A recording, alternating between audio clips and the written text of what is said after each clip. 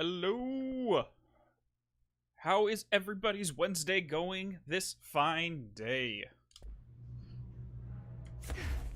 Go ahead and throw on that, what is that called? Performance mode. It is Wednesday, and there is a guy missing a jaw right behind us. Let's not look at that guy. We don't want to do that. You just finished up Bayonetta 2? Nice. I still need to play that. I finished the first Bayonetta 3-4 years ago, but I never played the sequel. Your favorite nerd is doing absolutely lovely. So the big change for me as of today is over the last week and a half, I managed to get 40% of my entire annual commission requirements done in a week and a half. So literally about almost basically 5 months of work done in a week and a half. I landed a couple whales and I am excited. You had a good day, honestly, and it might get even better on your upcoming birthday. Oh, your birthday's coming up? Well, happy early birthday there, Val. And by the way, I'm not sure if you got the message already, but that 3D chessboard you shared in Discord, yeah, I used to play that when I was younger. So that wouldn't freak me out, to be 100% honest. Alright, hold on. Hold on. Jesse, get in the box. Get in the box, Jesse. And crouch. Okay. So, for some reason, Jesse's going to be a cat from now on. Get in the box and hang out there. Moving on.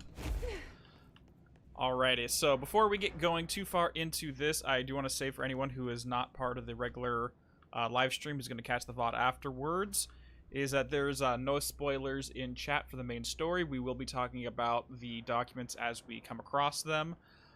Also, throughout the course of the game, I am going to be pointing out specific topics of lore within it. If I'm not going to explain it here, I will link out to a video that will explain it in further detail. And you can find those cards in the top right. If you don't see those in there, it means I haven't finished rendering them yet. And they will be up within a day after the VOD is uploaded. Yes, this is Metal Gear, Isaac. That's exactly what this is. Hey there, Matt. How you doing? You need to play Bayonetta 2 on hard mode to get in real challenge. I hear ya. I'm at the point where most games I have to play in the hardest difficulty, otherwise I really don't get anything out of it. But anyway, so before we continue with the story, we need to do one quick thing, and then we'll recap what happened. So we looked at this last time, and here we are. This is a document we could not get before because we did not know how to fly, but now we can fly. Actually, someone was right. You can sequence break it by jumping into this window from the other side, but I guess I did not know how to do that at the time. Alrighty, so this gives us that case file on the surfboard supplement. Interview with custodian blank after theft of AI-43. So some random custodian stole the surfboard. Okay. After touching the item, what did you experience? I experienced confidence, cranked all the way up. I wanted to become somebody, an artist, a stock trader. How did these feelings manifest externally? Don't know. If I'd gotten out there to the city, I'd have done so many things, made my fortune, gone out and known the world. That shit was mine. I would have taken it all. Money, fame, women. You also experienced an increased sex drive. Yes, increased everything. I've been cleaning shit for people long enough. I'm going to be out on a fucking conquest. Would you say you're still under the effects of the object? Who the fuck are you to keep me in here? I'm worth 4 of you, you suit-wearing piece of shit. 20. The Bureau appreciates your candor. You are no longer required. I'm blank fucking blank. Remember that name.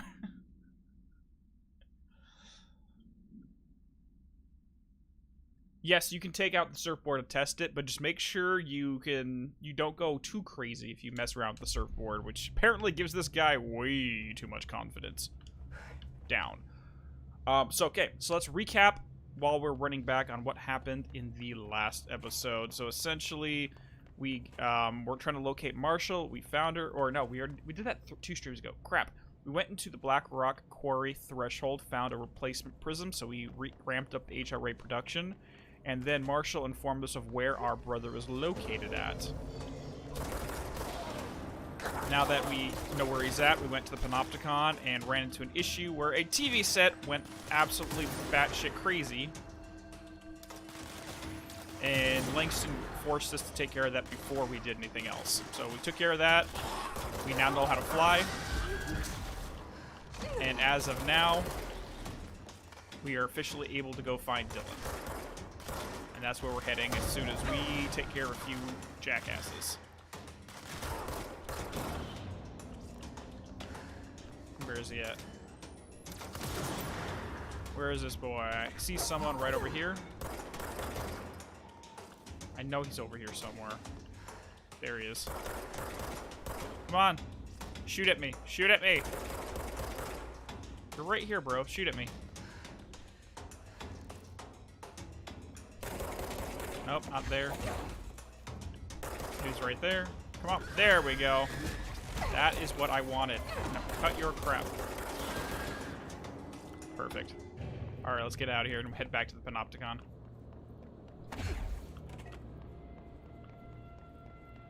So there are quite a few things we can do right now. Actually, I'll ask you guys, what do we want to do? Power Flight does a lot of things for me, Dakoba, but it's not the same as Mind Bullets. We need some Mind Bullets, not just the Power Flight. So one, we can continue the main story. Hold on. And go find Dylan, or... Crap, what else can we do? You know what, let's do that first. I lied. I'm not going to put that up for a vote. Let's go ahead and take care of that first, and then there are a lot of different places we can go to once we finish that section. So first things foist. Actually, no, I take that back. So what do you guys want to do first? Do you want to go see Dylan, or do you want to go do something with the furnace? You want... Well, unfortunately, we can't do Philip until we finish up the mission thing. So okay, that's the decision right now. Go to Dylan or go to the furnace. Furnace. Alright, let's do the... Personally, I want to go do the furnace because it'll make everything in the game so much easier right afterwards. Actually, can we just go up here? Yeah, we can. Okay, here we go. Perfect. Alright, let's get some courage. Perfect. Okay, and someone asked in the last stream why we hadn't done the furnace stuff yet. It was because we cannot actually finish that until we have the power of flight. Now that we can fly, we can... Let's do it all at the same time. We literally could have gotten 5 out of 6 TVs. But now that we have flight, we can get all of them. The first one is right here at the very tippy top of the NSC. Nope, we haven't done that's what we're doing right now. We did the side quest for the furnace, but we never actually did the second unlisted quest for the furnace. Okay, hold on. I'm trying to delete that hidden location. That hidden location is gone. And there's also a document we just picked up, I believe. Wait, did we not just pick up a document? There's the document, sorry. I promise I'm smart. We just talked about the surfboard. Well, here is the other surfboard. Alright, let me see if I can find it on my... There we go. So I'm kind of skipping ahead a little bit on my to-do list, but whatever, we're good. Yes, there's an unlisted quest for the Furnace Space Dog that you'll never know it's there unless you hear about it online, basically. Alright, here's the Guru surfboard. No unique procedures are required. Any attempts to abuse the object's effects for personal gain will result in termination. An antique surfboard, believed to originate from the 1960s due to its design. The item enhances self-confidence when touched. The duration of the effect is an unknown period. Well, they know, we don't. The item came to the Bureau's attention through a popular nationwide tour of speaking engagements advertising the item as a proven miracle worker, especially for those afflicted by personal shortcomings. This self-help course was called The Power of the Board, created and operated by a man named Chester Bless. Numerous attendees experienced an intermediate surge of optimism and daring after touching the item. Once the craze reached a fever pitch with events attracting thousands of people, the Bureau took action. Agents raided Mr. Bless's Los Angeles home only to find the house empty and the man gone. Only the item remained in the house. In plain sight. Don't ask me why the TV's Draco Fox. We'll talk about that. All right. So, the biggest thing here to point out, which I'm not going to say what this reference is, Chester Bless. Keep that in mind, and the power of the board. Now, obviously they're talking about a surfboard here. However, when you say the power of the board, you can misinterpret that if you didn't know what you were talking about as the power of the Black Pyramid board, if that makes sense. And the fact that Mr. Bless here just kind of vanished the second the Bureau were onto him, and then left the altered item right there for them to find, it makes me wonder if he was tipped off that they were coming. That's all I will say. Now, Chester Bless obviously is going to be a big question mark. However, if you want to know everything that is behind this character, this event, and more connected to it, you can go ahead and check out an entire video on who Chester Bless is, and we can check that out in the top right corner here. So 1604 Bless.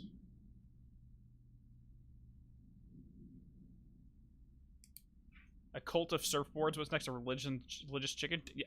Hey, don't you dare joke about religious chickens. Those things are vicious, man. They'll peck your eyes out.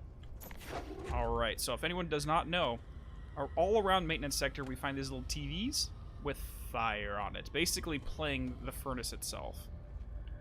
Black Rat Quarry, where is it? We need to find one, the area. There's an area that has the coolant pumps. The coolant pumps are where we're trying to go to. Where is it? I think it's this one. This looks familiar. Coolant pumps? Coolant pumps, perfect. Yeah, the subplots of this game are crazy. Literally, probably 95% of this game's story is complete subplots. It's all world building. It has nothing to do with the main plot of Jessie trying to find her brother. This game is absolute nuts. And seriously, this whole Chester Bless situation is absolutely insane. How deep this may go, and may even set up the sequel, Control 2. My personal opinion is that will tie into the plot of Control 2. And once you finish the game, if you have not already, you'll know why. And if you have not already, check out my Chester Bless video, because that will explain it even further. Alright, so that's the first one of those TVs. The second one is right over here. Hello. Kaboom, there's two. And again, there is no quest marker for this. It's never going to tell you if you succeeded on anything. You just have to know what you're doing and go for it. Give me that X. Boop. Hello there, TV number 3. Kaboom, kaboom, kaboom, and throw. Might play the Kirby Superstar Ultra later. I don't know if... Oh my god, talking about Kirby, so I just watched a YouTuber I follow, Nico B, who was doing his first Kirby game ever with a new one, and he spent like the first 3 hours watching a total lore video, trying to get caught up on Kirby lore, and that shit is batshit crazy. Kirby lore is nuts. Okay, well, we gotta do a fight here before we're allowed to continue.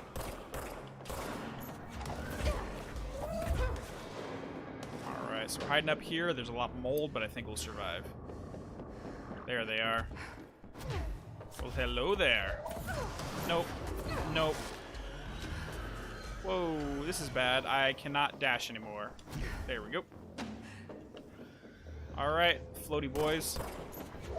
That's a floaty boy right there.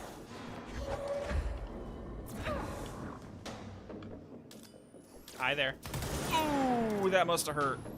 That must have hurt also. Are you guys just gonna hide up there? Okay, well, you can just chill. I mean, you don't have to come try to fight me.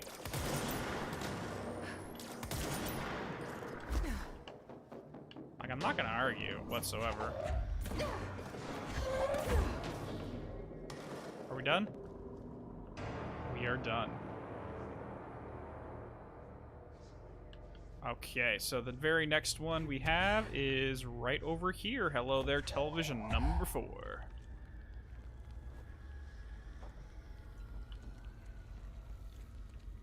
I like how Kirby contains a whole universe inside and is technically still a baby. Oh my gosh. Some people were commenting that that's the reason why Kirby was the lone survivor of the World of Light from the Smash Bros. Ultimate, or whatever the Smash Bros. 5 was, is because literally world-ending conflicts that Kirby does that every other day. That's just normal shit to him. He's in and out of entire tiers of realities being destroyed left and right. So it's like, oh, this giant god-looking thing destroying the Smash Brothers universe? Yeah, yawn. Let me go get my freaking red velvet cake before we get started on this problem.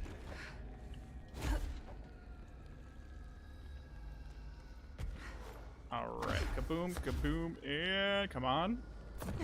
Ka-ching. Number 4. We got 2 more.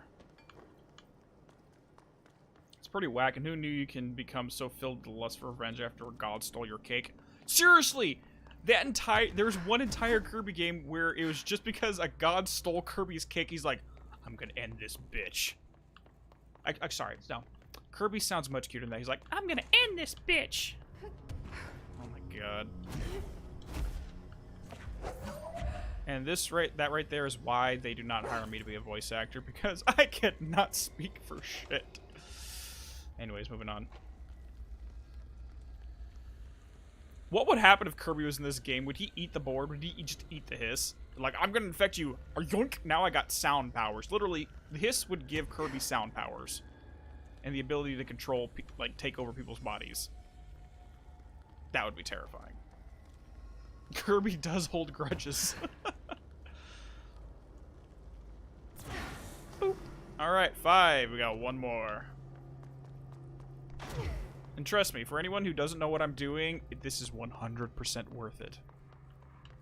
And this is, because of this, is the reason why I always use the grip as my primary weapon.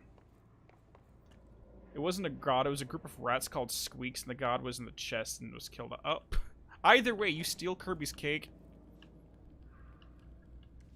Shit's gonna fly. No, crap! Shit, where'd the TV go? There's the TV. Sorry about that.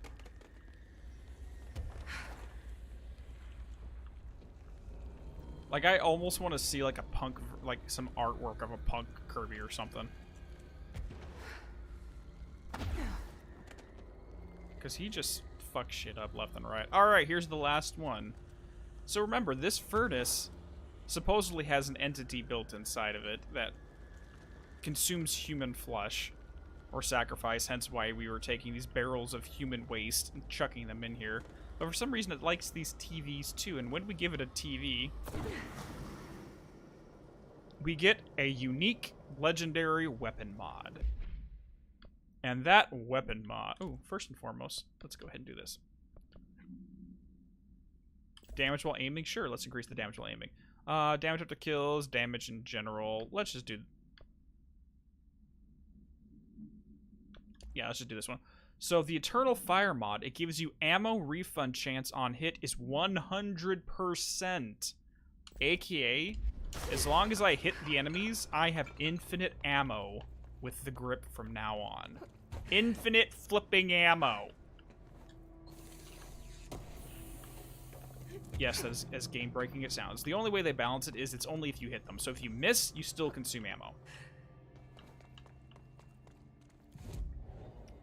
There we go. Alright, so now that we got that taken care of, let's go back and talk to Dylan. Panopticon.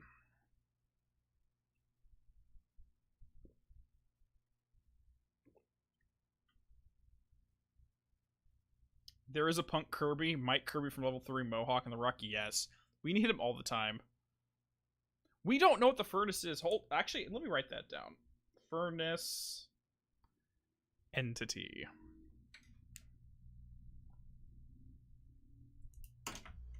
What is it, Samwise?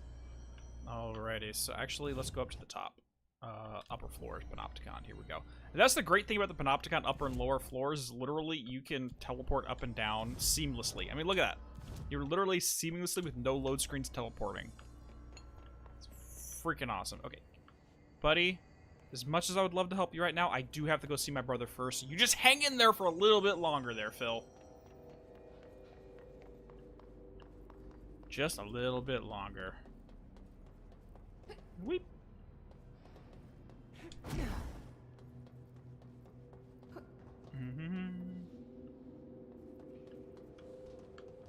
Whoop. So now that we can fly, we can head up to level 5.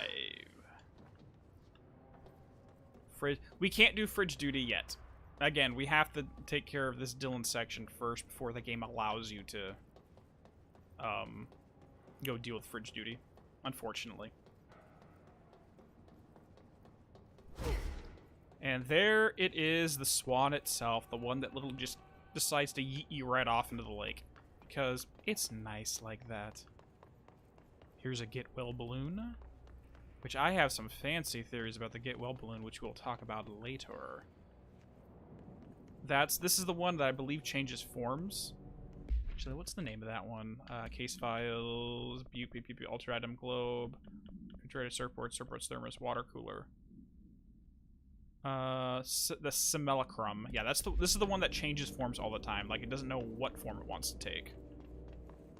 And a crowbar, which we know absolutely nothing about the crowbar by the end of the game. Dylan. He's so close.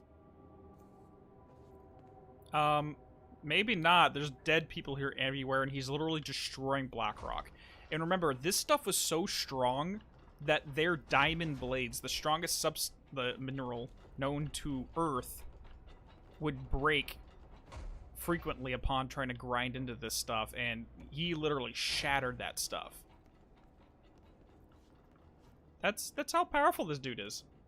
What's up, Willis? How are you doing? It's nice to see you. What's the Half-Life reference? I haven't played Half-Life. So let me know what Half-Life is. Hello? Or... Can you hear me? Yes, I can hear you. Jesse. Yes. Yes. I'm trying to loot here. Give me a second, Pope. I mean, I know what Half-Life is. I've just never played it, so I don't know what reference you're talking about. But I do know that Half-Life 2 is Sam Lake's... I think he said in the past that it's one of his favorite games. And he's inspired by it a lot. Alright, here we go. Are you there, Jesse? Emily?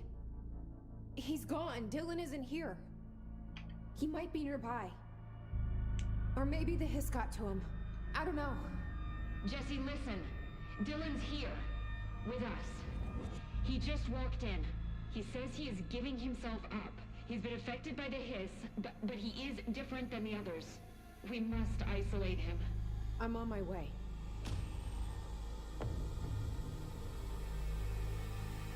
We need to get back. I have to see my brother.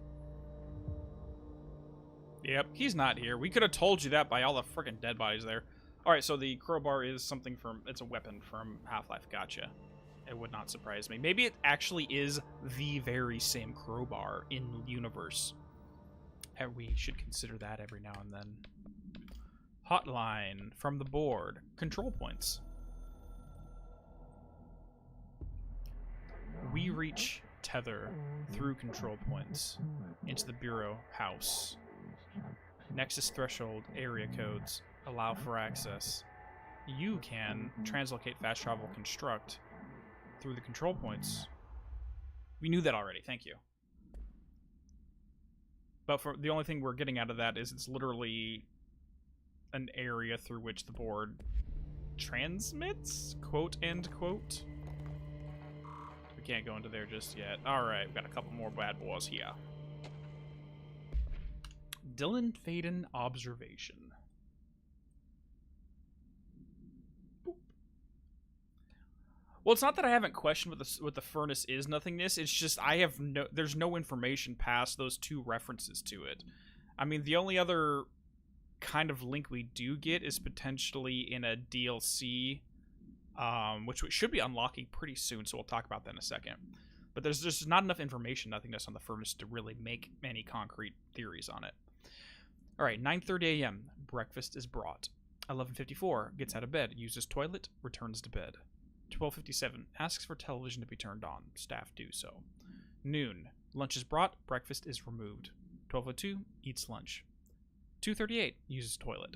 4:03 p.m., begins talking to himself. Recording speech is not possible due to noise from the television. 4:07, becomes upset and throws lunch tray at the glass. 4:09, sedated. Crew clean the cell. Television is turned off. 6:12, comes to, asks for television to be turned on. Staff refuses. 6:16, possibly sleeps. And they took away his television privileges due to hostile behavior.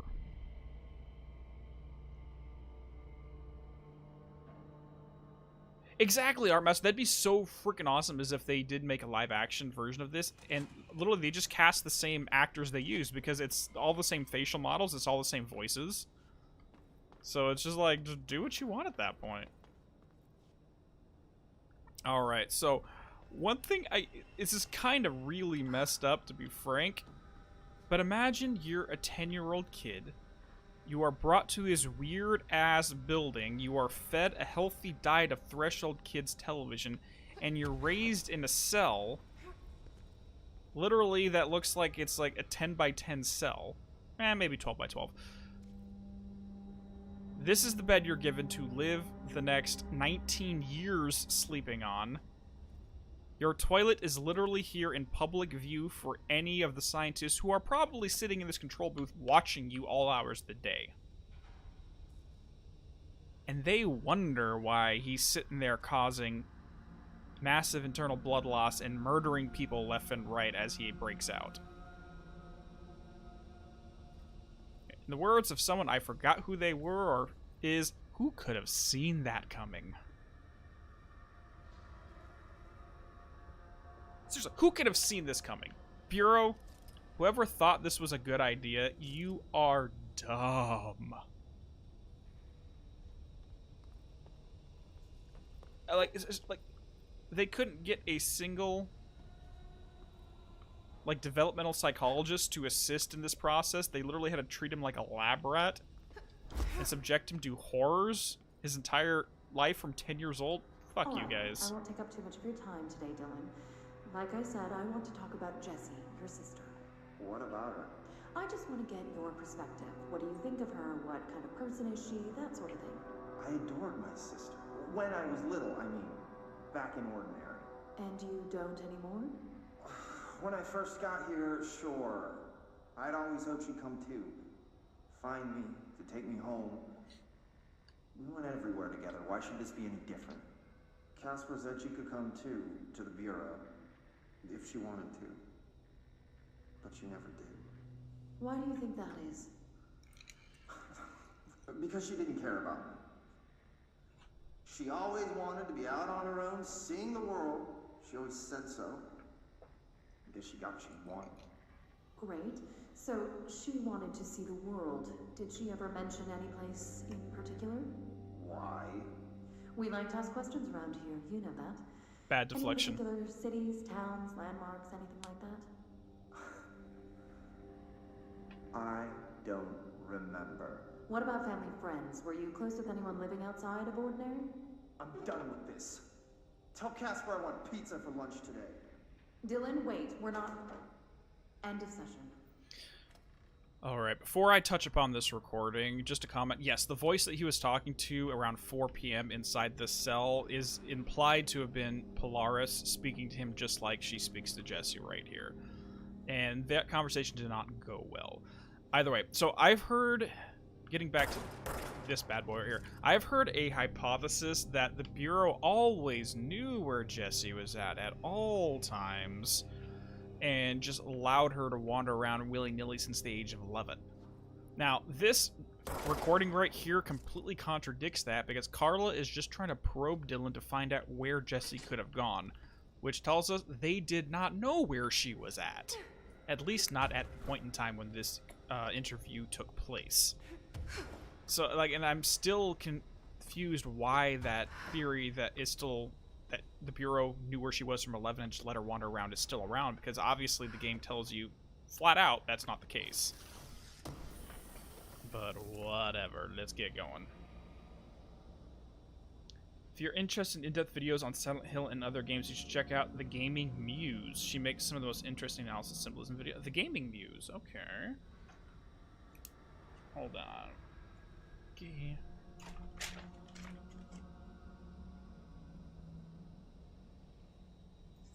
Gaming Muse. Okay, I just wrote it down. I'll check it out at that point. Did Dylan get the pizza, though? I don't know. Maybe he got the pizza. I hope he did. Oh, not that one. Let's drop one more and go. So now we have to go back to Central Executive to meet up with Dylan. That being said, we are going to take our dear sweet time because we have quite a few things to do here. Actually, I can see them doing that to experiment with the two to see how it affects their lives, you know, if the game didn't already have stopped it. Are you suggesting that they knew where she was at and they were just trying to see if Dylan unconsciously could tell where she was at without knowing? Just to, like, that sibling mental link kind of thing? Is that what you're suggesting there, Draco? And you promise you won't be disappointed? No worries, I will not. I'll definitely check her out. You have some ice cream? Did you bring enough for the whole classroom there, Val? If not, I'm gonna have to confiscate your ice cream. Alright, so there are quite a few documents we can get here in the Panopticon before we head back. So let's take care of this. Where is this at? Oh! None of that crap there.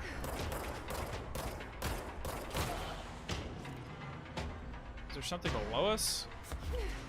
Yeah, there we go. That's what we're looking for. It's like right here. Oh, look at that. Infinite ammo. So once you have the Eternal Fire, one of the best mods you can get is fire rate increase for the grip, because then you can go like and just shred through the hiss. Oh, this is bad. Run away. Okay, these guys are just not friendly right now. Ooh, 3 in 1 shot. Boom. So the great thing with the Pierce is if you do line up the shots, you can get multiple kills in one go. It's pretty awesome. Fudge Swirl Ice Cream, and no, you're not bringing it up for the classroom. You know, I'll let this one slide, Val. Just this one time, though. Alright. So 4th floor Panopticon. Which side? I think it's this side. Boom. So I think this is the area where we have that document. Let's check real quick. Be back in a minute, TNT. No worries. Oh, we got a new dodge efficiency, which we don't really care about right now. Seriously, they never give us the actual mod that I want. But for right now, let's mess around with Shatter for a little bit. Just for the fun of it and change things up. No document there.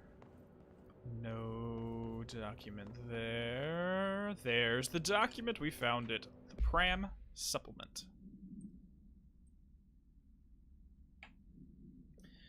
I want to ask you the video with Christopher intrigued the most. Well, I watched the first one in his, like the very first one he created, and that's it. I seriously need to binge through his work. It's just with those kind of symbolism and analysis videos, I don't want to listen to it in the background. I want to like have it up on the big screen and be able to focus on it, because I know I'll miss things if I'm not paying attention. And unfortunately, most of the stuff that I get to watch on YouTube is just in the background. I'm listening to it while I'm at work at my desk or something like that. So, and I don't want to watch a new attention requiring video if I can't give it my full attention. Alright, so the Pram, this is the one where they had this smoking thing happening, where like the baby carriage would start to smoke. Alright, interview conducted with the aid of a French translator, November 17th, 2009, in a retirement home in France. Where were you on August 2nd, 1979, Miss Belleau? Fuck, I can't. My French is horrible. I apologize. Translated. So, a specific date, as if I could ever forget. I was called to a fire at the Rue something. So it's like Avenue. Where did you see? What did you see? Smoke. White like smoke. White like a new pope rising up in the windows of a small shop. I sent my men in. I was fire chief back then. What happened? We pulled the shop owner out. He was already dead. Smoke in his lungs. We found the source afterwards. A baby walker. Poured water onto it, but that only encouraged the smoke. We pulled the carriage outside. Smoke kept shooting out. A crowd gathered. People said it was a miracle, but I disagreed. It seemed to me like more like an omen. So we brought the strange thing back to the fire hall. Some Americans like yourself came later and took it away. So throwing water on it makes it worse. How exactly and why did it make it worse? And why? What's the nature of this? Like the pram is one of, like, I just can't wrap my head around what it's supposed to represent. Alright, so now we have full access to this territory. So where is the next one we're going to is Archives, which is a whole... For some reason, every time I come here, I just completely forget about the dang Archives. Which I don't think is on the 4th floor. Maybe it's on the 5th floor?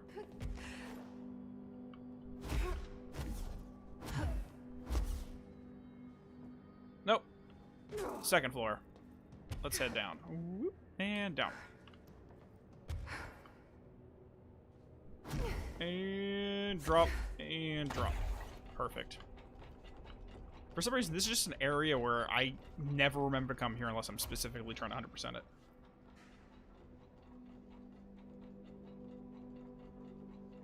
I have exactly, Darkerflex. Like, I just don't know what it's supposed to represent symbolically and what has to do with the image of a newborn in the baby carriage.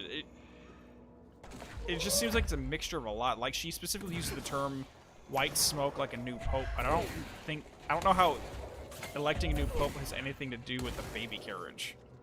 Or the fact that throwing water on it makes it worse. It's just weird. It works kind of like how white phosphorus is. Like Greek fire, yeah, similar, but I still don't know what it's supposed to mean.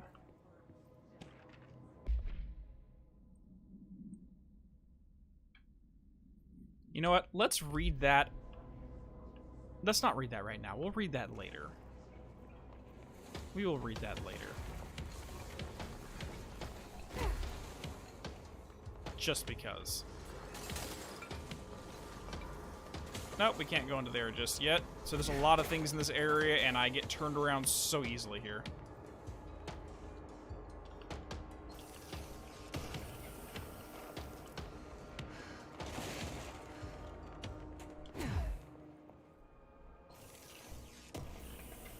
What is Bokeh Game Studio? I don't know what that is, Willis. What an AW with a Philosopher's Stone, like maybe that being a, actual altered, like an object of power or an altered item. You're talking about the Philosopher's Stone being is something specific like that?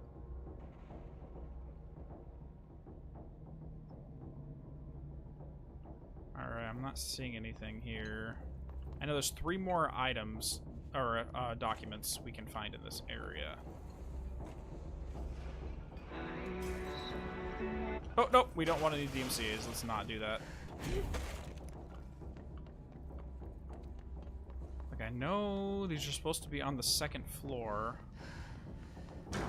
Maybe they're on the 3rd floor, and I just wrote this down wrong. Hi there. Okay, that did not grab anything.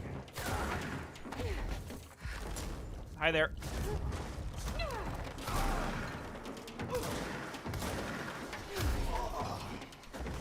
You guys think...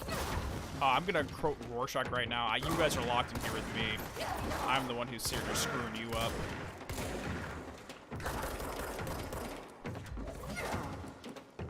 Okay, we got a big boy right there. Nope, not too big of a boy. Hi there.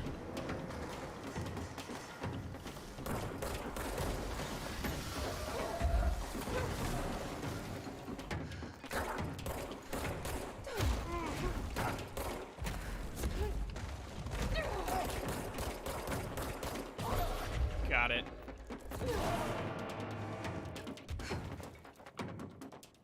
Anybody else? Anybody else want this? Freaking try. There. Anyone else want to take me on?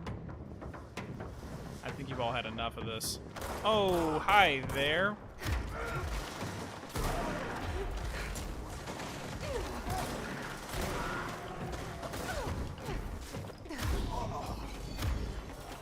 Any more?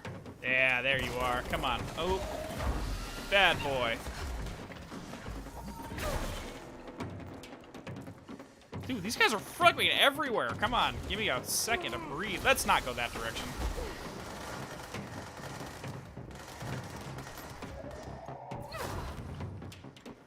what? You're gonna help me out right now, dude. Come on. You deal with that one, and I'll deal with this bad boy.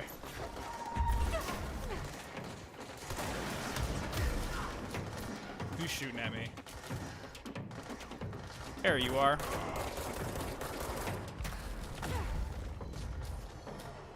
Where did he go? Did I just shoved him off the side. Nope, that's not him.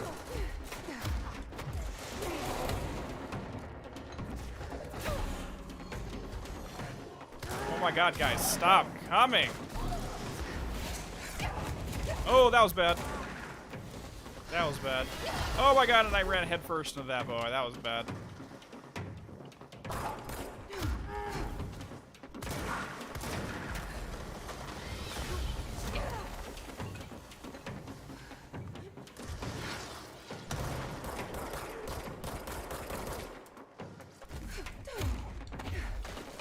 You just try to kick me in the face? Screw you, bro.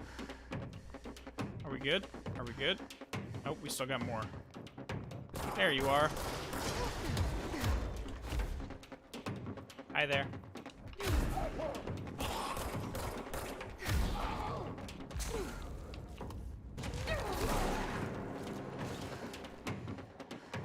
Wow, we still got more. I did not expect to get into such a big battle in this area. This is half the reason why I don't come here, is because it's nothing but BS happening. That's it.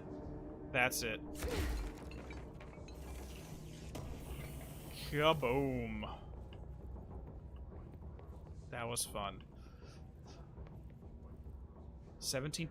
Let's check out. We got you. No, I think we're good. We need to empty some things out there. So no more of you, no more of... Actually, energy recovery speed? No, I think we're good. Nope. Let's get rid of everything that's level 1 and 2. Good enough. And over here. Good enough for now. It's a studio established by Kiichiro Toyama, the creator of Silent Hill, Siren, and Gravity Rush. It's creating a brand of new games called Slitterhead. A brand new game called Slitterhead. I think I've heard the name Slitterhead. I don't remember anything about it, though. But he's one of the Silent Hill creators? Okay, I can get behind that. Kaboom. Here we go. I love how they make these rooms soundproof, or if that's just Blackrock. It's kind of hard to tell sometimes. All right, people. I hate to say this. I know you guys are all... I know you all have been waiting for this since the second stream, because we have not had one in a long time. But are you ready for some more Threshold Kids?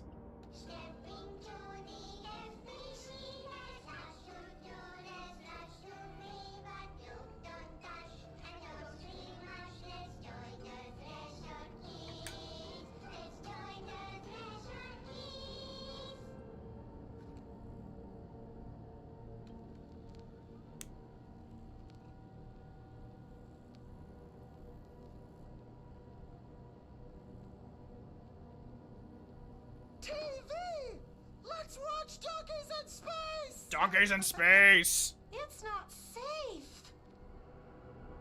But Star Captain Hero! Can I poke it with a stick? Okay.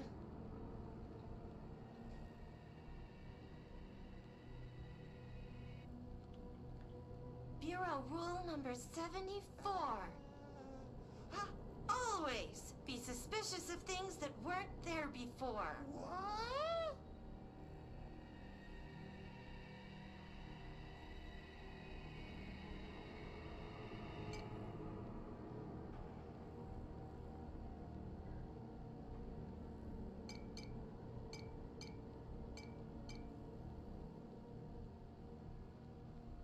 Looks safe to me. Very scientific, Meg. Very scientific. Donkeys in space! Wait! It's not even plugged in! It's the Midnight Channel.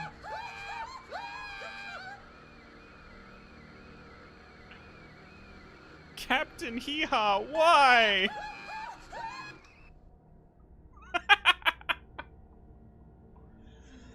And that is the Bureau's very messed up way of telling Dylan, trying to teach Dylan that you probably shouldn't mess with random objects laying around the house. That is their messed up way of trying to say that. Oh my god, I've never noticed that experiment number 15 sees socks and ballerinas. Again, this is the second time they've mentioned socks and ballerinas in this game. What is this? Miller and Banner, something which after... What? I wish I had better resolution so I could see what the hell this is. Something is contained by the astral planes. Or nothing is contained by the astral planes. Okay. Frankly, I've never looked at these VHS tapes. I did not know they had writing on them. Okay.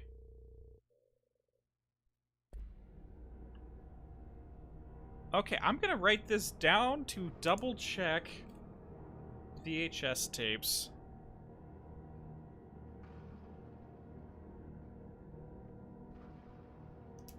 And what that means is I'm gonna literally have to go through the entire game on my PS4 account and try to read every single VHS there is. But there's literally something about the astral plane and some philosophy about it laying around, but whatever. Okay, let's go find the other two items. There are two more docks somewhere around here. Not there, not there, not there. Maybe further down here. There we go. There's one. Hello there.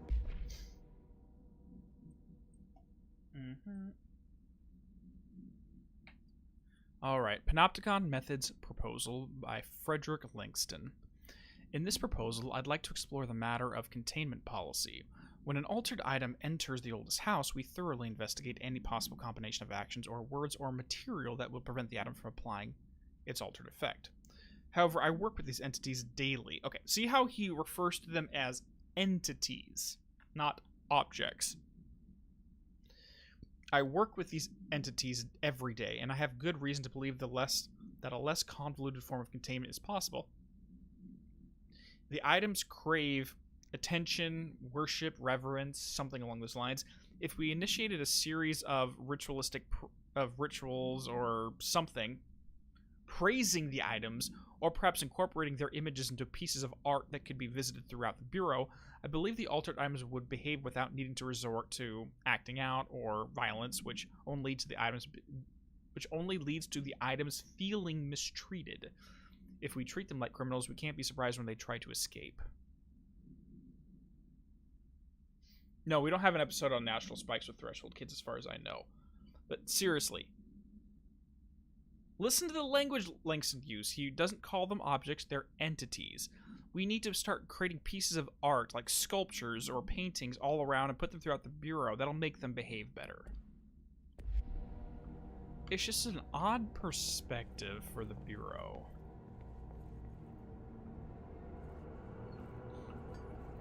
Alright, I think I know where the third one is. Because all I wrote was its second floor, and I called it the dark room, is where this object is supposed to be. Yep, there it is, in the dark room.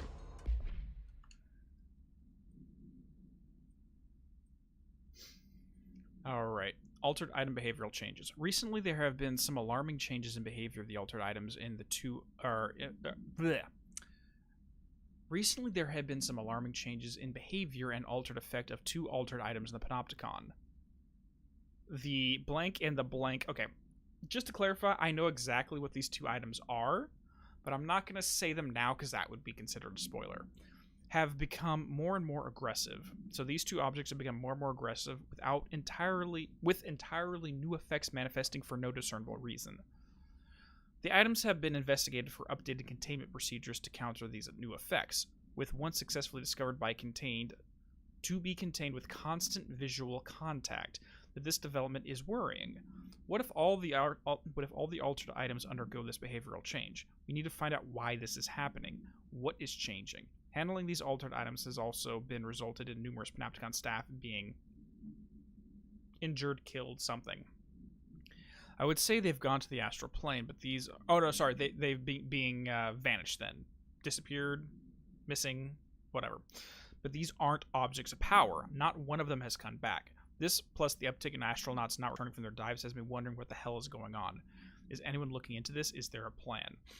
So these two objects have caused some Panopticon staff to literally vanish into thin air, and possibly going into the astral plane and never to be heard of again. But again, these are altered items, not OOPs, so they don't have an inherent link to the astral plane. So there's no reason for them to be linked. But, it looks like it is.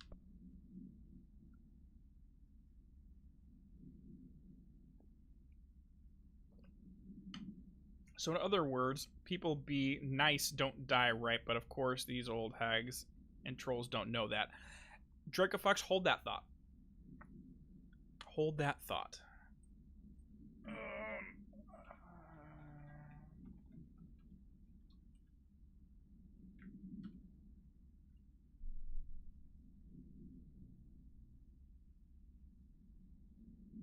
Alright, so just to clarify what Matt was saying, I have not researched that yet, Matt, about complex adaptive systems, but I'm just going to read a little short splurb on it. Is it specified as being a system in which a perfect understanding of the individual parts do not automatically convey a perfect understanding of the whole system's behaviors.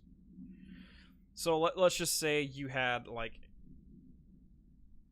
the components to build a bicycle, like a chain sitting there, a tire sitting there, and random pieces of metal and a couple screws. By having understanding of those individual parts, you don't know how it's going to be constructed, you don't know how it fits together, so therefore the purpose of the whole system is unknown, even though you know what the parts represent. That might be a very lame way of saying it, but is that what you're referring to there, Matt?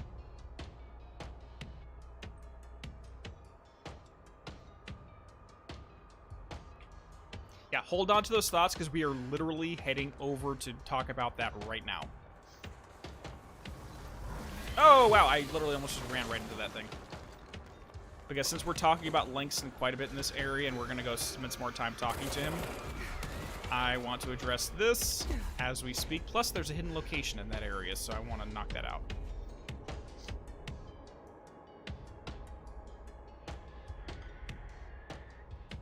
Right, Space Dog. Like, rather than creating this entire TV show episode trying to tell him don't mess around with random objects, just tell him, hey, kid, just don't touch that shit, man.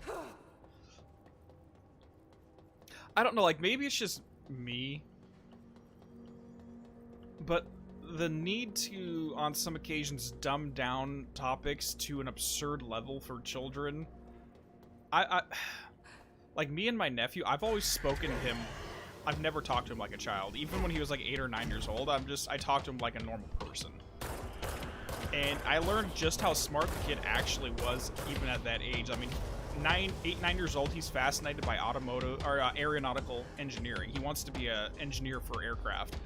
But I literally had him giving me information at 9 years old on macroeconomics for world trade. And I'm just sitting here like, dude, what the fuck? Like, my sister likes to talk to him about, like, cartoons and stuff, and I'm talking with him about macroeconomics, and he understands what he's talking about. I'm like, dude, you are a smart kid.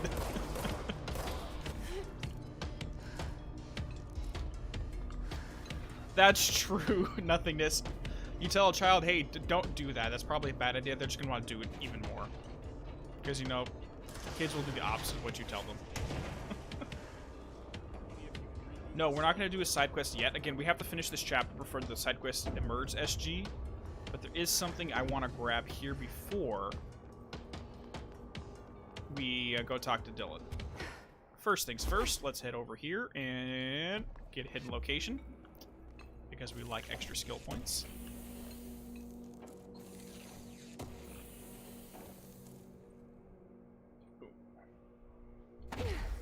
Alright, now let's head down. What the F is macroeconomics? Like, really, I'm just making reference to economics on a global, like, international, global scale. Macro just means a greater large versus micro, which is a small paradigm. Like, one example of saying, like, macro versus micro, so if you're talking about, like, human psychology, for example, human psychology would be a microcosm of a psychological principle. Macrocosmic, or a macrocosmic version of that psychological principle might be how a group engages in the exact same psychological thing. Or like how a nation, or a culture, or the world as a whole engages into a similar construct, but it's on a more macrocosmic scale versus a microcosmic for the individual, if that makes sense.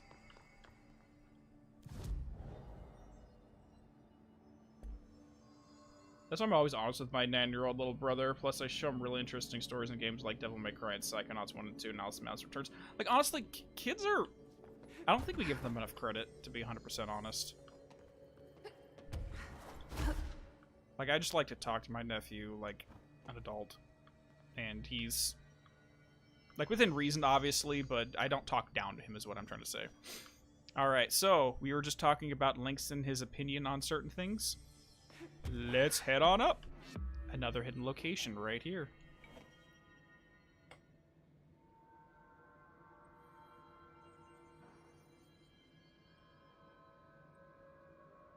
Boom. Alright. Not much. We just ranted a little bit about random things, but here we go.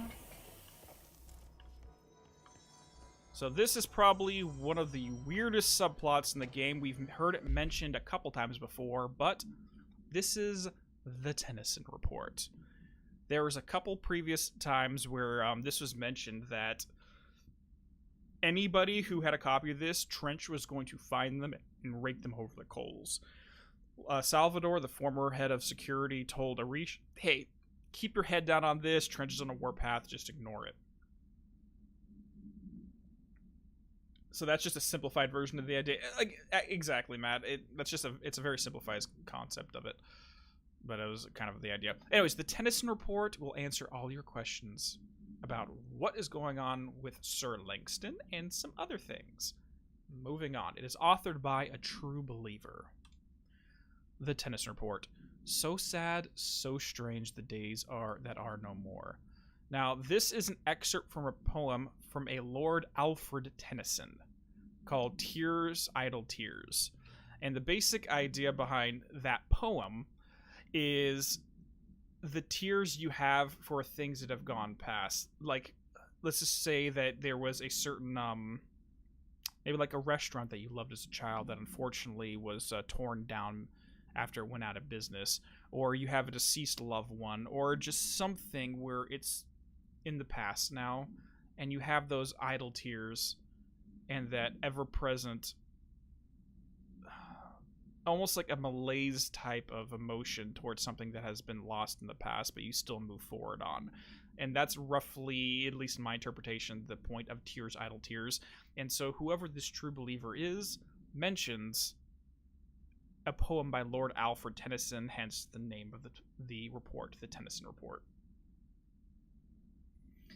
For years, the Federal Bureau of Control has been wrongfully forcing a philosophy upon its people. The philosophy is known to you all as science. We all realize that the concepts we explore here are mystic ones, with arcane thinking required to understand them. Yet we insist on using words like paranatural or para-utilitarian to create the illusion of a scientific structure, a tidy little system. The Bureau is desperate to stand with the closed-minded cult of logic and data that has overrun our society. If a thing cannot be quantified, then we dismiss it outright. We live in an age that is openly hostile to faith in the veiled forces governing our reality. I must remain anonymous for fear of reprisal from the anti-esoteric bureaucrats watching us from their plush offices. Those same bureaucrats, Trench and Darling chief among them, have been steering us away from the Bureau's arcane foundations for decades now. It is time we correct the course. If you stand with me, share this message. We are not alone.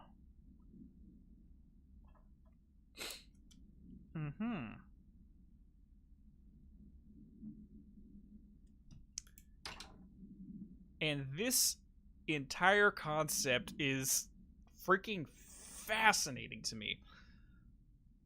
That what they're dealing with these altered items and objects of power and the board and the astral plane, these are not things, at least the author here is not, they don't believe this is something that we can quantify with ones and zeros in a test tube. That these are magical, esoteric concepts that we need to understand through dream logic and symbolism and archetypes and old gods, so to speak. And that the Bureau is doing itself a disservice by using science to try to understand something that is obviously not scientific in its very nature. That being said, I'm kind of 50-50 on this. Science definitely has a purpose in this entire process. I mean, if you get something to work and you can repeat the effects, that is a scientific pursuit. That being said, just because you cannot understand why something works does not necessarily mean it doesn't have an underlining ones and zeros, clockwork reality reason behind why it's working. And the reason why we bring this up is because we know exactly who wrote this. And this is one minor thing that I do not mind spoiling this because it's such a tiny little thing. It's literally one line of dialogue in the AWE DLC, but we're not going to come back to this at that time, so let's just talk about this now. In the AWE DLC, Langston is talking to us, and he mentions that he may have to go call his neighbor back at home because he needs to have them go feed his cat. And his cat's name is Alfred. And Langston mentions that it's named after his favorite poet. Sir Alfred Tennyson, the name of this report. Langston is the author of the Tennyson report, the guy we just met down the hall, the guy who was just making comments that where he doesn't refer to the altered objects or altered items as objects, he calls them entities. He says we need to start making pieces of art and sculptures and paintings for them to make them feel more at home. He's coming at it from a magical, esoteric perspective. And even if you look at some of his dialogue earlier, he says doing certain rituals like flipping the lights 3 times when you enter the room. Hey, it's not superstition if it works.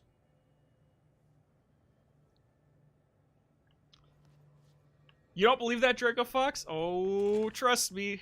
If you need any more evidence on this, top right corner right now, I have an entire video on the Tennyson report and its connection to Langston.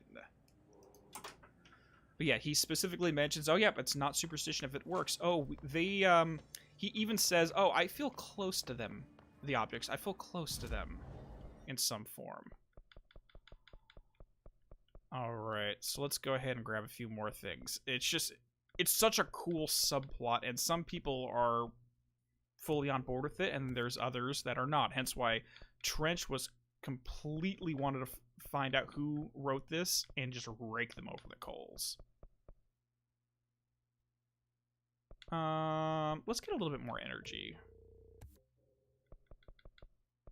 And let's do more shield rush damage. And he also has a very much, Langston has a he very much has disdain for the other sector heads because he's like, oh yeah, Trench has his favorites, so to speak. Like, that's not saying that he's a bad person whatsoever, he just has a different worldview of how they should approach everything going on in the Bureau, and he's very vocal about it, at least anonymously, I should say. Alright, let's go talk to Dylan now. I was thinking of doing one more thing, but let's not do that yet.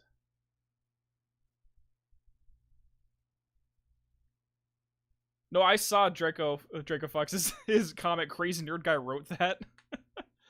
Do you agree that magic is a form of science and helps explain the unknown things in different sense?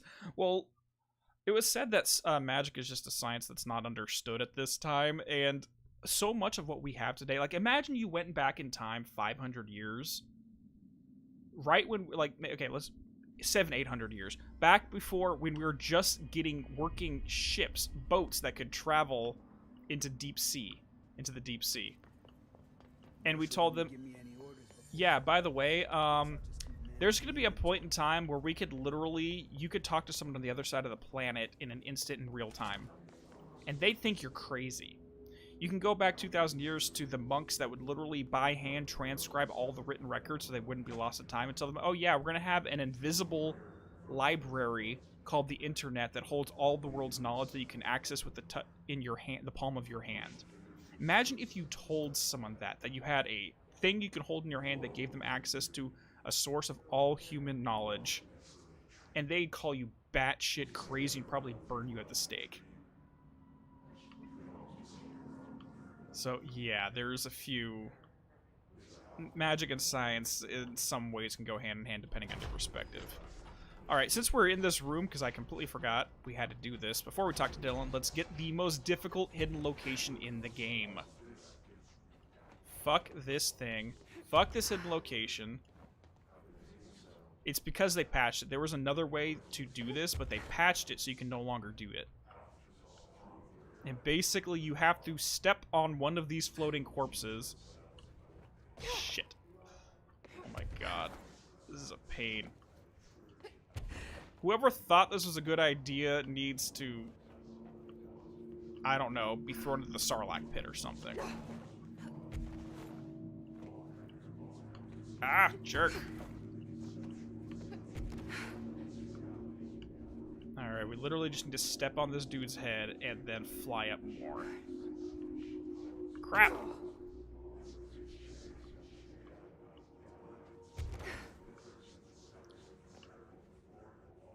So is everyone in agreement that there's certain forms of science that we probably shouldn't have access to? Since we're kind of on the topic. Crap.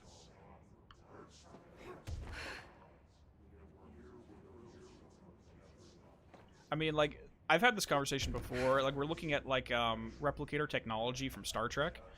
So if anyone's unfamiliar with the show, basically they have replicators which you program it to have a certain meal, like a food. Like, if there's a specific, like, fried chicken you loved as a childhood from that corner store that doesn't exist anymore, what you can do is you can take that and program it into the replicator so it can manufacture it at will anytime you want, seemingly from nothing.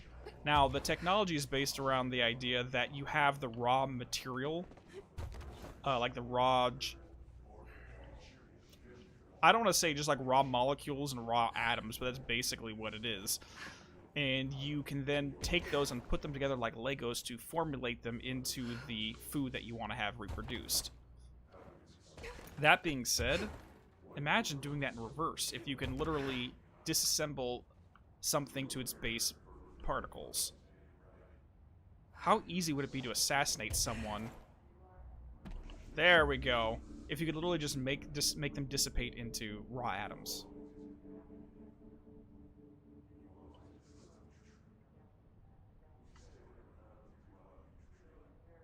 But there's if anyone hasn't seen it on this very topic, go see The Forbidden Planet. It's a really old science fiction movie that delves directly into the point in time when technology becomes self-destructive to a society. And it doesn't feel like science, it feels almost like magic in that film. So if you haven't seen it, it's really old, trust me, but it's so good. And if you like stuff like Alan Wake, you may understand why it's relevant.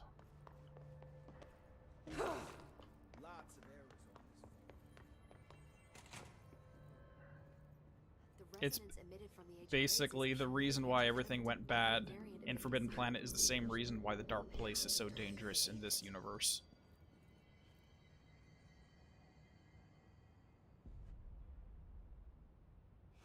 It's happening. After all these years, Dylan is here. But am I too late?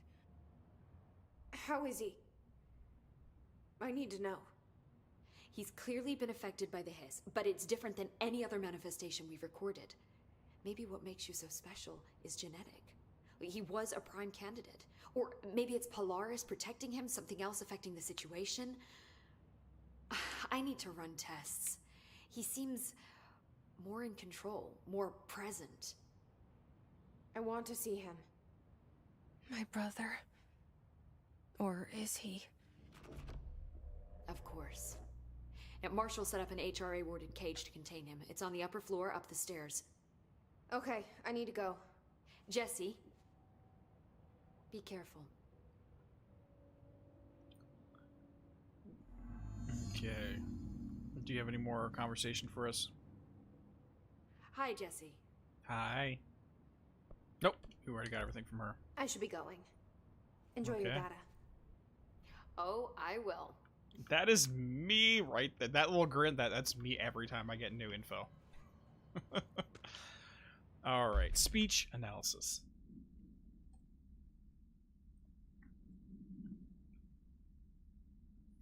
No, I'm mostly definitely well. If I get my PhD, it allows me to use magic at a totally real magic school.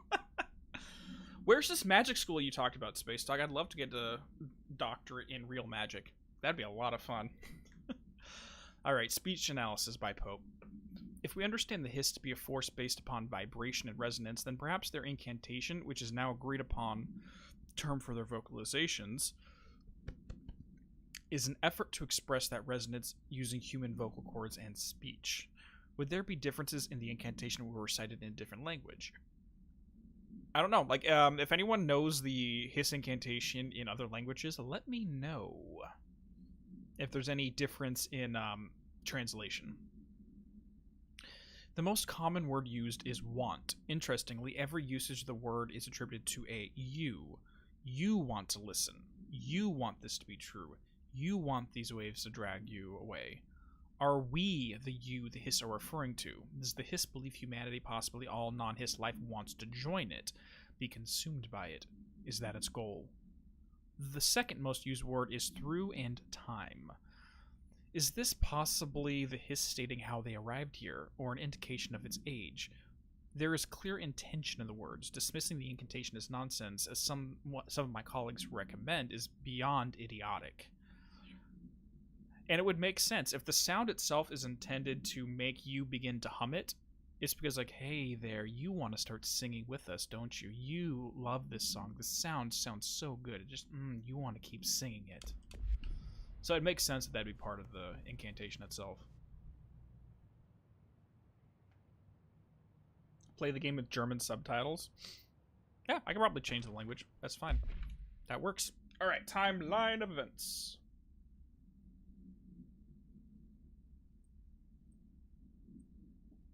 Okay, I gotta delete those two things real quick. Perfect. Alright, to examine the invasion's timeline of events for possible patterns in his behavior. Establishing a timeline is difficult at present because of the lack of reliable communications between the Bureau sectors and the staff. Preliminary models indicate ground zero of the invasion is located within the executive sector. Once it becomes possible to interview surviving personnel, pinpointing the exact location should be feasible. Other outstanding questions that a timeline may help answer. How did the hiss get past the internal lockdown? How does hiss resonance advance through space? Okay, so getting past the internal lockdown, in my opinion, the hiss resonance vibrates outside of the frequency Blackrock can block. Because they already mentioned Blackrock only prevents resonance or can block paranatural resonance between a certain range of wavelengths. Hertz is the measurement. So as long as the hiss is outside of those wavelengths, Blackrock does nothing. So that's the easy answer to that. How does hiss resonance advance through space, deliberately or uniformly? What is their ultimate goal? The outside world, a cross-dimensional destination? It's just like any other virus, it just wants to spread. Pure and simple. Don't overthink it, Pope. Don't overthink it.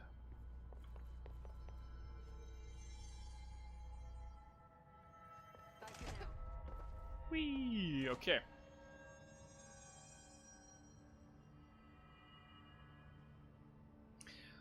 Alright, so here's the question we want to do here. Do we want to go talk to Dylan? Or do we want to go deal with all of Arisha's side Oh my God, quests? does she have to write everything in her made-up gibberish code? Fucking Marshall with her CIA spy shit, God. Yeah, so Marshall uses a code. That's good to know. And what made-up gibberish is she writing? Absolutely nothing, because you literally have no papers in front of you, Arish. You're just talking nonsense. Anyways.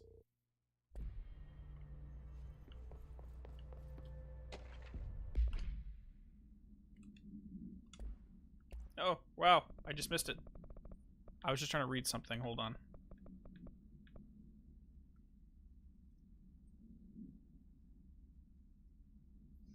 As soon as we finish talking to Dylan, we basically have full range of the entire bureau, to be honest, Isaac. So we have a lot of things we're going to have to do. This, as soon as we finish up talking to him, we are going to play catch up on a lot of stuff. All right, television proposal. Based on the success of America Overnight, we would like to propose the creation of a television series that presents superstition and skeptical thought as entertainment, in order to popularize these concepts among the civilian population and create less resistance to redirecting information regarding public paranatural events. We can also use a solid media outlet to test paranatural concepts on civilian audiences, seeing how they react to certain facts presented as fiction. In the event that the Bureau ever decides to make certain realities made public, there are various show licenses that we could purchase and reboot rather than starting from scratch. One particular property seems promising, especially considering its content and tone are precisely what we're looking for. It's called Night Springs, and has been off the air for a few years now.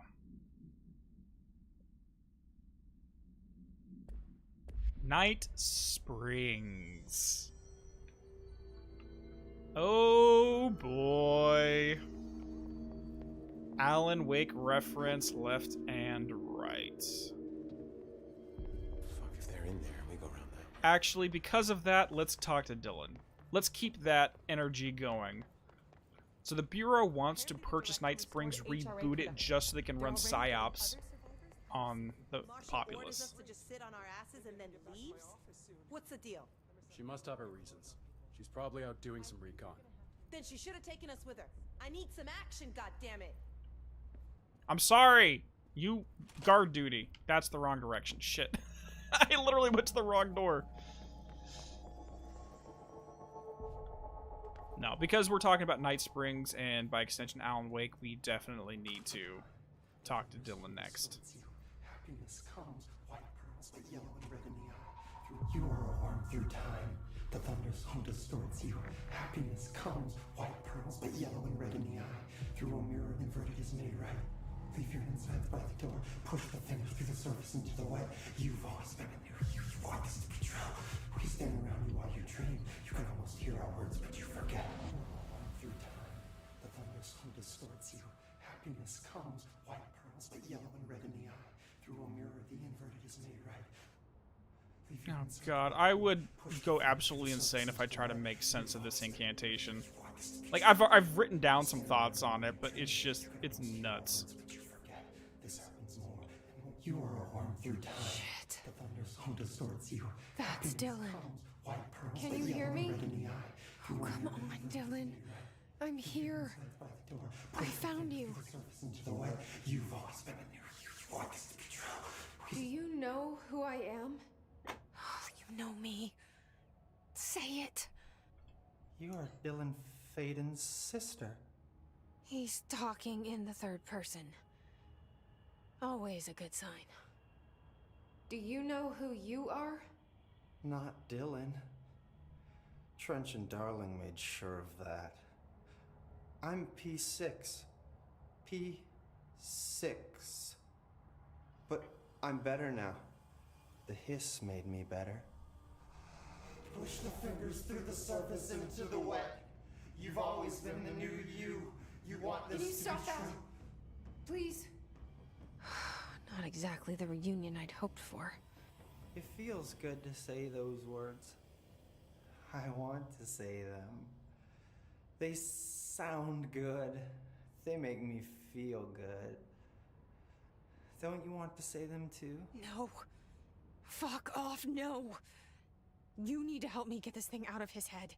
If he is still in there, if there is anything left, you have to help me. You came in through the hole in you. We let you in. You've always been here. The only true. A copy of a copy of a copy of a copy. Stop it! Orange peel. Shit. Shit. He can see you. This is not safe. We found Polaris together with my sister when we were very small, in ordinary, in the desert, through the door opened up by the slide projector. But she didn't help when Trench took me away. She didn't give me any powers. All the powers are my own powers. She didn't help when they locked me up for years.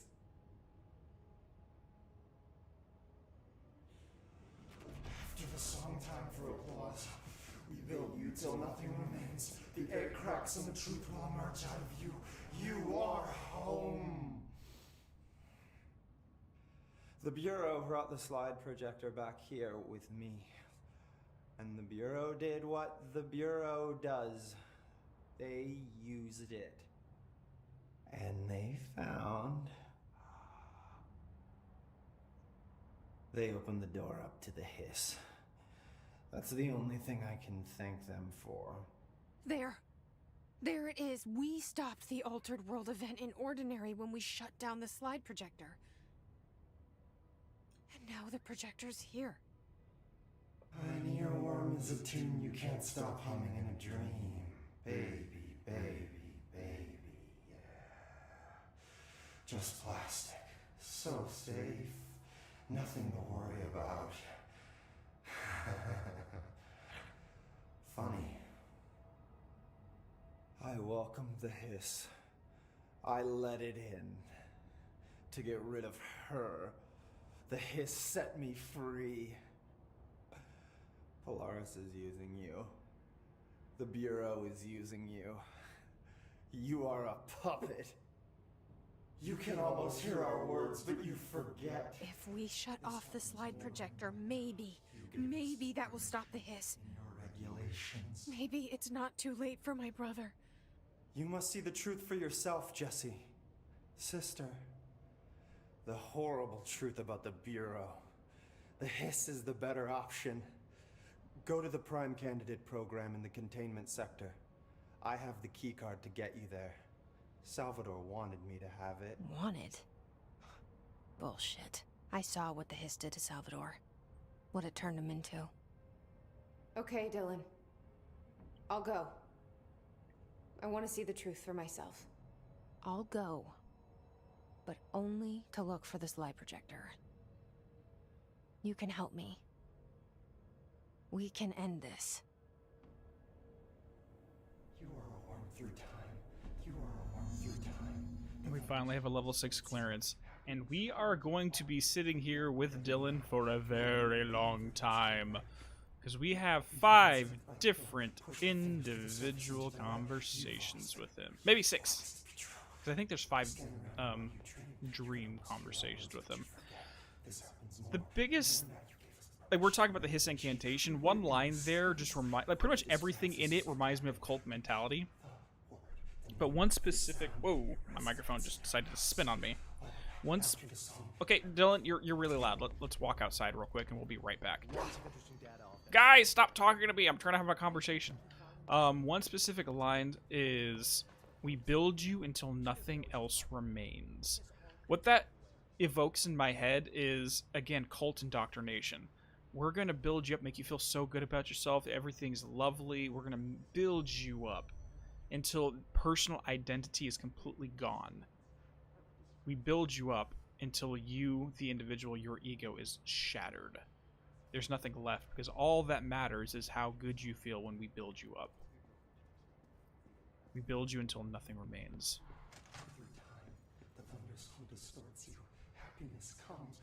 As far as we know, Draco, Polaris is a positive resonance and the hiss is the negative resonance. But then again, I don't look at the hiss as being... Well, it's obviously a negative, yes. That's true. Now, evil is something that, in my opinion, requires conscious intention. Like, I wouldn't call a bacteria that makes you sick evil. It's just, it is what it is. It's a force of nature, so to speak. Like, we wouldn't call a hurricane that destroys your hometown evil. It's just a hurricane. I don't know what else I'm hoping to find here. Dylan. Can we talk?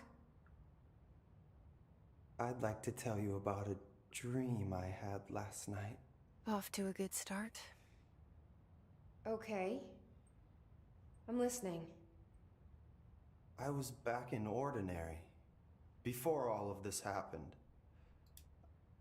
But in the dream, I was alone. It was just me. I was the only child. A girl. My name was Jesse Dylan Faden. But then the Bureau came and caught me, brought me back here, locked me up. Have you ever noticed that our names, Jesse, Dylan, they could be girls' names, boys' names, could be anything. Don't you find that weird? I find that weird. I found that weird as well. Sure. What the hell was that? Is he trying to mess with me? You are a worm through time. The thunderstorm distorts you. Now, Happiness comes, white pearls, but yellow and red in the eye. Dylan has a lot of dreams here. And I don't necessarily interpret them as dreams, per se. But let's wait until we finish off all the conversations before we jump on that topic. But let's just look at this specific one. I was the only child. My name was Jesse Dylan Faden, implying that from his perspective, they are one and the same. Now, she remembers that she had a sibling, younger brother. The Bureau knows them as two separate individuals. Obviously, we can physically see it. Now, one interpretation for the copy of a copy of a copy line from the Hiss incantation is multiple universe theory. Literally, if you have infinite universes, then there is a copy of Jesse, a copy of that Jesse, a copy of that Jesse. It's a copy of a copy of a copy, so to speak. Now, there's a couple theories running around I have seen. Either this is complete nonsense and irrelevant, B, they're the same individual from separate universes, very much like the Lutesh twins from Bioshock Infinite, or these are two aspects of one psyche that were torn into two pieces. It's just there's a lot of different running hypotheses, or they can just be siblings and Dylan's crazy. It's who knows. Who knows? Maybe Dylan's still in there.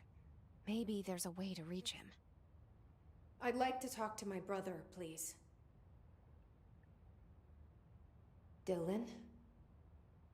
Dylan would like to tell you about a dream he had just now. This again? I was going to be the new director of this place. I helped you get a job here so that we could be together.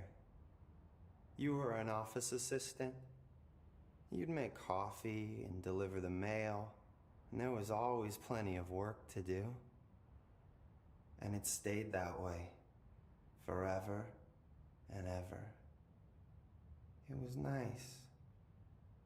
Really nice. That's debatable. But here's the strange thing.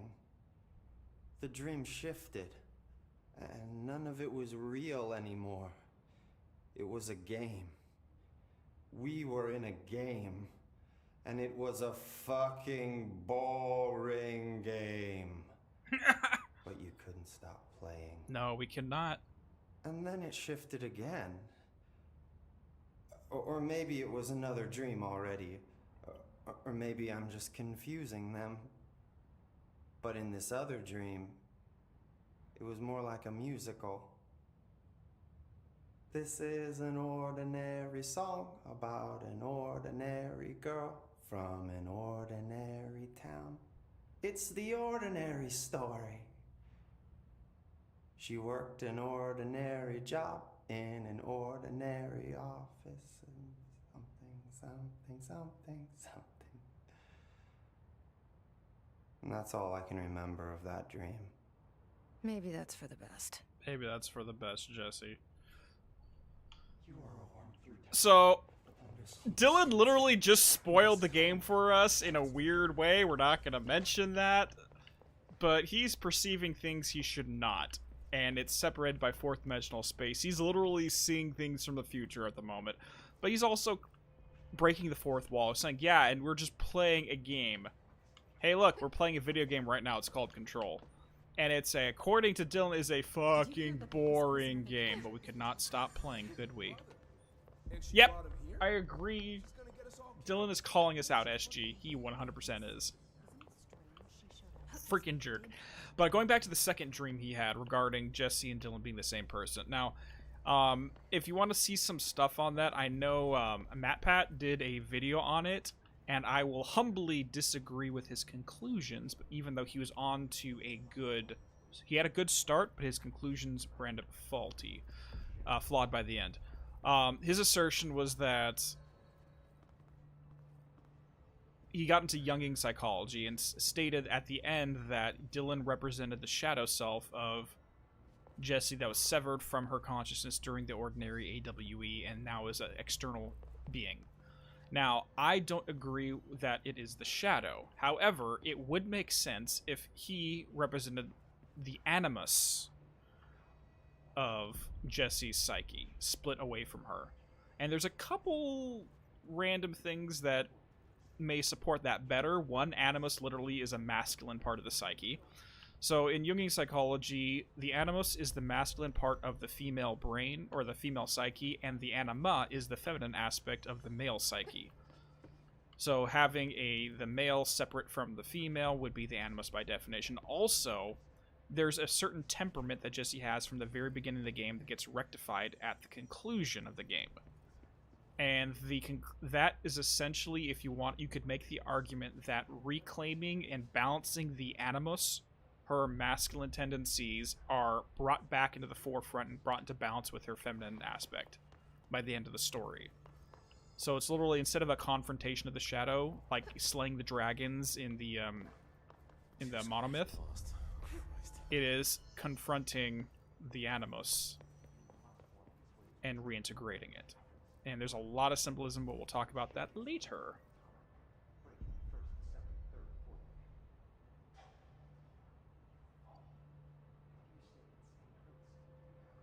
Well, that's why when you kept bringing up the anima from Evil Within 2, Draco Fox was like, it shouldn't be the anima because that's not what it is.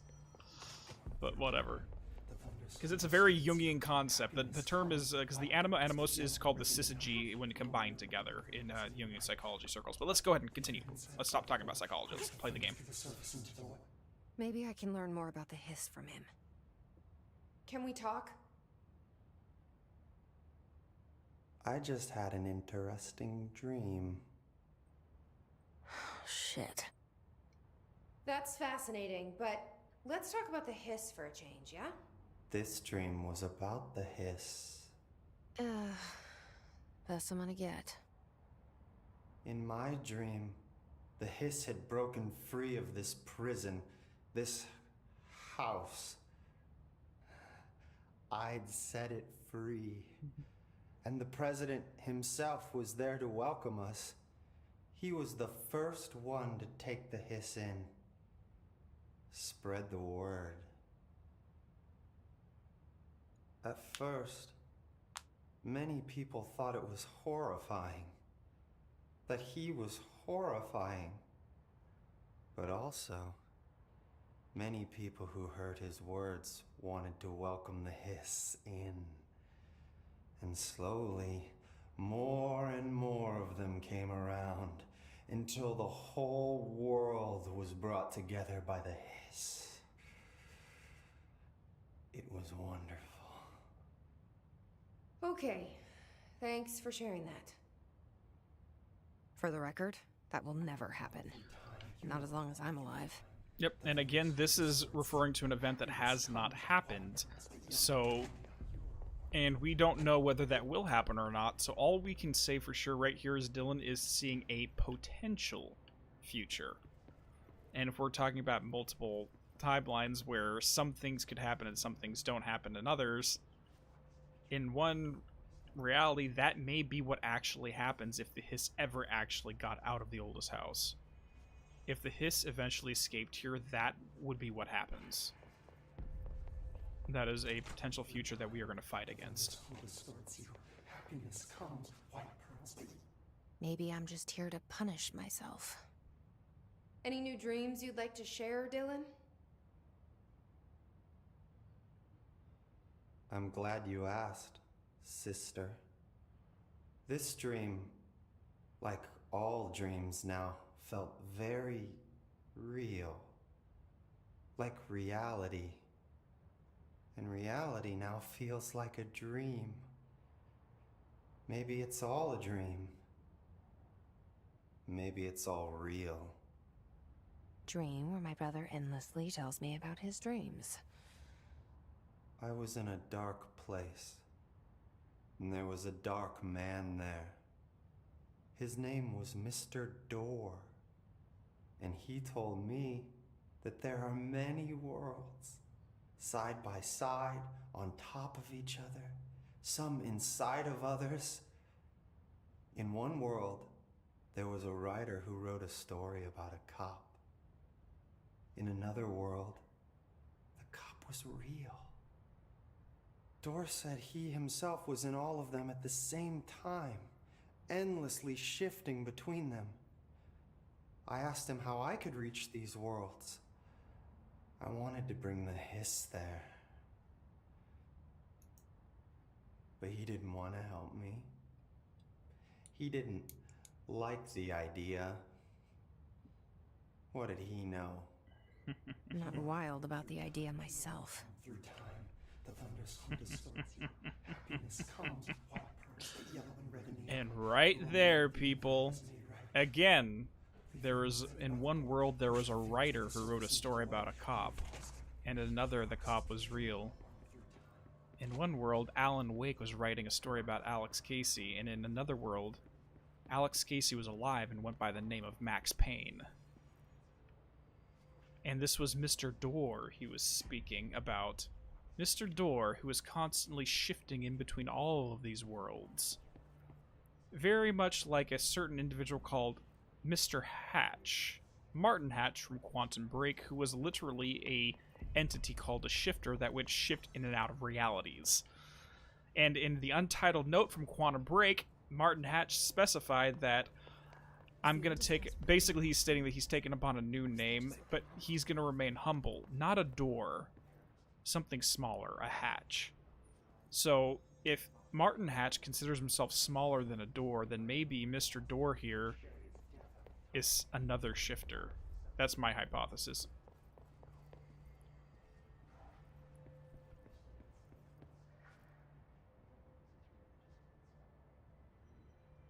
The cop document? Yeah, there's more on that topic. Nothing is in the investigation sector. But, no, we're not going to get to that just yet. But one important thing I do want to specify when he's mentioning that some worlds were side by side. So that would be multiple timelines, from my interpretation. And then he specifies some worlds were on top of each other. This would be certain tiers of reality.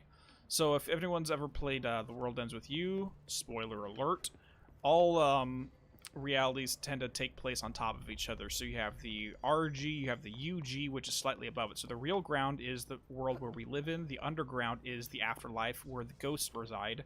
Above that is the realm of angels, and above that, it just keeps going up and up and up and up and up.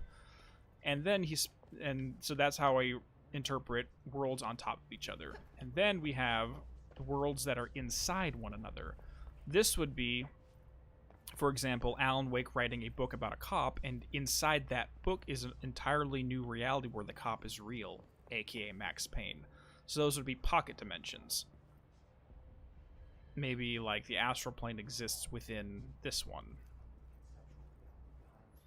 Was the hiss using Dylan or as a vessel? So Dylan seems to be semi-conscious, and he willingly is taking it in. I don't think he's a puppet with the hiss's hands shoved up his backside, making him speak. He's willingly doing so. Now, a puppet would be these hiss agents that are floating around the place, or like a hiss enemy that we have to kill. He seems like what's the word I'm looking for? Symbiotic. He's a symbiotic host with the hiss. If you're inside by the door, where he gets something from them and they get something from him. Here we go again. Once more with feeling. Let me guess. You want to tell me about your dream? Yes. Yes. In fact, I'm having a dream right now. Oh. That's new. In this dream, I'm standing in the corner watching Jesse and Dylan talk about this very dream. He's seeing from the camera's perspective. This very dream. He said just now. And repeated it again now. I'm standing there and watching, and that's all I can do. It's as if I'm trapped there. And that's all I have to say about that dream.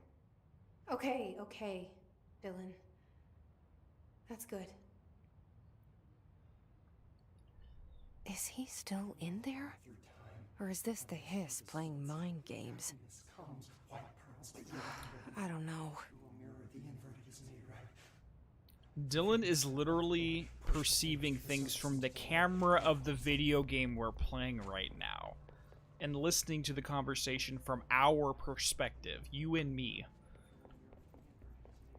Me as Dean, you guys as the people watching this. And he refers to them as a dream of his. This gives me the impression that he's not actually dreaming in the sense where he lays down into bed and has a fantasy world in his head.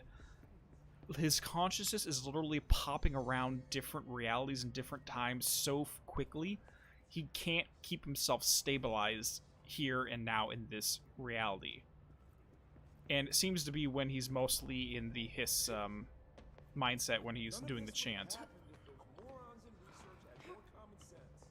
But his mind is unable to make sense of what he's seeing at all given time, so he's perceiving it as dreams, and it's just wild nonsense. I mean, we are three-dimensional beings at the end of the day. We can perceive things in that manner, but there is a interesting... okay, backtracking. But trying to perceive things fourth-dimensionally would drive us insane. Because, like, just sit in the room. Imagine if you were able to perceive every second of time that your room existed for the last 100 years in the past and 100 years into the future. How would you rationalize that? How would you perceive that? There's a essay, I think it's written back in the 50s or 60s called Dottie and Flatland. Or at least that's, I don't know if that's the actual title. But anyways, so basically the the essay called Dottie and Flatland has to do with a two-dimensional being named Dottie that was she heard a voice in her head saying, hey, and she's like, where are you?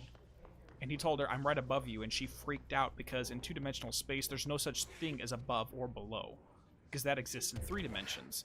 So she has no frame of reference of trying to understand what someone means by saying, I am above you. So the individual took his finger and pushed it through the world where she resides, and all she saw was a single line in front of her appearing out of nowhere, and she freaked out. And it was only until the individual grabbed her and ripped her up into 3 dimensions that was she able to perceive 3-dimensional space like we do. Now, that being said, imagine being a 4th-dimensional entity like Dylan kind of is right now, trying to explain to us through dreams what 4th-dimensional space looks like, and we cannot rationalize that in our own heads because we don't exist on that higher tier. That's essentially what's going on right now. It's crazy. It's absolutely insane, and I'd recommend anybody who's interested to go read that. It's called Dottie and Flatland. Check it out. Always been on a need-to-know basis. Well, I need to fucking know. Well, I need to fucking know. That's me right there. It's on a need-to-know basis. Well, I need to fucking know.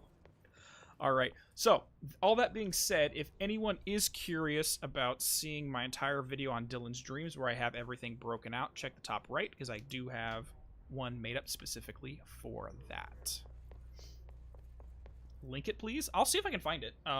Give me a second, guys. 2 seconds. Let's see if I can find that. Sorry to pause the game for a second.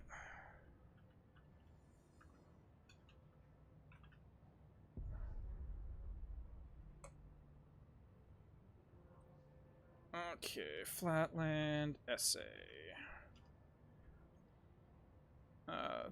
Flatland essay. Flatland by Edwin A. Abbott. Yeah, that's it right there. So it's a book. I can give you a rough link to it. I'll put it up on Discord real quick. In off topic.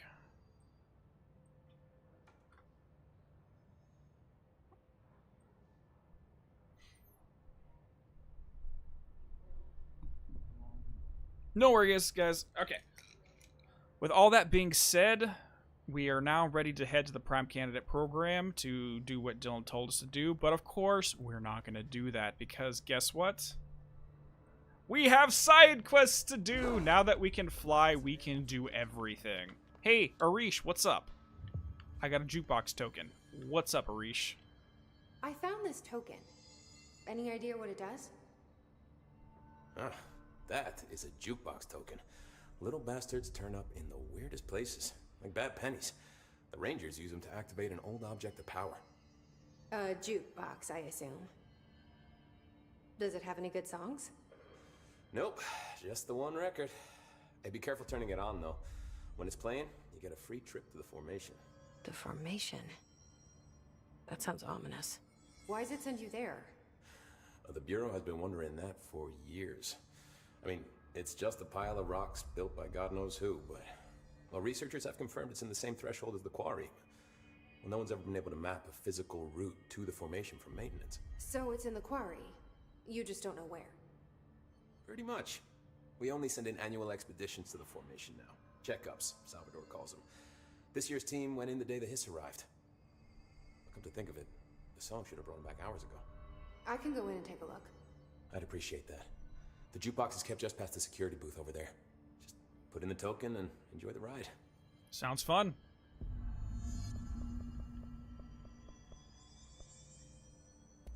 What's the deal with Blackrock? Oh, fuck. Don't get me started on BlackRock. You know, ever since research found out that it blocks paranatural stuff, they have just been parading dangerous materials in and out of the fucking quarry. Fucking lab coats, man. Love making my job harder. Sounds like there's some tension between departments. Still, at least the quarry's got a good view of the night sky. You know, me and Salvador used to have after-work beers down there.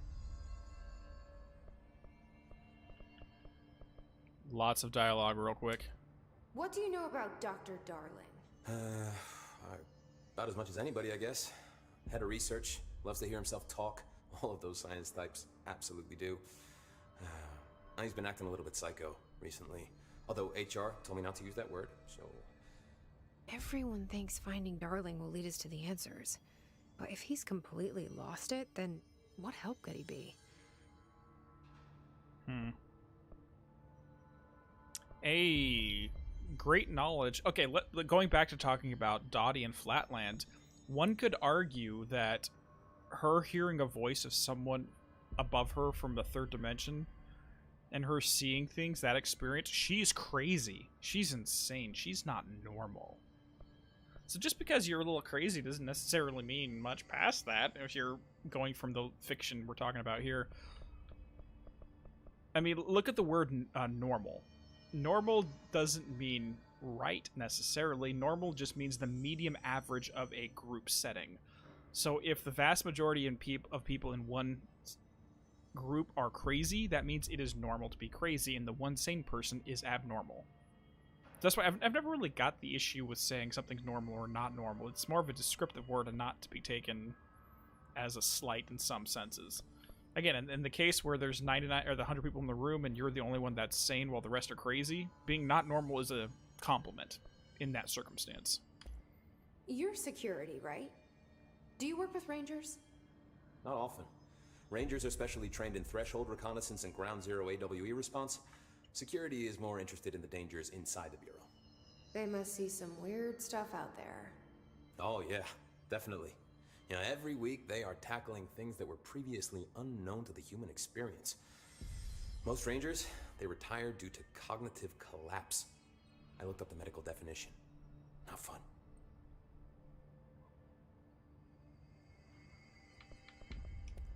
How does the Bureau handle thresholds? Handle might be a bit of an optimistic way to put it. Marshall sends her Rangers in to map them, check growth rates, locate epicenters, take samples, measure stuff, basically. Sounds like he's done his homework. Now, down in maintenance, thresholds are used just like any other tool. The lab coats mine black rock from one, maintenance siphons water from another. We use it for pretty much everything, except drinking. Why don't you drink it? Do I even want to know? Yeah, a lot of time we find these little chunks in it. It's pretty gross. I didn't want to know. Yeah, that's kind of nasty. Cognitive collapse from Rangers, and that's... I don't know exactly what causes it, but I've read some descriptions of it, and yeah, he's right, it's not pretty. What do you think of Marshall? Marshall? Marshall's a fucking badass. Rangers could not ask for a better leader. She's a little, intense, but given the stuff she's seen, I'm not surprised. She does have a bad habit of disappearing, though. Where does she go? Last time she vanished, I did some digging into the security logs. I found camera footage of her entering the quarry. She was down there alone for days. Now, typically that's not allowed, but Marshall is kind of above the rules. I wonder what she finds so interesting in the quarry. I don't know. What does she You're not find the only one who's busy, so interesting in the quarry? Remember, Marshall did say she had to go somewhere. We'll watch the place while you're gone. That being said, we need to go talk to Arish Good work, again. Faden. I don't think I ever told you this, but I was actually on the path to being a ranger once. Did the whole boot camp thing. Even got rookie status. Anyway, not the point. My old ranger squad was a great bunch. There was 6 plus me. Remus, Hazard, Cho, Guy, Heptonstall, and Thompson. They were supposed to get back from an expedition yesterday. We had beers and wings planned. Problem is, they weren't here when Darling handed out the HRs. I see what you did And there, they Draco. had nothing protecting them from the hiss. You see, they prepped for the worst, but I think that we're already past that. We all wore these pouches around our neck, and I really don't want the hiss to get them. Could you find them for me? The squad would have come back through maintenance, but they probably spread out from there. I'll keep an eye out for them, Arish. And I won't let them stay hiss. Boom. I have to go. Me too. You're not the only one who's busy, All right. So that's 2 side quests right there. But let's head and grab this document real fast. Not that document. Not that. That's not even a document. That's called a treasure chest.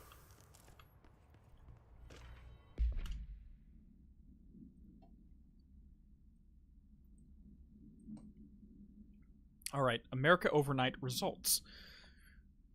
Okay, the America Overnight program has operated successfully for over an unknown amount of years. Originally designed to assist providing disinformation to the naturally skeptical populations of America, it has additionally led to the discovery of numerous AWEs and altered materials by allowing civilians to call in and report their experiences with the paranatural.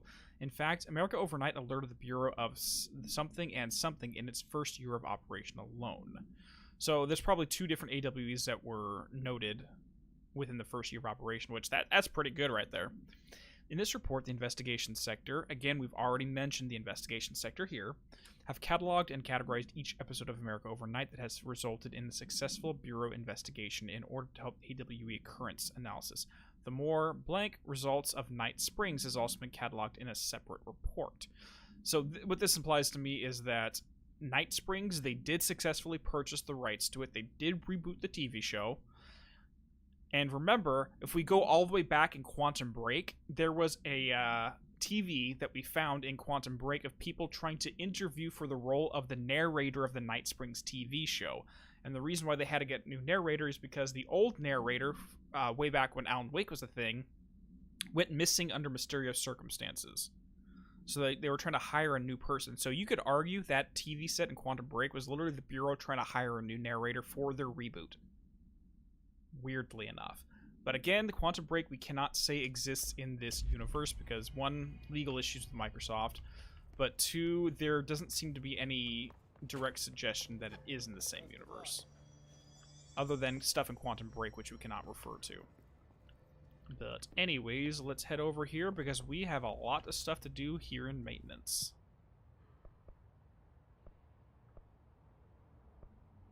I think it's access corridor is the one we want to go to.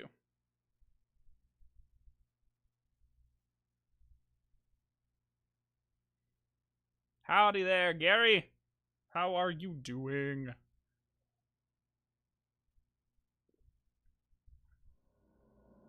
They were all absolutely atrocious. I mean, this guy was like, ponies are blah, blah, blah, Night Springs. Blah. He's literally talking like that at an actual audition for a big part. What the hell? Who the hell talks like this at the same time? Nah! What the? Are you guys ready? And let's fly up here now that we can fly.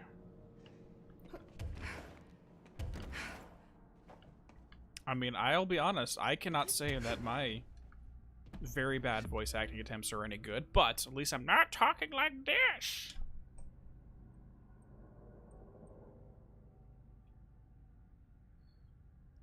Just done playing some Final Fantasy 14 with the reader group. Oh, cool. My roommate plays FF14 all the time.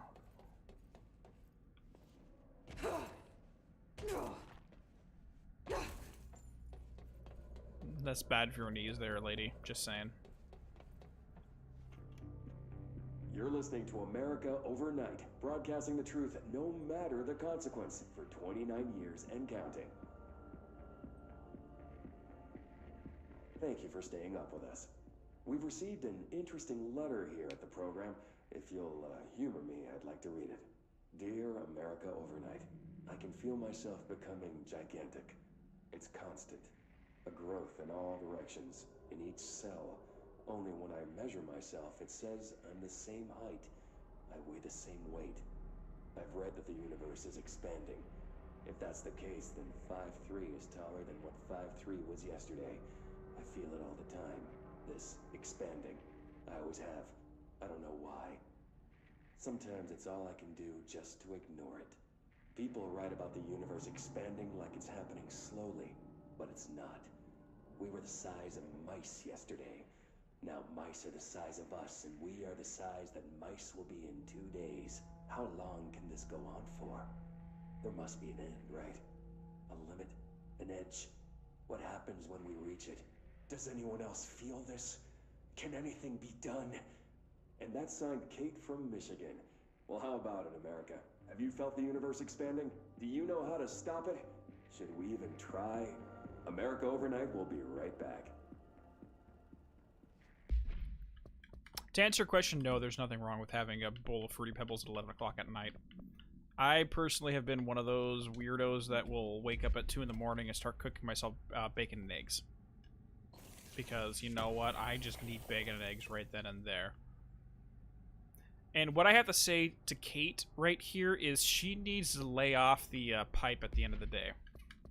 She needs to just, set that aside. She's on something, apparently. Oh, you didn't know this one was here, Gary? Yeah, that's a weird one. I mean, let's be honest. How would you prove one way or another whether you were legitimately having that experience or whether you were not? I mean, can you prove that the universe is not expanding? I mean, really. There's literally no methodology you can engage with to say that is happening or that is not happening. Weirdly enough.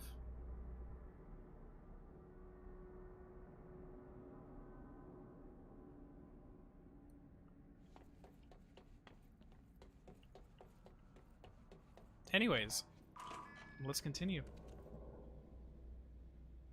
Well, the thing is like, the only way to legitimately measure whether this was occurring or not is to have, like, a measuring tape right next to you.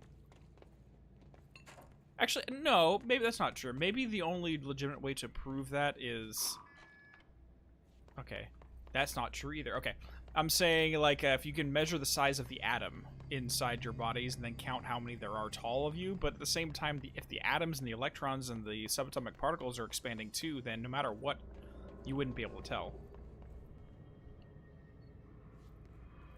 Unless gravity's getting less intense, I think you'd notice is what would be 5 foot tall now versus 10 foot tall regardless of how big you are.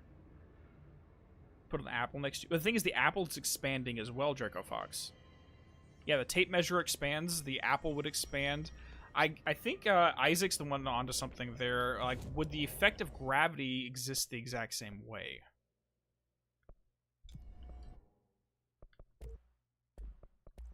Who knows? At least we got more shatter skills.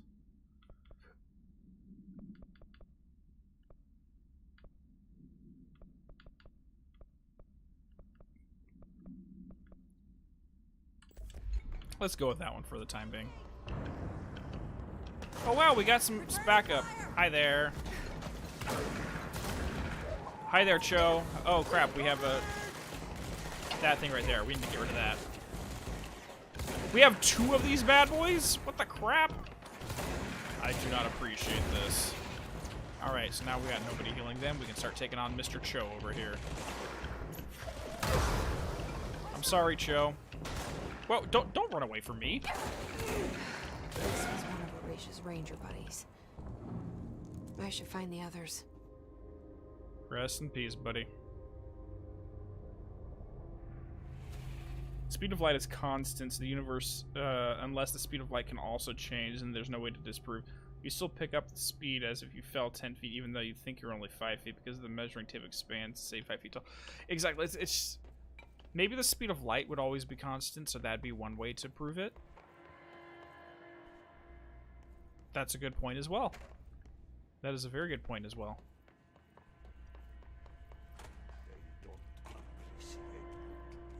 That's right, they do not.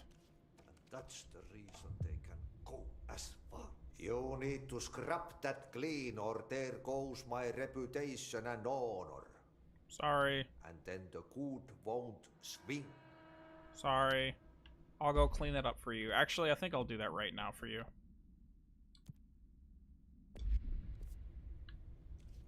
Transit corridor.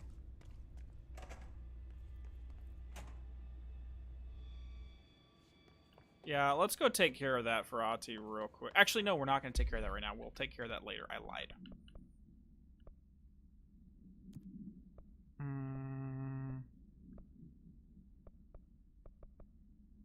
Let's just leave the main quest on. We'll take care of that mold quest at a later date.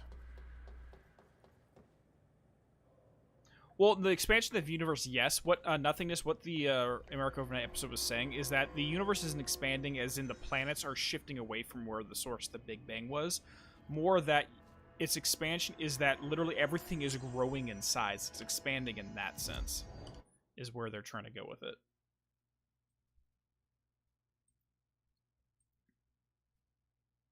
Okay. Actually, what we're gonna do, the mission we will do is, where is this? But the record on Old Friends. Let's do this one. Energy converters, Blackwood processing, Atlas chamber. Let's go to the Atlas chamber, take care of a few things. You're so lost? No worries, dude. Well, hi there, guy. I mean, how messed up would your parent... has to be to name you Guy? That's like Secret of Mana levels of naming, where you just name the main character boy and girl instead of actually giving them names.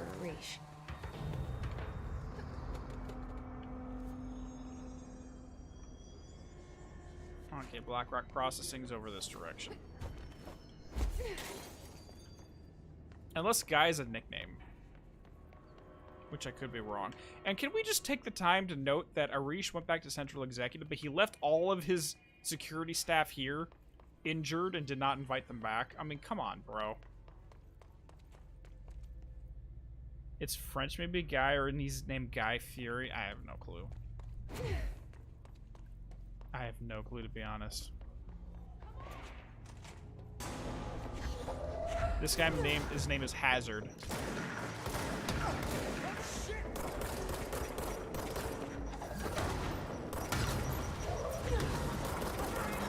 Squad made of Oricia's. And we are good. Okay, so where's the next one? So I got one in the power converters, one in the coolant pumps, and one in the quarry. Cool. Let's go ahead to those areas real quick.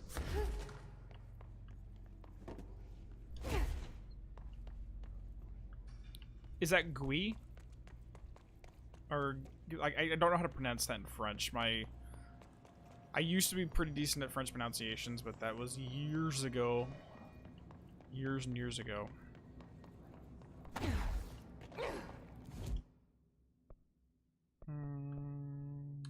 Energy converters. There we go. Ghee. Gotcha. Space, have you ever had a kid or a pet do it? Ghee, like as in McGee. Okay, interesting. Okay. Okay. I hear you there.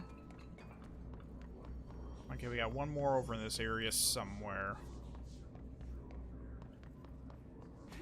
Come on, game. Where are you at? Everybody spawn.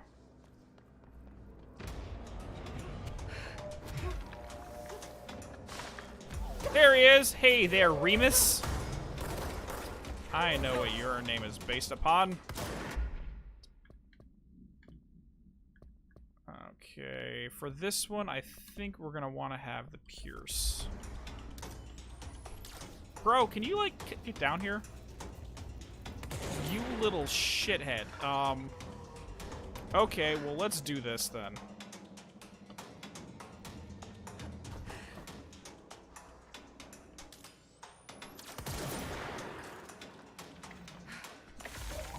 You little fuck. Dude, come on, get down here, you little shit. Okay, let me try this one over here. Let's see if I can hop up on this.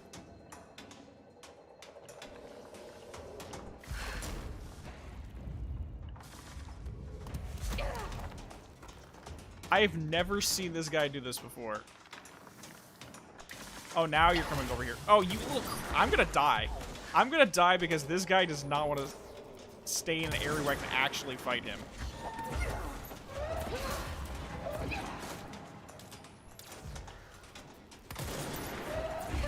Ouch. Just like Rish said. Yes, exactly like Remus and Romulus. Yeah, Remus and that's where the name Remus comes from. Is actually, where is the origin of that? Like, I know the name is Remus and Romulus. I think it has something to do with the Roman Empire, but I don't remember exactly what the context of those names were from.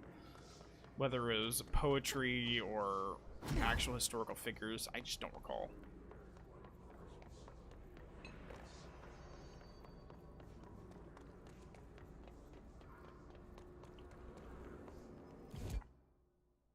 And let's go to the coolant pumps.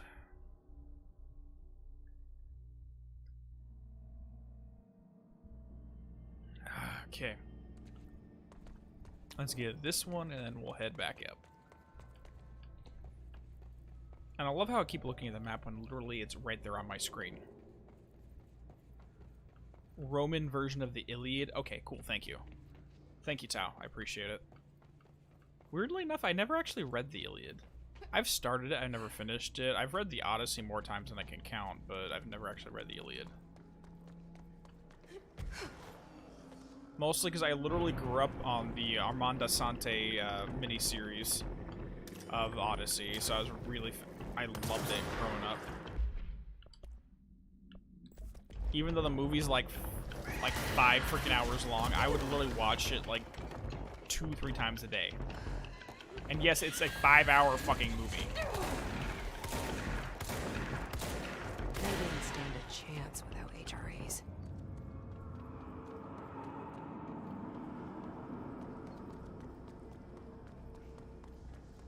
There's also the name of Jack the Ripper, even though the one that knew if the person was... hold on.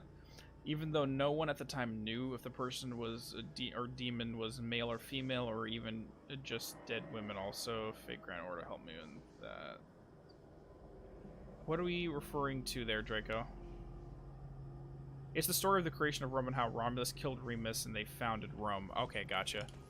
Yeah, I just don't recall. Like, I knew it was something to do with the Roman Empire, I just didn't know specifically what it was.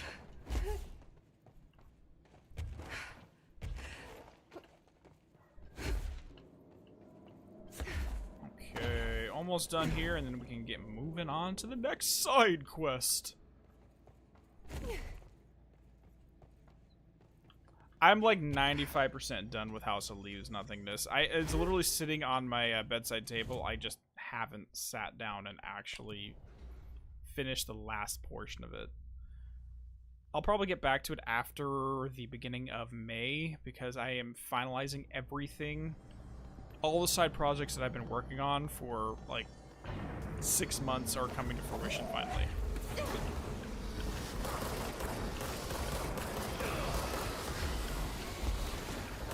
so that's really where all my focus is on in my free time. Bro, stop protecting Thomas over here. There we go. Arif saw it coming, though. I should get these back to him. And there we go. The name Jack the Ripper, whether person or anything is like that. Well, what about the name of Jack the Ripper? Are you saying it has something to do with Guy or Remus? Like, I'm trying to see what context you're mentioning that. Or maybe you did clarify and I'm just not seeing.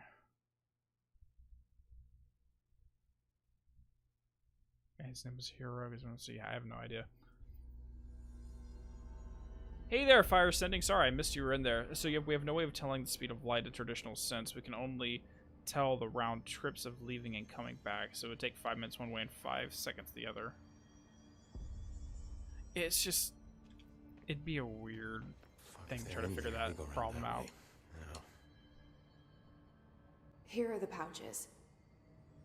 I found 6. Well, that's all of them. Not counting mine.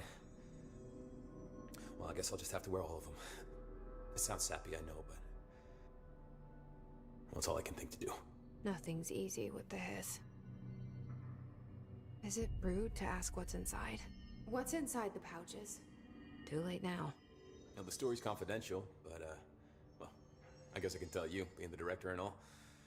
So, the Bureau had heard rumors of a werewolf gathering upstate every full moon. Us being rookies, they sent us to confirm it was bullshit. Hold on, is he about to tell me werewolves are real? Turns out, there was an altered item that was creating violent gravitational anomalies during full moons. Oh, man, we nearly bit it that night.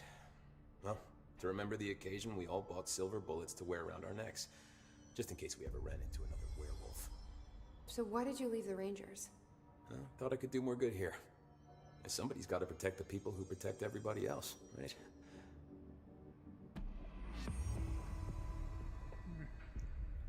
I have to go. Me too. You're not the only one who's busy, you know. And weirdly enough, we actually learned quite a bit about the AWE that Arish is talking about. I think we have 3 full documents specifically discussing it. Good luck out there. Thank you, Random British Guard. I appreciate it. Alright,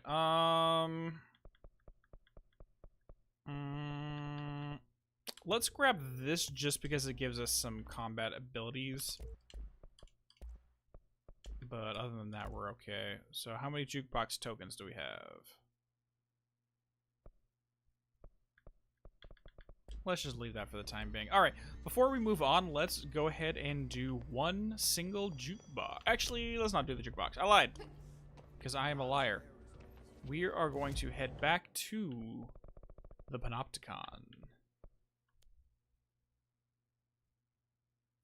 100% Michael Blank. I do fully anticipate to see a FBC agent in Alan Wake 2. Specifically, it's going to be Agent... I think it's Torres?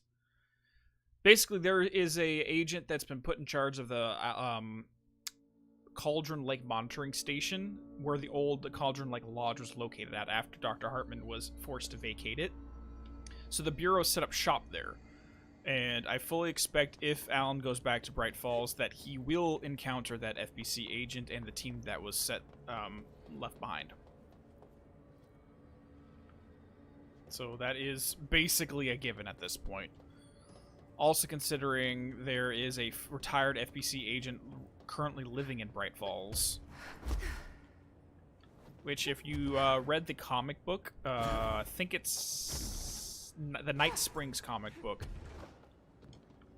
it actually focuses on that retired FBC agent, and there is a Easter egg of the head of the investigation sector at that time makes an appearance in that comic strip as well. Estevez, thank you. I knew it was one of those. Alright, and since we're on that topic, window 1, window 2, window 3, hello there. Whoa, crap! What the hell? Okay, Jesse, you just decided to not fly. Whatever.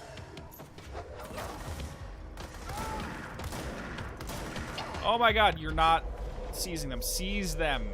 Give me backup. Okay. Alright, well, something just happened, and it said you're not flying. There it is.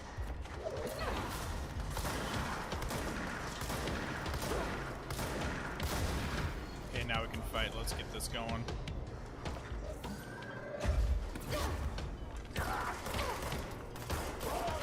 Oh my god, I'm almost dead. Holy crap.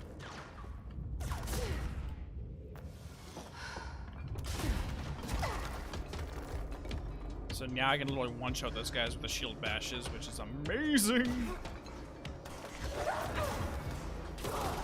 It's almost getting to the point where I might need to upgrade my launch ability.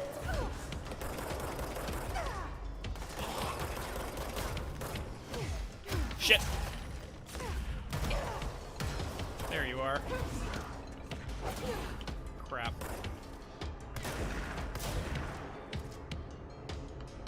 I do not have everything I need to deal with these guys right now.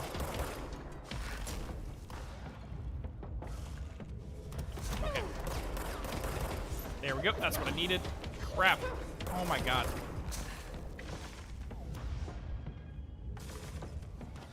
Okay, let's say screw it and get the Pierce out.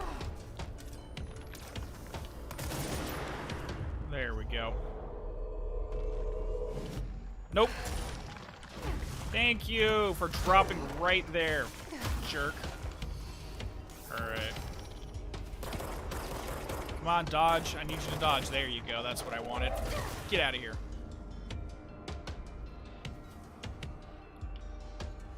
Okay. There's still some more enemies here somewhere.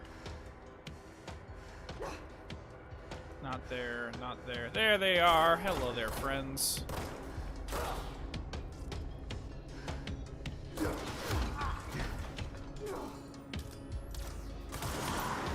Gotcha. Speaking of Alan Wake, you like that they snuck some FBC references into the remaster? Yes, they did. Like stuff like the letter in Sheriff Breaker's office from the FBC, and there's a little note written on it saying I should show this to Dad, and stuff like that. I loved it. I love it. It's just minor things. Yeah, the port on PC, I don't know if they've patched it or not, but there's definitely a lot of like screen tearing and some other issues in that remaster version. All right, you guys ready for this? Since we're on this topic, that shutter is closed.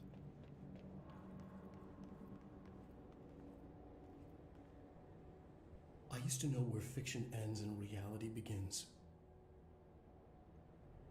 Here, they're all the same. It's a hideous trap my every thought made real. Fear, desire. How can I ever know for sure I've escaped and not just lost in my own fantasy of it? That thought alone can drive you insane.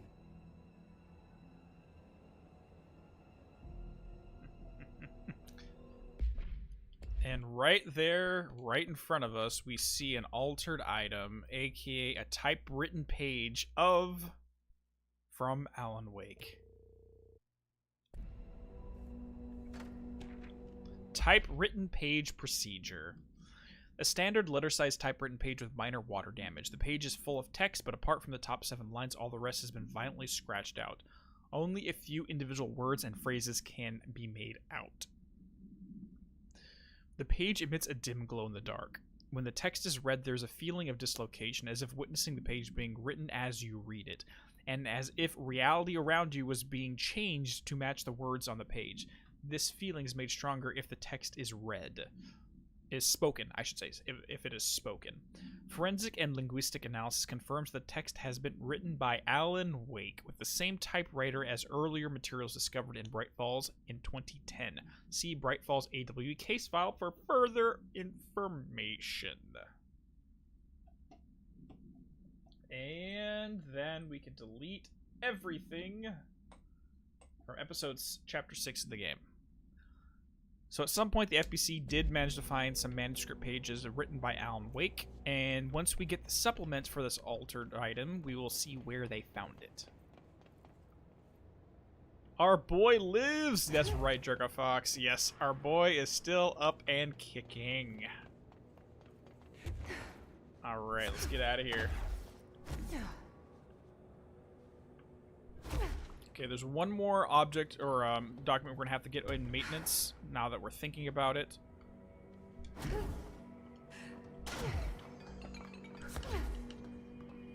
So let's go run back over to maintenance real quick and grab that.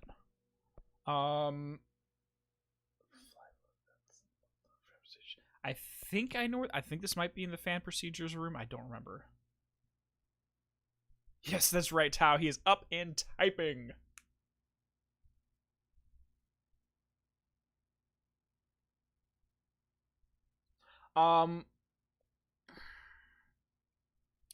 Most likely, Gary, we're going to finish the AWE DLC last. So after we wrap up the Foundation, then we'll go to AWE. Not necessarily because it's the best narratively speaking, because, again, it unlocks before the end of the game, so canonically, I think in-game this happens before Jesse completes the game, or the main story. But I want to do it only because it will leave the stream off with hype for Alan Wake 2. And that's really about it. Personally, I prefer to end the story with the Foundation because it leads more into Control 2, but AWE ends leading into Alan Wake 2. So it's... we're going to get AW2 first before Control 2 is released, so... it is what it is. I think it's over here.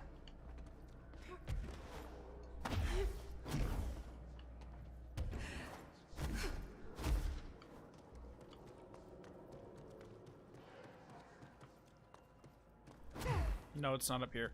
Crap, where did I did not describe the location of this last object, of this last document here very well. All I put on my spreadsheet is maintenance, fly above vents, level 5 door.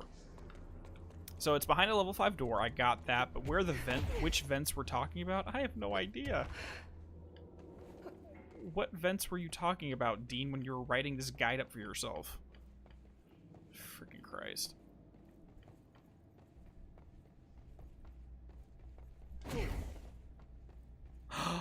I know where it's at. I know where it's at. I lied. I just remembered. I said vents for a reason because it's near ventilation. There we go.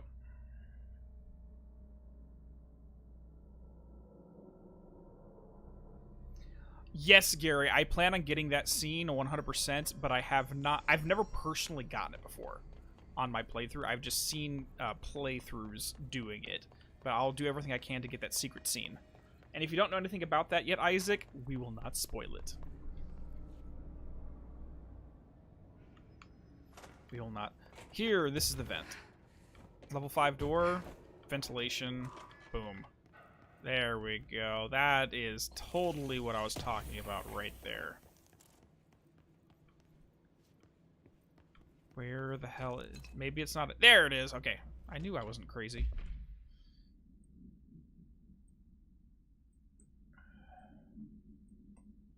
Alright, fan procedures. Remember, this is the oscillator fan that would suck out the oxygen of the room if all the doors and the windows were closed.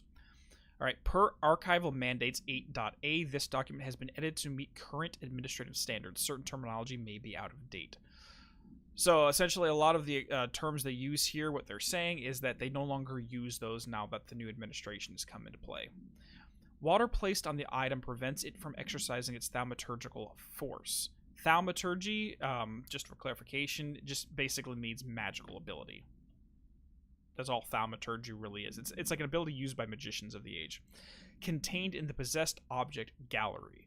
Now, the Possessed Object Gallery no longer exists. It exists in the Panopticon. Now, 1954, which is when this was located at, I believe is before the oldest house was even located. So it's possible the Possessed Object Gallery existed in a government facility outside of the oldest house, because again, we never found it. Might be in DC, who knows. The Oscillator brand electric standing fan with protective grill. The item in question robs the immediate vicinity of all oxygen. The range seems to be variable. While on assignment in Korea, again, this is a South Korean urban legend that's still present to this day. Foreign investigator somebody learned of odd fatalities in the area. Something visited the site of the most recent death, or the agent visited the site of the most recent death. Superstitious locals blame the electric fan. Something sees the fan and place, or the agent sees the fan and place into a small room with a the doors locked. Somebody suffocated. The investigator booked 2 cabins on the SS thing, one for himself and one for the fan, so that when they transported it back along the ship, the fan was in its own isolated room. Weirdly enough, I've done some research into the phenomenon of fan death, and you can find newspaper articles dating back as far as the 1920s from South Korea talking about people dying in rooms with fans. No joke, it's a real thing, you can look it up. But yeah, I found some newspaper articles from the 20s that talk about it. Don't you hate when you write vague notes and don't explain it to yourself? Yes! That, like, okay. This is gonna get all too real for myself, but going through school, trying to take notes in a history class, all of my notes are so freaking vague because you have to write so quickly you can't write the full lecture down. That by the time I stopped and went and looked back through my notes, I'm like, what the hell was I talking about? And of course, it never actually helped the fact that I would always be passing out and falling asleep in class. So as I'm writing my notes, I would literally freaking, like, start writing in diagonal formats because my writing, I was still trying to write, but it would, like, start going in random directions, like I wasn't staying on the written lines. Or I would just start scribbling to the point where you couldn't read what I was writing. I was a bad student, I'll be honest.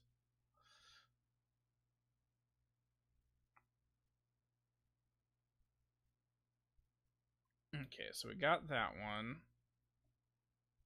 Okay, so now that we have all of that, I think it is about time we need to go talk to our best friend, Langston, because Philip needs our help. He has been sitting there far too long staring at a refrigerator. He needs our help.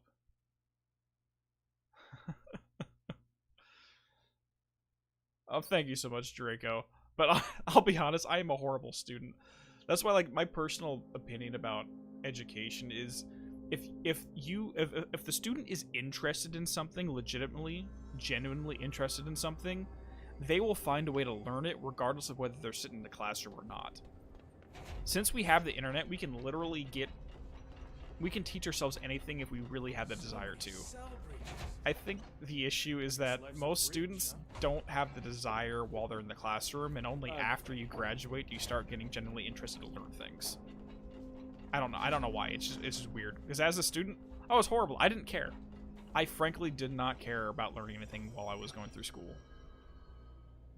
And then it was into my late 20s that I started caring. I miss my desk.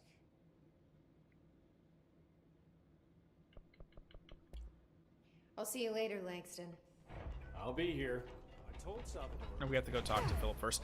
That's why my opinion, like, you ever have those like, remember back in school, we'd always ask the teacher, why do we even care? Okay, sorry, I'm talking too fast. I really need to slow my brain down a little bit. When are we going to use this in real life? I'm pretty sure we've all heard that question. When are we actually going to use this information in real life? And it may seem like a condescending question, but frankly, I kind of still to this day agree with that. I mean, if we're not going to be using this information to be a fully functioning adult in society, what are we doing here? At the end of the day, what are we doing here? Keep your eyes open, Philip. Keep them open. Hope, hope, hope. Hey, what can I do? Oh, you're back. Oh, thank you, thank you. If I look away, I don't know what this thing will do. You have to get me out of here. The door can only be opened by the Panopticon supervisor.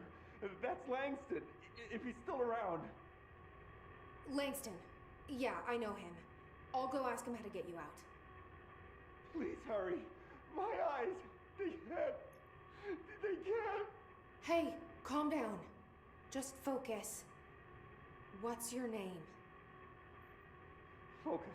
Right. My name's Philip, and I think I can hold on for a bit. It's just my eyes. My eyes hurt so much. Just hang on, Philip.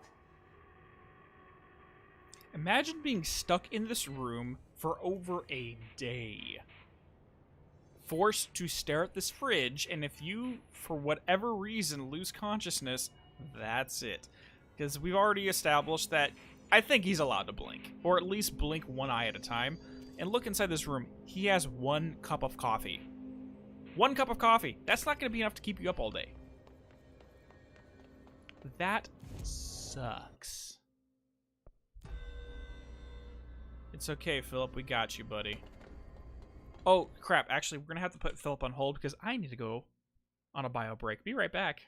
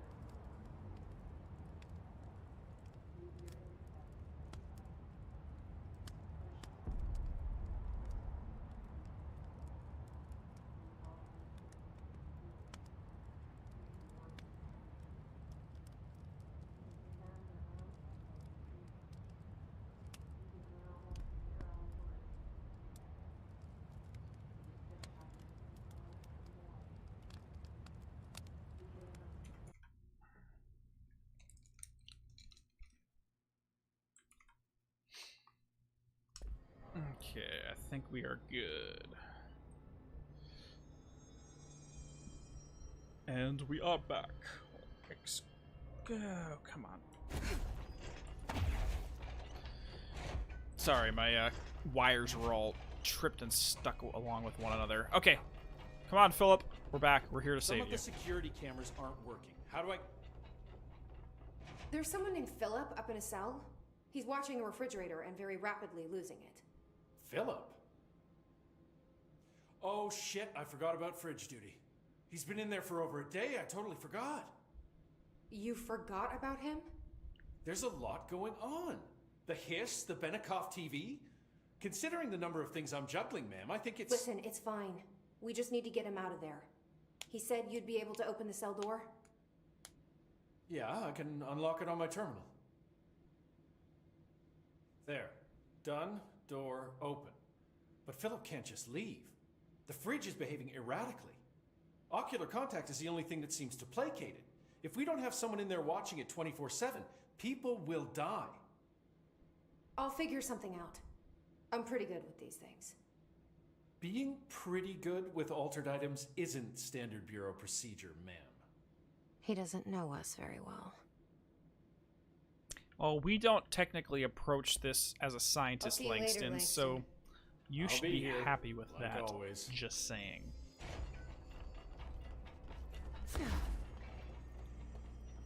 Alright, Philip, let's do this.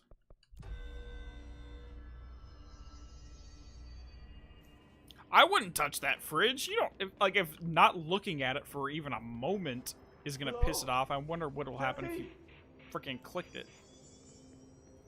Jesse? The fridge is doing something! Philip? Philip?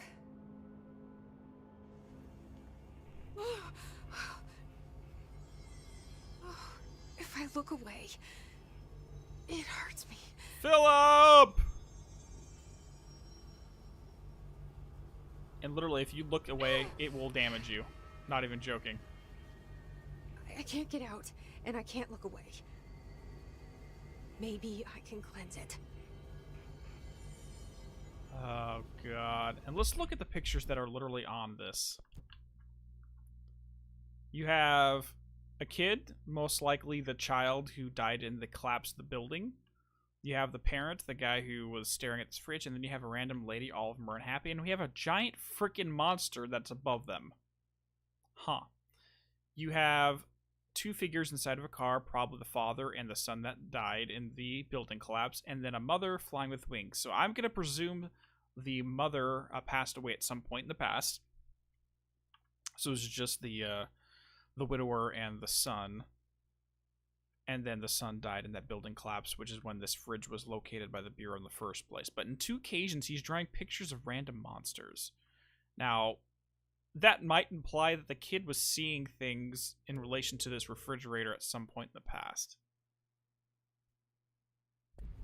No one knows what happened to him. But now that that has happened, you guys ready? You guys ready? Now that... Actually, no, let's go inside first.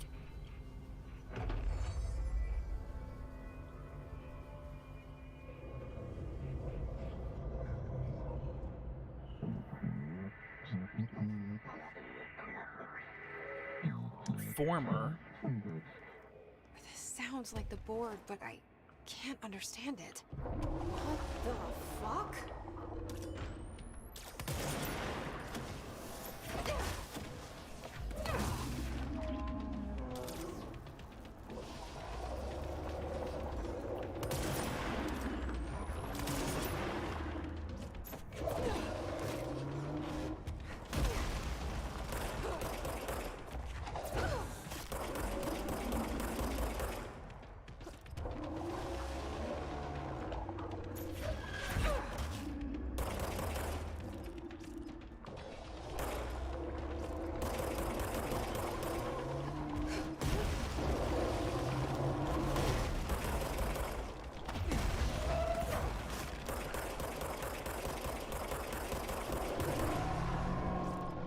Easy mode.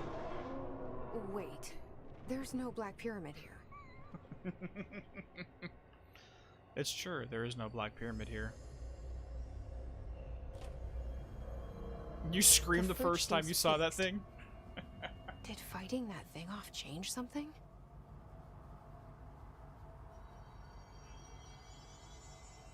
We can look away now and it's perfectly fine.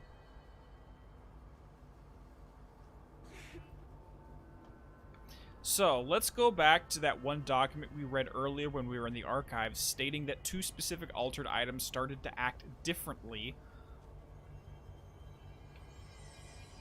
and started displaying new altered effects. One of those was the Arctic Queen refrigerator. Before, very recently, this fridge did not do this. It did not require people to stare at it. Only recently did it start showing off. Not showing off, but doing this thing right here. So something changed. And the second we touched it, we went into a version of the astral plane where there was some freaking parasite-looking monster named the Former inside there.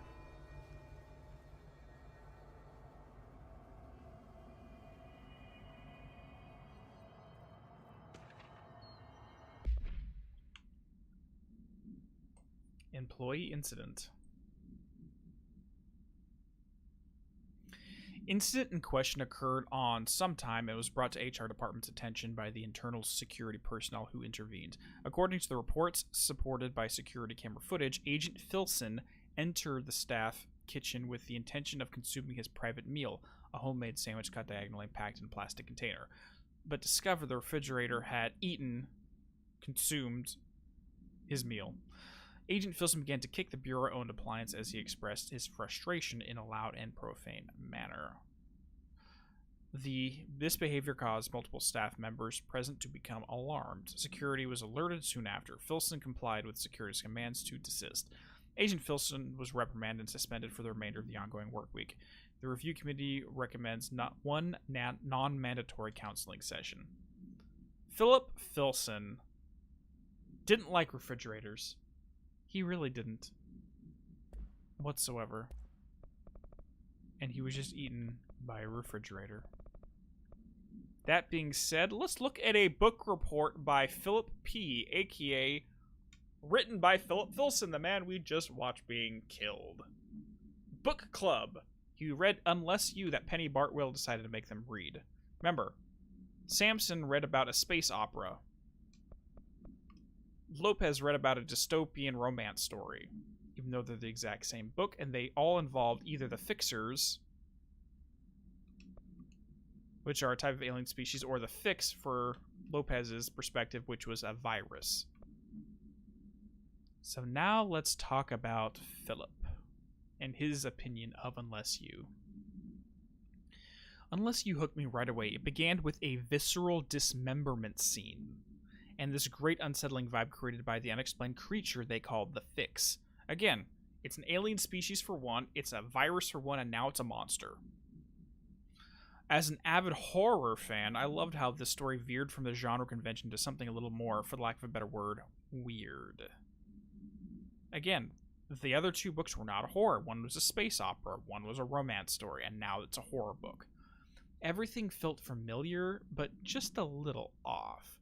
The characters even comment on it, saying how their lives felt out of control, as if they were just programmed to perform the very same empty actions over and over. Very meta. Kind of like how a video game has the same NPCs performing the same shit over and over again. And I love the way they left the ending wide open. What happened to the guy ordered to watch those monitors for the rest of his life? Did the Fix get him? Is he dead? Did he end up in a parallel reality with the others? We don't know, and that's okay. Seriously, how more meta can this freaking get? He's literally describing a guy. The book is telling a story about a guy who was forced to watch monitors for the rest of his life, and right afterwards, that same work week, he's sitting there and forced to watch a refrigerator for the rest of his life, and then he just up and vanished. It's left wide open. Did the fridge eat him? Is Philip dead? Did he end up being sucked into a parallel reality? We don't know, and that's okay. All in all, an interesting read. I'll give it a solid 4 out of 5. Points deducted for some clunky dialogue and unbelievable choices that the characters made. I mean, who the hell would follow orders from their boss in the middle of such a horrible slaughterfest? But I guess I shouldn't demand too much realism from a work of fiction. He says that as he literally sits there and watches the refrigerator following Langston's orders during the middle of the Hiss invasion. And he still follows orders, even though he's bitching about the exact same thing from the book he just read.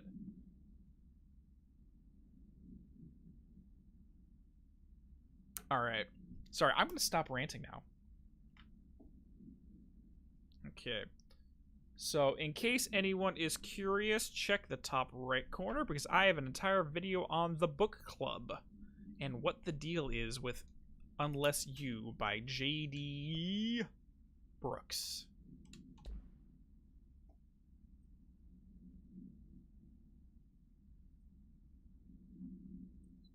Just freaking random. That being said, let's go check out a case file. The refrigerator procedures. An Arctic Queen brand electric refrigerator model from the 1960s, no cooling functionality. The door is operated by crayon illustrations by probably the kid who died in the building collapse. The illustrations cannot be removed from the item. All attempts have failed. The paper cannot be burned or torn. The item first came to the Bureau's attention after it survived the collapse of New York's Grand City Central Hotel, where it served as an appliance in apartment so-and-so, rented by a man named so-and-so.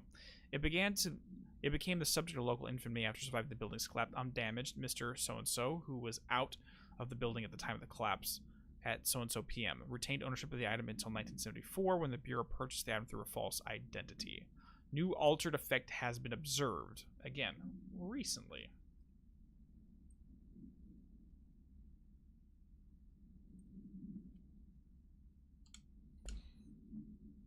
Now, the hotel that they just referenced, weirdly enough, this has nothing to do with the game itself, but it actually has a murder mystery tied to the New York City's Grand Central Hotel. Back in, I believe, the late 19th century, there was a murder performed in the basement, and there was also... Hold on, I have notes on this somewhere. Yeah, no cooling function on the refrigerator. That makes it very freaking useful. Hold on, I'm switching over to my other computer real quick. Let me pull up these notes, because it's kind of interesting. Control, asset, Arctic Queen. There's my notes. All right, related to August 3rd, 1973 collapse. So actually, in August 3rd, 1973, the Grand Central Hotel did in fact collapse. And it was publicly, in real life, this real life happened.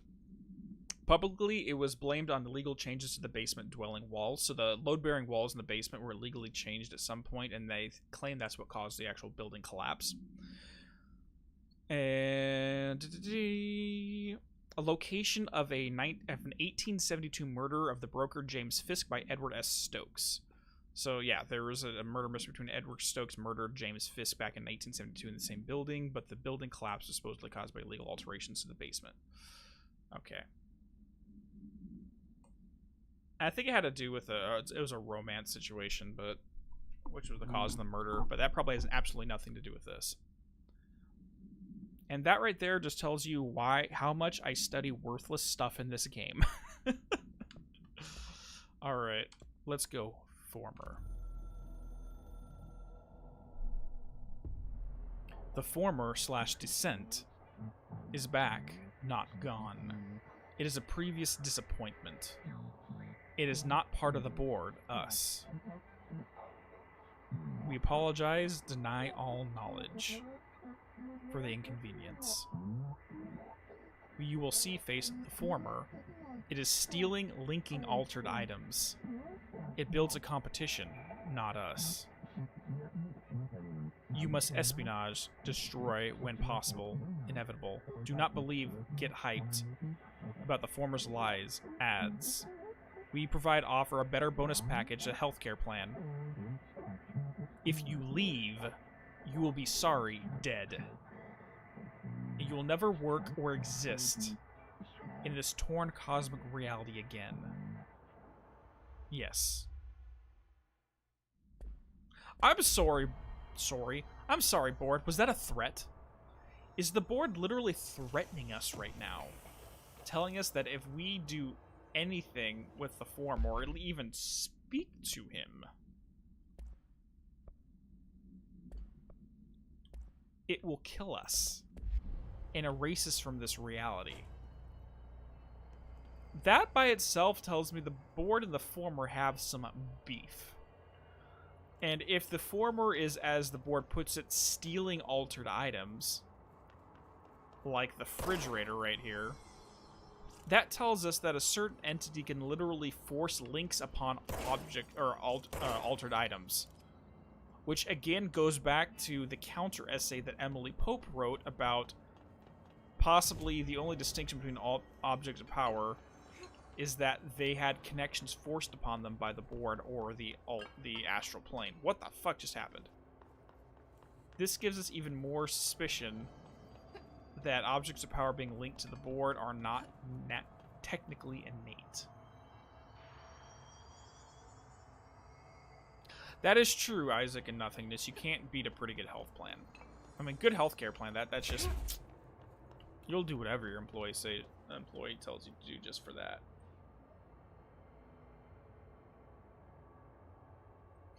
All right, so give me things. Okay. Mother pus bucket. Okay, guys.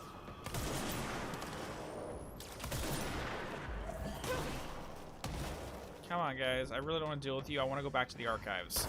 My least favorite place in this whole game, the freaking archives. Anything else? Done. Okay. Where are the archives? They're somewhere on floor 3, I think. Nope, floor 2. There they are. Whee! Nope, we're not gonna die. Oh, look, it's a pretty little plastic Christmas tree. Again, probably the most important object or altered item in this game in terms of lore building. I don't know why me and the archives are not friends. It's just that it's so out of the way that I always forget it's here, but two, there are so many enemies in this room. Yeah, I'm literally immortal, so who cares about a healthcare plan, right? Alright, so we're back in here again, even though I said I would never return, only because now we can enter one of these doors. Oh, crap.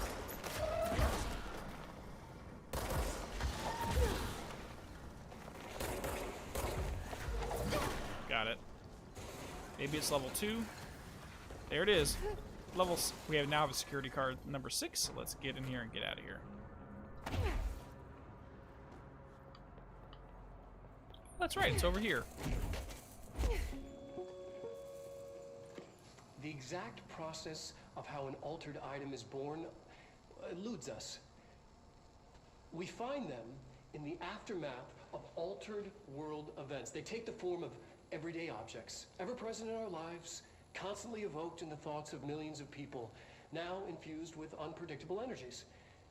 They're altered. The superstitious would call them cursed. Now, are altered items sentient? Not quite. They're often fixated, programmed almost to cause certain events to happen over and over again. While generally less potent than objects of power, they are not able to be controlled. Left unchecked, they can be highly dangerous. To study altered items, we contain them in Panopticon.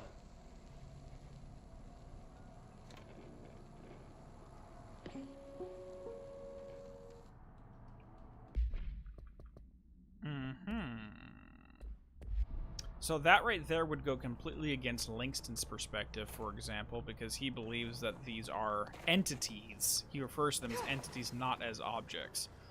So Langston believes they are conscious, and by extension, you can communicate with them in some form or another. AKA, give them some worship by creating a statue or creating a painting of them will make them happier. And if we go back in time to one of, is that a graphical issue?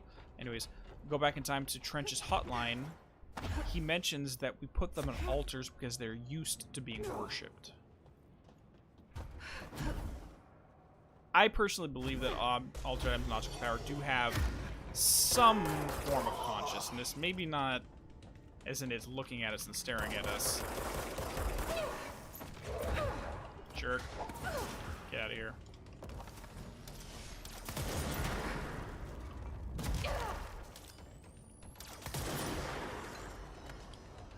But to the extent in which they are conscious, that's hard to say. The employee manual offers a series of helpful actions to assist in mitigating a crisis. Would you like me to list them for you? No. What's your guy's deal? Right? I'm with him on that. It's like, she sounds like a flipping robot, and he's like, dude, what the fuck, guys? You wouldn't laugh at my 69 joke earlier. Are you robots? How'd it go? Where's Philip? Philip's gone. Something happened before I could get him out. Poor Philip. He never did like fridge duty. But if you're here, then who's watching the fridge? The fridge is fine now. I took care of it. You don't just take care of altered items. What did you do? I touched it and wound up in the astral plane. This thing was in there. It was huge, had one big eye. Wasn't friendly. We've been getting reports from the astronauts lately about something fitting that description. The astral plane is usually connected to our world through objects of power, not altered items. If this thing is linking itself to altered items, then it's clearly powerful. This may happen again.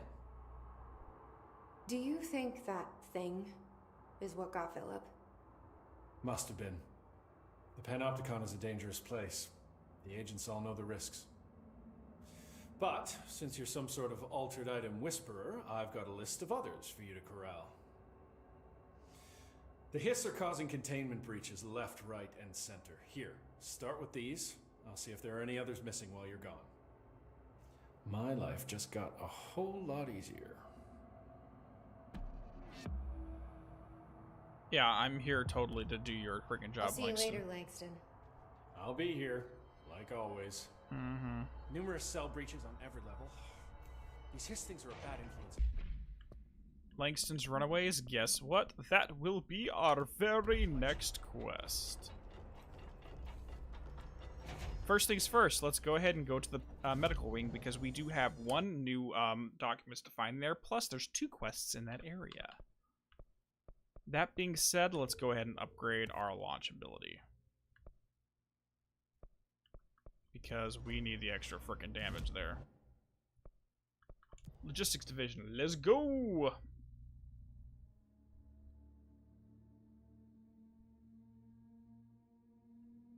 Not yet, not in this stream. In next stream, though, I'm sorry, Draco, I will give you proper forewarning. There will be mannequins next stream.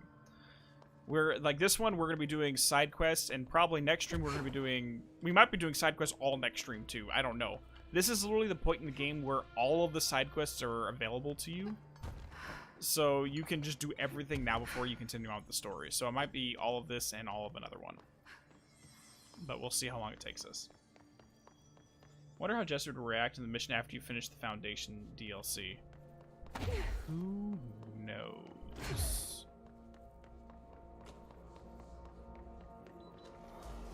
Oh wait, crap. No, we don't want to go this way. Not because of the enemies. Because we want to go to the medical wing. Okay, so there is a document in this room somewhere. But we are probably going to die walking into it. Yeah, let's not do that yet. We'll come back. We'll come back and do that one. Because I believe when I did this the first time, I'd already finished the quest that allows us to get that. Actually, I lied. There is nothing. It's here. Mark Gibson, male, age 28, returned from the astral plane approximately 13 minutes ago. This was his 21st dive. Patient is experiencing migraine-like pain, intense pressure behind the eyes, and partial blindness. He has no recollection of his time in the astral plane and appears severely disoriented. Preliminary examination revealed no immediate cause, so we will be sending patient for x-rays and... What the fuck is that thing? God, it burst right out of him. Call Black! Get Marshall! So this right here is the exact audio recording of when the astral spike burst out of that one guy's skull. So remember, they had an astronaut that they brought back that was suffering some migraines, and then apparently while he was still in the astral plane, the spike latched itself into his consciousness and then split itself out of his skull. Ow. Ow. I don't even want to think about what that would have been like. Probably something like a chest burster from Alien. Probably something like that. Oh boy, you know what that music means.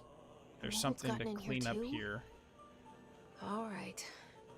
Let's get cleaning, she said, cocking her gun. Alright, we got some shit to take care of first and foremost.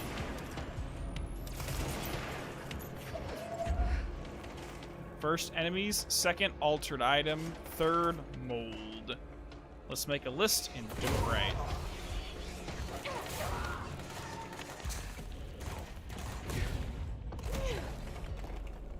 Anybody else?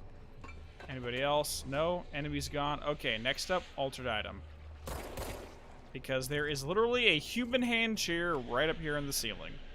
And watch its behavior. I just want to point this out before we do anything. So it will suck everything into here to itself and then release it.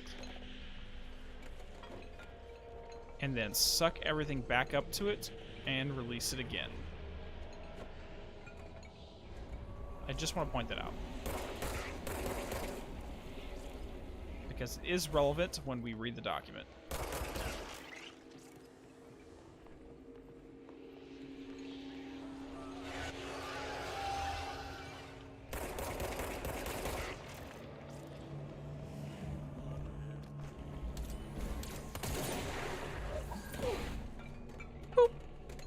Hello there, hand chair. You are done.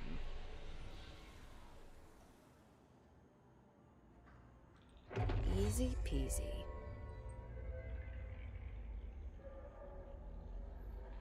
You finally got to see Sonic the Hedgehog 2. Yeah, I'm gonna check it out for sure. Actually, I enjoyed it. I enjoyed the first one. I haven't seen the second one yet, but I did enjoy the first one. So I was surprised. Multimedia. First one is medical examination, which we just listened to. Case files. Hand chair. Procedures. I agree with you, nothing is. I don't know why these were such a big fad. I don't know. These can't be comfortable. It's like me personally, beanbag chairs. I've never gotten beanbag chairs. Those things are so freaking uncomfortable, and it probably messes your back up. I mean, okay. Let's turn this to a PG-13 for a second. I think the only benefit of having a human hand chair to sit on is you someone's always cradling your backside. And that can be, for lonely people, kind of a nice thing. Wink, wink. Okay, we're going back to PG. Alright, item must be kept in isolation, removed from other unsecured objects. Under no circumstances is this item to be sat in. Okay, well, never mind on that one. A plastic seat shaped like a human hand from the 1960s. The hand palms forms a seat with the fingers acting as the chair's back. The item affects gravitational forces, attracting and repelling objects near itself with the force of something. Its fingers have been observed to change position, though too quickly to be observed or filmed. The item may be changing forms rather than moving. The item only displays these effects during full moons. Sample analysis confirms that it contains human genetic material. Interesting. It contains human genetic material. So is this an actual hand? Of something that's big? That's kind of gross. Alright, found in the warehouse at blank Albany. A team of ranger trainees, accompanied by experienced field agents, were dispatched to investigate local rumors when they encountered the item. They successfully retrieved this item. So just to clarify, this is the object, or the altered item that Arish was just mentioning that he and the other ranger cadets were sent out to contain.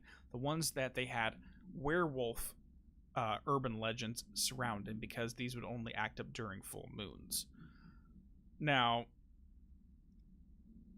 I originally did put out a video on the creation of altered items where I specifically talked about this. And if you're curious about that one, let me go ahead and pop that up here in the top right, of course. And that'll be altered item episode.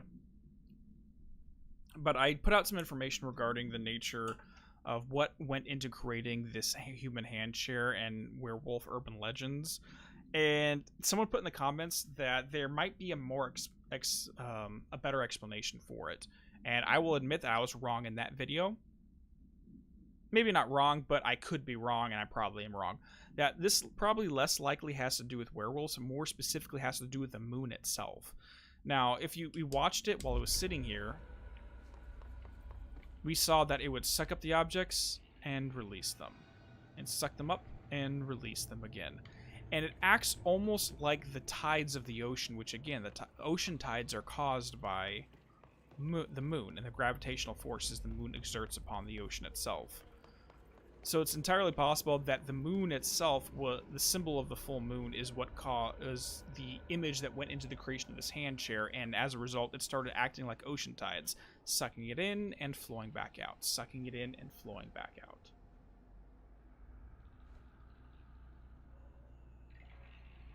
I guess they kind of teleport back to the Panopticon Isaac. I mean, it's entirely possible. But first things first, let's go ahead and clean up the mold while we're here. There's one.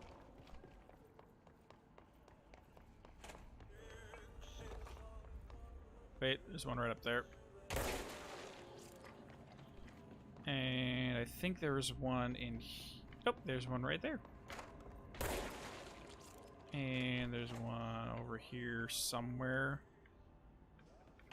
There it is. And I think there's one more over here. That should slow it down. Got it. More ability points. I love it. I love it. Alright, next thing is we are... Let me see what we got left to do. Procedures, we're not doing that one, we're not doing that one, we're not doing that one. So we're going to save those for the next stream. But instead, let's head to the Dead Letters department. Let's go. Bro, can you just, like, not be right here? I'm trying to get out of this place and teleport to safety.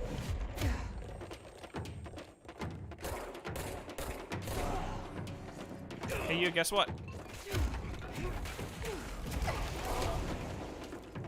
Alright, perfect. Let's get out of here.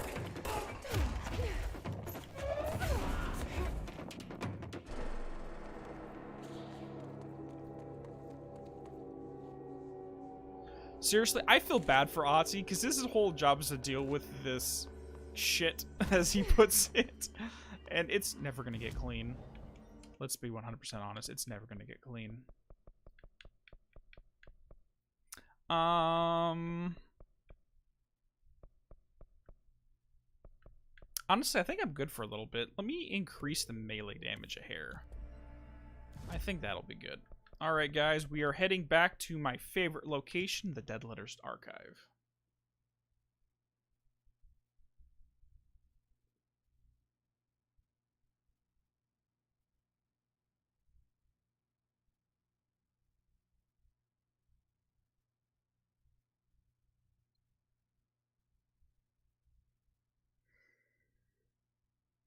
Hey there, Bird. How you doing?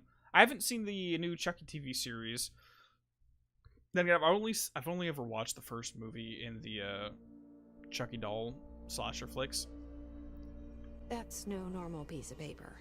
But I'm weirdly enough a huge fan of supernatural slasher horror, like Friday the 13th, Nightmare on Elm Street, and weirdly enough Hatchet. I actually enjoyed Hatchet. If anyone's seen that one, that's a little more obscure, but it was a lot of fun. Okay, need to know where it's gonna end up. Moving letters, you say? Okay. Hey. Get back over here. Nope. Nope. I'm not gonna go chasing you. You're gonna come to me. You are gonna come to me, son. Nope. You come to me, because me chasing you down is not gonna help us. There you go. Thank you.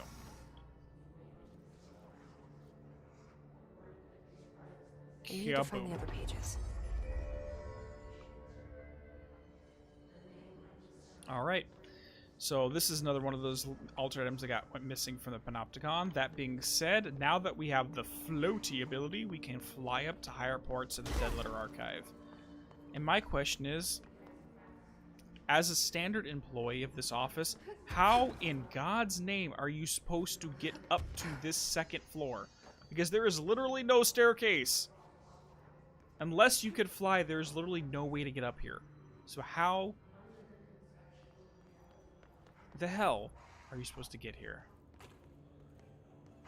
Okay, need to know where it's gonna end up. I think I want to go to here. Come on. Spawn right here.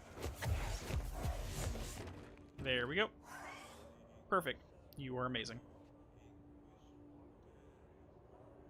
There should be one more page. Is there an elevator in the area? Then I take back my complaint just now. If there is an elevator, then understood. Understood. I am wrong.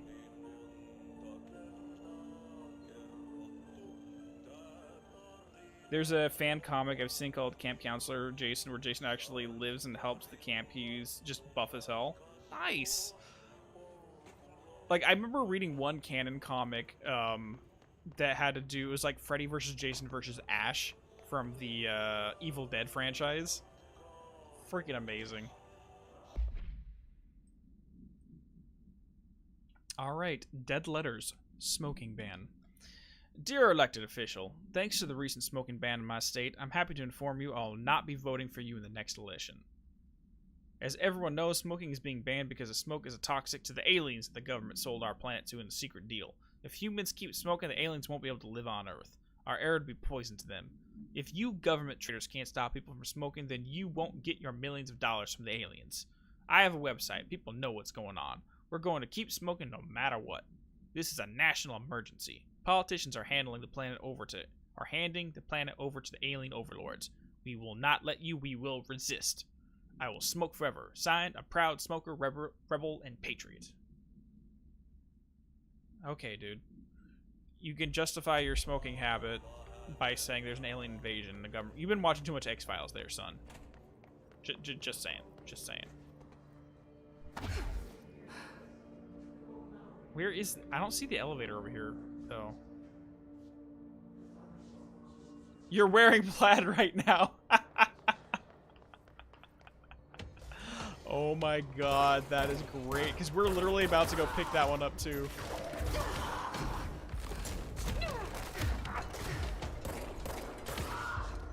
Where are you guys? Where are you, boys?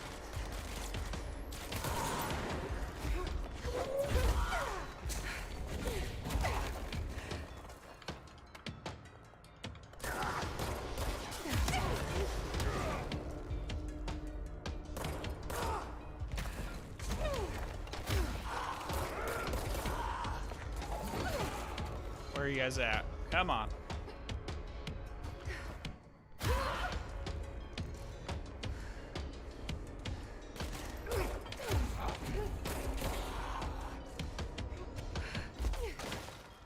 Oh, is that it? Or we got more? Where are you boys? There you go.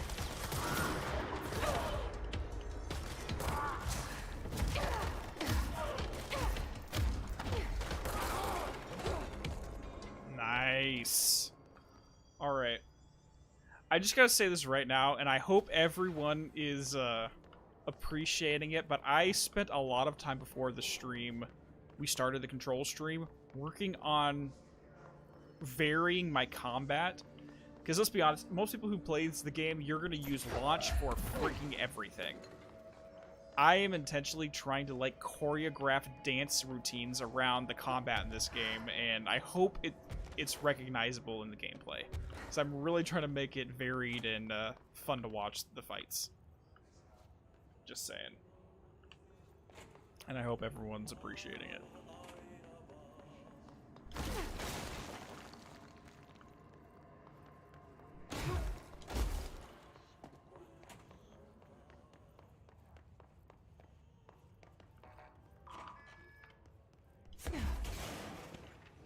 White Kitchen.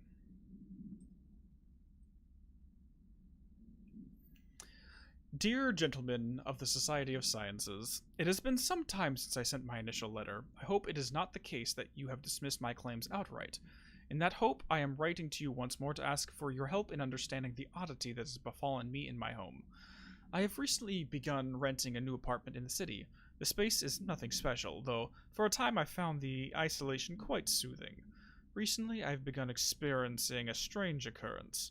When I'm in my kitchen, a tiny little thing will not make much... In my kitchen, a tiny little thing with not much but a sink, I sometimes lose myself. My surroundings change. I find myself standing on a strange dark stone. I stare out at a colorless sky, as white as undisturbed snow, terrified of moving. Perhaps this is a brain issue. I think not, as it feels terribly real. This has been occurring for some months now, and I have become frightened of entering the kitchen. If it's not too much of an inconvenience, I would clearly appreciate a visit from one of your professionals to see what they make of it. I await your response with little expectation, but with great hope. Yours, very truly yours, Lorraine Fitzgerald. Okay. Now, this one right here, I actually think is a legitimate AWE situation. Unlike a lot of these dead letters, like I know the singing fish, probably an altered item, no problem. The fake planes, kind of a crazy guy. Dream God, possibly a crazy guy. Smoking ban, possibly a crazy guy. Dead president, same thing. White kitchen, I think that's a legitimate AWE right there. The imagery is too specific, and it always occurs in the same geographic location. And the person is otherwise sane except for that one change in scenario. I think that one's legit. Exactly, Gary Wilkins. The lady is going to the astral plane. I never thought of it in those terms, but you're absolutely right. The lady is literally transporting herself into the astral plane. I've never thought about it that way. You guys, okay, you guys are smarter than me on that. Thank you. Thank you.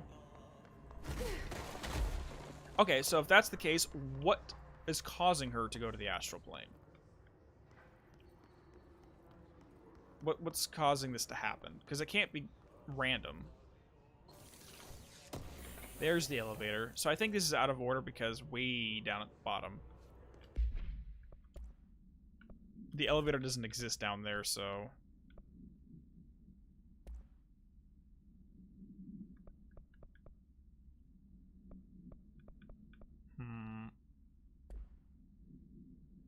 You know what? Let's go for more projectiles per shot. Let's do that.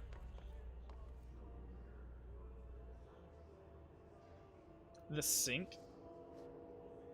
The sink? I don't know. Would the sink be subject for being altered?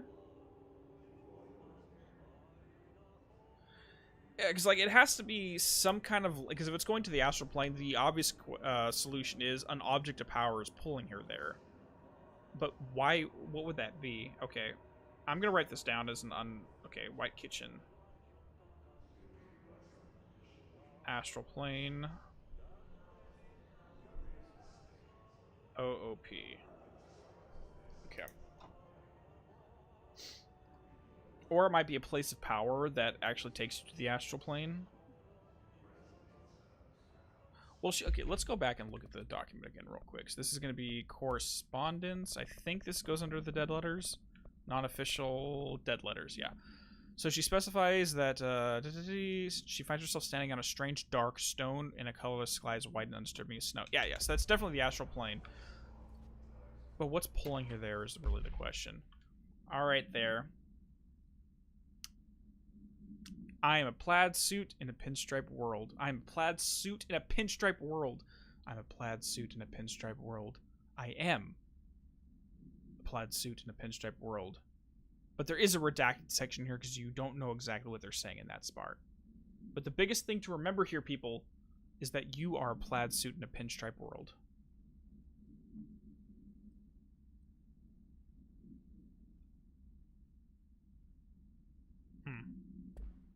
That is probably the most relevant document in the whole game. In it, he read the page of him reading it. In it, he read the page of it. It's like what happened to freaking Agent Nightingale. Same shenanigans. Okay, there is one more document up here on the 3rd floor. I'm trying to find it. What if the kitchen itself... Well, if it's the kitchen itself, I'd argue it's more of a place of power than anything else. I mean, well, think of it. Let's think about it for a second. We know the Ocean View Motel legitimately has its own... it's a physical location somewhere in the world. But it is a place of power at the same time. What if that apartment building literally was a place of power in the kitchen? That's based upon nothing but wild conjecture, but who knows? Yeah, I saw the elevator, but there's no elevator on the 1st floor, which is why it's probably out of order up here. My clock is shaped like a cat, and its eyes move, and I think it's angry. But I keep apologizing, and it won't stop. But I said, I'm sorry. But it won't leave me alone, and I don't know what it wants. I can't keep apologizing. Photo, you see it now. It told me everyone is here and I need to be careful so they won't see me writing this letter. It wants me to stay with it with my eyes on its eyes and moving very fast, but I can't keep going. I wonder they will forget about me so in need to write you about this because I can't keep going, but the cat will because of its eyes.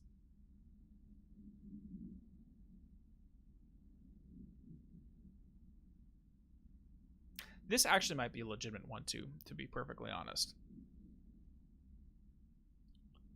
It seems more like a metronome effect, where it's like the eyes going back and forth, and it's driving him nuts. I don't know. That one sounds potentially legitimate. Potentially.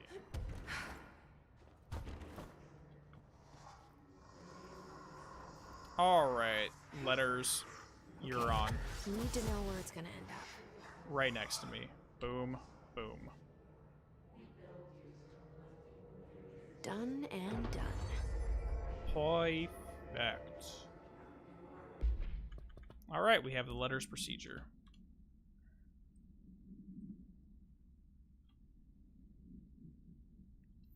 Black rock paneling suppresses the item's effect. Good to know. A stack of 4 envelopes, each containing a single page of paper. That's just a weird way to say it. Oh. All 4 letters are illegible due to extreme water damage. The envelopes curiously do not show any signs of such damage and are covered in messages of love. The items are able to move short distances at a pace less than blank, and always in a something direction. Okay, so if they're always moving in a specific direction, that means they're probably trying to all get to a specific destination. That being said, if they're moving letters, then the letters are always going towards, maybe it's addressed to somebody or a physical location. And the individual's love was so strong that no matter where they're at, they have to just teleport to where that person is. I don't know. Seems reasonable. Alright, this is the first altered item to have multiple separate parts, a fact previously believed to be an impossibility by somebody. A proposal to take the items outside the oldest house and follow their movement to its final destination is under consideration with the budget committee. It actually would be fun, but what I'd argue is take one of the letters and not all of them. Because if you lose all of them, then you have nothing to work with. But if there's 4 of them, then take one.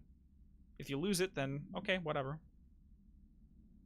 Items found in the Dead Letters archive, where the head archivist found it attempting to escape a filing cabinet. She reports having no records of the items in her archive letters.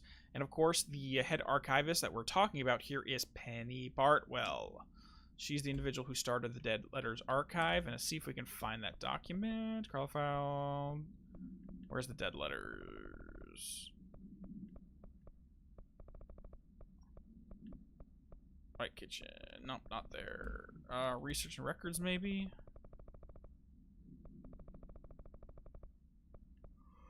No, I can't find it. I can't find it anywhere. But yeah, Penny Bartwell's the head archivist of the Dead Letters department, so she was the one who discovered that altered item. Maybe the sink, some children think that the drain sucks everything into a void. Maybe that's what causes it. Who knows? Like it's fun to try to speculate on the nature of why these objects change the way they do. Now, some of them I already have a very good idea on what what it's all about. Some of them I have no flipping clue.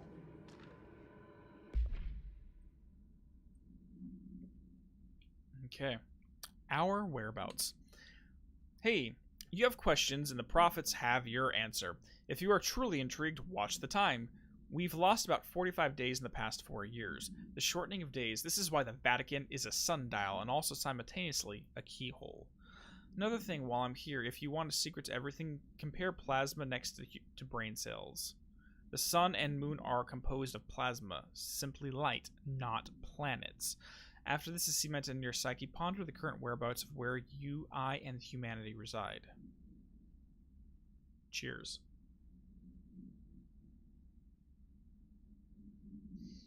Yeah, Gary, we're not going to touch upon what's going on with that just yet. Like, we've already mentioned the slide projector as a thing, but not the multiple part sections of it, so we'll hold off on that. Basically, anything that's not related to the main plot of the game is free game. Anything that is related to the main plot of the game, we're going to not talk about. Which, luckily, the vast majority of this game is not related to the main game, so we can talk about a lot, but that one specifically, let's not touch upon that.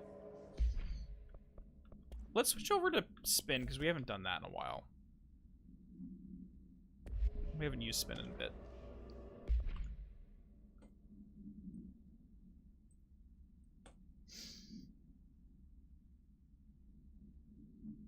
Yeah, the moon is just a rock, so, like, honestly, if I really wanted to, I can sit there and analyze the Our Whereabouts Dead Letter and try to figure out what he's on about. But frankly, I have so many projects working on right now, I don't think I have time to sit there and try to riddle out the mind of a madman. Which, weirdly enough, is actually kind of fun to do sometimes, but let's read this first and then we'll talk about that. To the esteemed members of the American Psychiatric Council, I am writing you to inquire about the significance of dreams in relation to one's mental health. I am aware that there are many books purporting to contain the true meaning of dreams, but I have reservations about their legitimacy. To understand that this is not usually done, but if I would... I understand that this is not usually done, but if I would greatly appreciate your thoughts on my condition. Ever since I was young, I have had intensely vivid dreams. They only occur sporadically, but in them I witness very strange events. I understand dreams can seem real at the time, but these feel remarkably different. They do not occur often, perhaps only 1 or 2 a year. Last night, I had one. I saw a small, empty town. It was utterly dark. There was a lake at its center. Shadows of people moved around me, muttering odd things. A bright light woke me up. I was screaming in my sleep. My wife had been shaking me for minutes before I woke. Because of this recent incident, I've decided to seek help. The doctor says I'm physically fine, but I wanted to consult your expertise. Thank you for your valuable time. Yours sincerely, Richard Boker. Now, out of all the ones in this Dead Letter archive, this is the most important one. Richard Boker has been having dreams about a lake at the center of a small empty town with shadow people moving around them. He is literally having a dream about Cauldron Lake in Bright Falls, Washington, and the Taken from the Alan Wake game.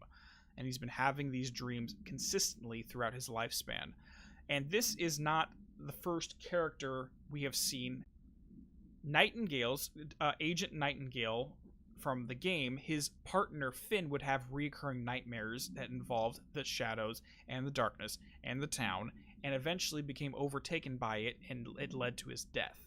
That is the ultimate reason why Agent Nightingale turned on Alan, because some of those dreams involved Alan. So he was like, hey, you're responsible for killing my partner. Also, we have Clay Stewart. Clay Stewart is a random guy from Michigan or Wisconsin, one of those states, I forgot which.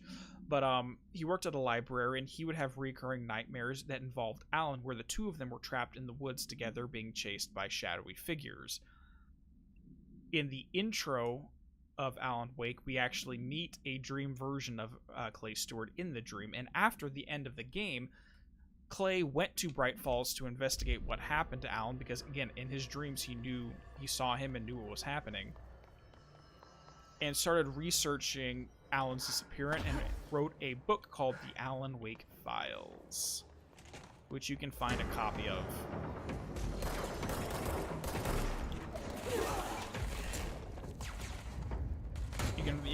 I think I own a physical copy of the Alan Wake Files, to be honest.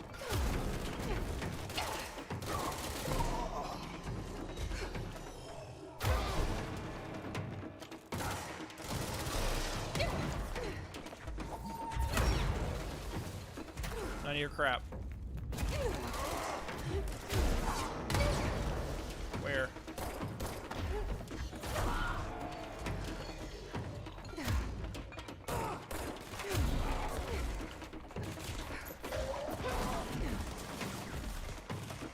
Where are you guys? Oh, way too many people.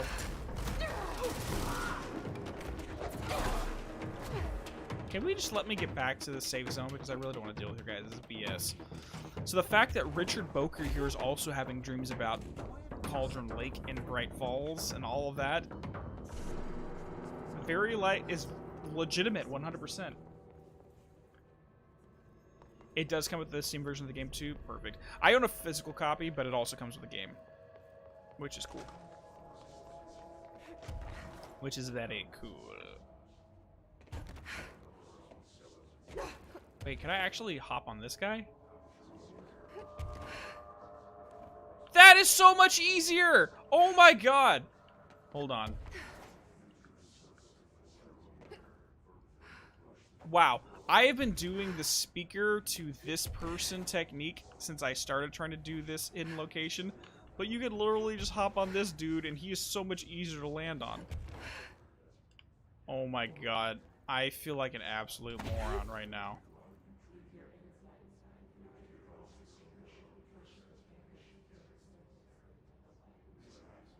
Oh my god. This guy is so much easier to get on top of. Okay, that came out wrong. So speaking from Jesse's perspective. Let's just pretend I didn't say that and move away.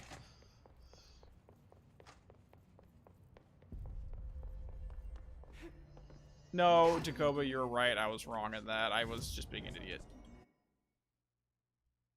That's cool.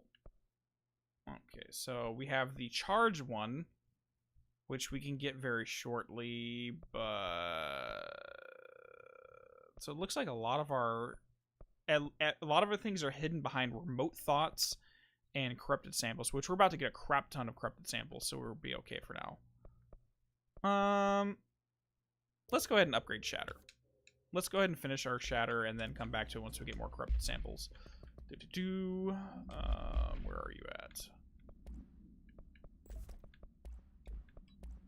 What can we do? Ammo cost per shot? No, it's fine. Reloadable shielded. Recoil, don't care about recoil. Just get rid of you because no one cares about that. Headshot damage. Ooh. That would actually be good for the Pierce. Where's the headshot damage? Yeah, that's a good one for Pierce. No, reload or shielded, projectiles fired. Let's just do, oh, hold on. Damage against armor, yeah, that's good, 92%, that's nice, that's nice. We got some more health boosts, let's throw that on that one. Let's just get rid of a lot of these.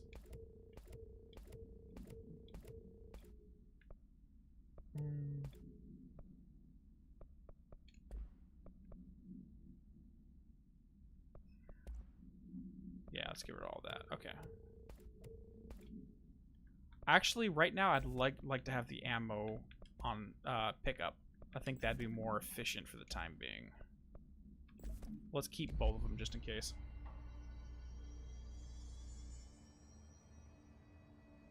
You guys really want to have me out of context? I don't say things out of context too often, but that was a good one. All right, guys. Before we end this off, let us do one attempt at the jukebox. Let us do one attempt to the jukebox side mission, because we will have to do this 3 times, so what better way to end it off than doing our first attempt?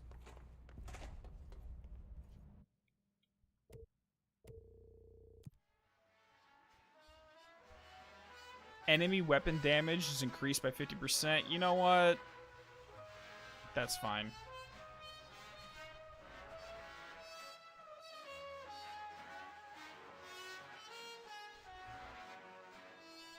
Oh my god.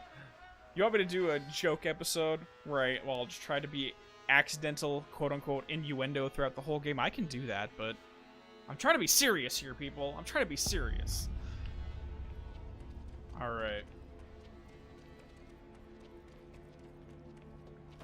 Alright guys, we have 25 minutes to get through all 4 of these platforms, so anyone who does not know what's going on, this is transporting us to the Black Rock Quarry, to an unknown location. The jukebox, for some reason, is linked to this place, and if you pay attention, NSC-1 is right here. This is the first Northmore sarcophagus chamber. Remember, in the document related to him, Northmore managed to teleport the entire power plant in an attempt to escape, and it randomly showed up here. Then that's when they had to develop a second NSC with spatial dampeners to make sure he did not do that again. First things first, though, before we initiate this, let's go ahead and grab this bad boy right here. And to save the clock, we are going to listen to it.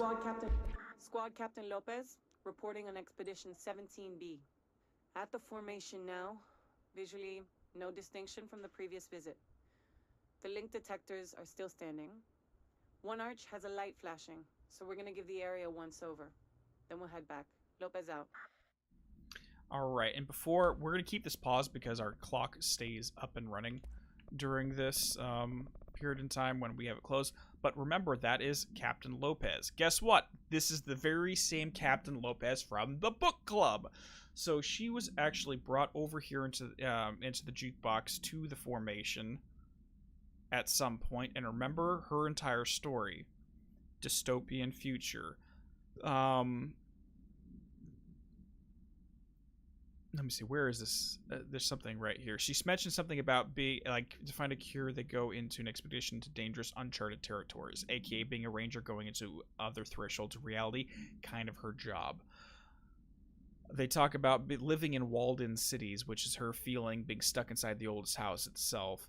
She succumbs to a fix when she's so close to the cure. They're talking about the fixes and infection being the hiss resonance itself. And she's being left alone in the unknown wilderness, aka within this threshold to die. But she does mention a love interest. Whether that love interest is an actual Lopez, NPC character or Expedition not, who 17B. knows? Alright guys, we're gonna have to do combat right now though, so I'm going to shut up and focus.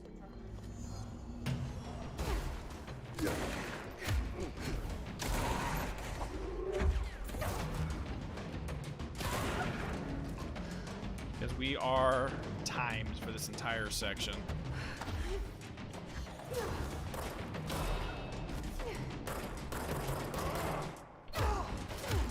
Okay, I need to get away now.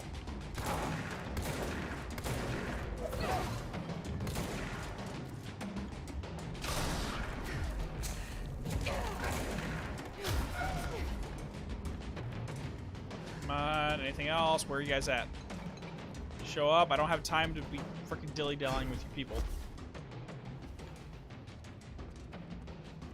Oh my god, come on. You guys are wasting the freaking clock. Right? There you go. 2 minutes down. You guys are being a jackass.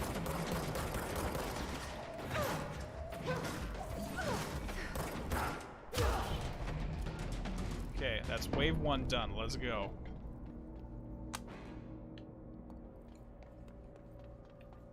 Come on. Wave 2. I really wish I had my triple launch right now. There we go. That would make this whole section so much easier.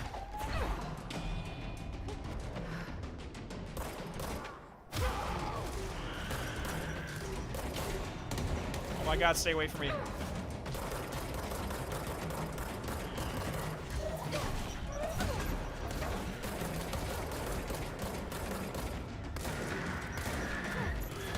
Got it! Okay, we're good. Whew. That was the hard part.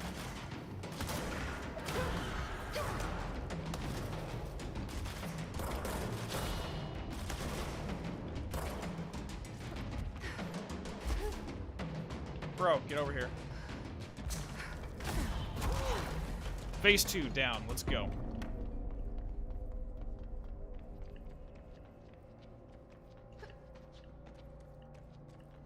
Okay, round 3. Let's do this.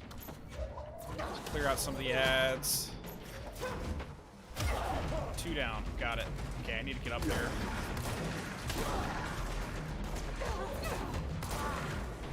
You're gonna be my freaking butt buddy. Let's go. Shoot for me.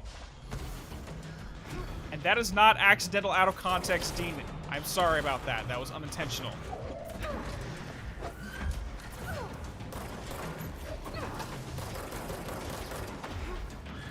Oh crap! Where am I? Whew! That could have been bad. Oh, ow! I just killed myself by dropping!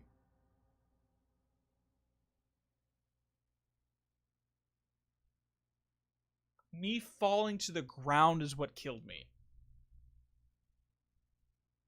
Okay, there's 5 deaths. Damn it. Yeah, that's a big thing, Dragofox, is that for the book club, every one of the people who wrote those book reports died in the same way a character died in the book. More specifically, the character they empathize with the most. Crap. Okay, I really need to focus.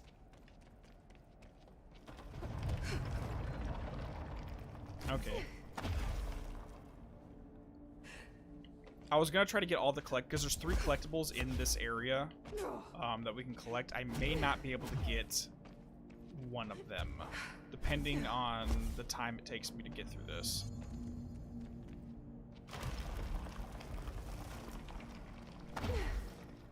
Alright, fuck. Okay. Alright. Let's do this a little bit safer this time.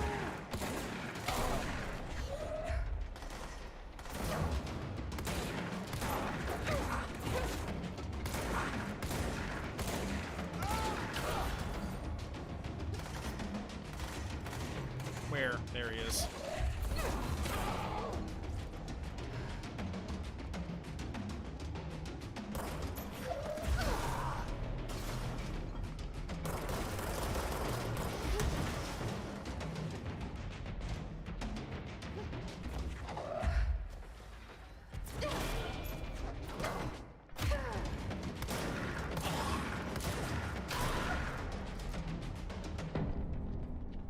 I just need to not talk during this because we are timed.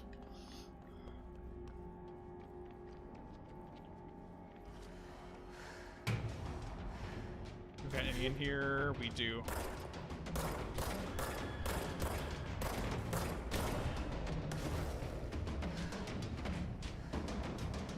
Okay, come on. Let's go. Get out of here. Oh, I just blew myself up. That's beautiful.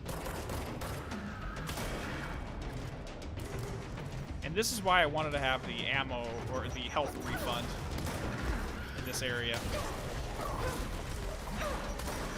Jump! Move! Whew. Okay, I need to get into cover. This is bad. Let's get rid of all the ads because they're going to be the dangerous pieces in this. Crap! Okay. There you are. Shoot some more grenades at me, buddy. Come on. Thank you.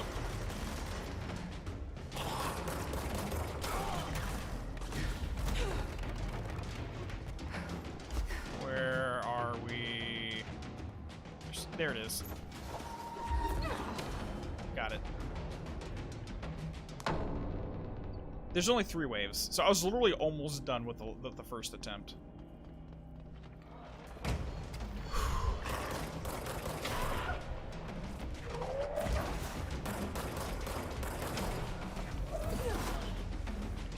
Okay, let's go. Honestly, the Pierce might be a better weapon than the shotgun. Yeah, let's switch this out. I think the Pierce will be better, since it's more long range.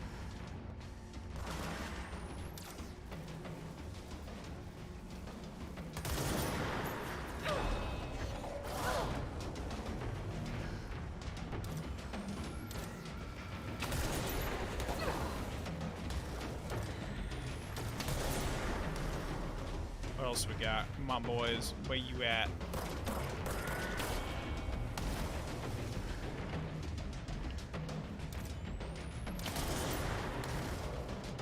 Where art thou? We're only down to 17 minutes, which is not good. We've been dilly-dallying for way too long. There we go.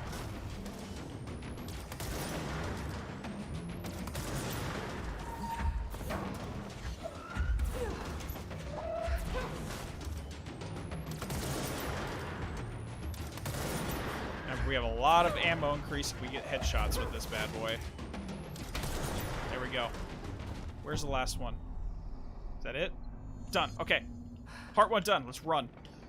We got a little under 17 minutes to get the other 3 taken care of, which the rest should be pretty quick. Alright, so Island 1 is that, and you can do these in any order you'd like.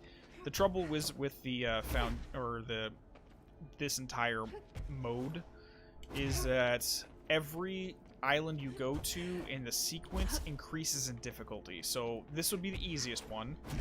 And because I did that first, by going to Island 1, it's going to make all the enemies attack harder. They're going to have more health, and they're going to deal more damage. So the idea is you want to make a strategy of which ones you go to in what order.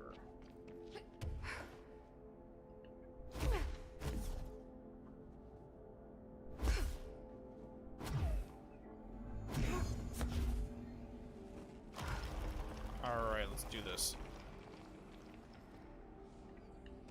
So I usually do Site B first, and I go to Site A afterwards. Site C and Site D, because D is the easiest one. This one I do want to have the shotgun on, though. Alright. And I really wish I spec more in shield now that I'm doing this. I really wish I spec differently.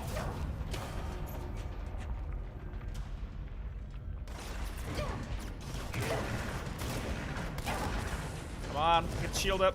Got one done. Now run. Shit.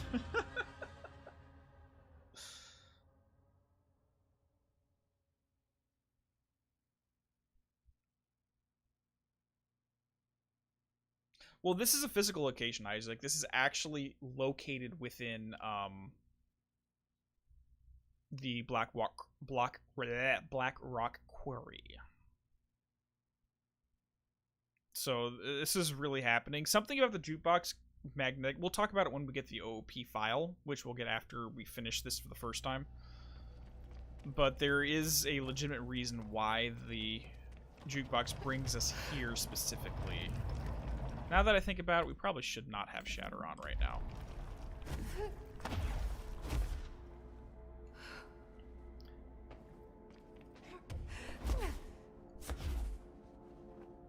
There isn't a lot of explanation with what's going on here, but when we get the documents, we'll talk about it. Shit. Crap! Leave me alone, boys. I'm already low on freaking health. I really wish I had more shield power right now. And they deal 50% more damage, which is not good for us.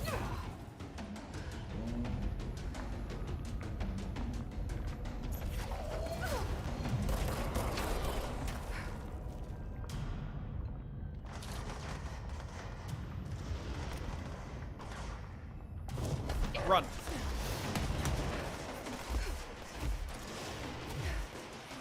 let's see if we can get the document while we're here. We will read this later. I am not going to read it right now. This is a difficult one right here, though, because they can attack from either side.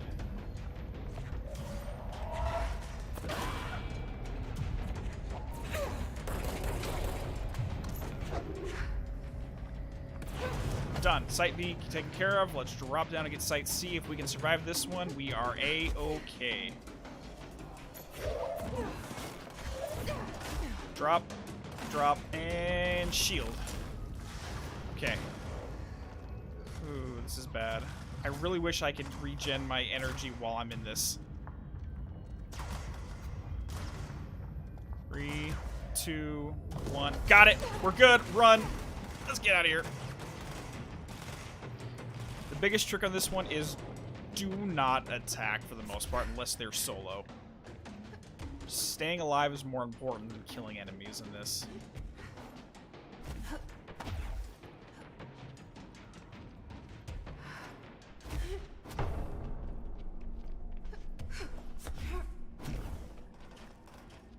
Okay, we got 13 minutes, so we're only about halfway through this right now.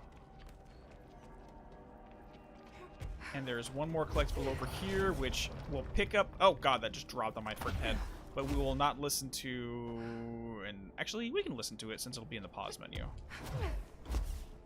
It's the second audio log from Lopez.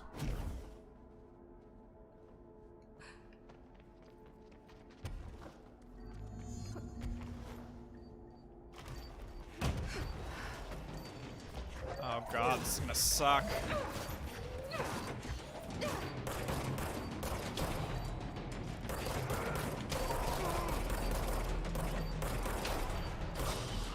Okay, go. So this one is a territories match. You literally have to grab this, not move. I'm gonna die. Got it. Okay. Fuck me, dude. That was just bad luck that we got a rocket launcher guy right there. If he was not there, I could have grabbed the health pickups and run, but fuck.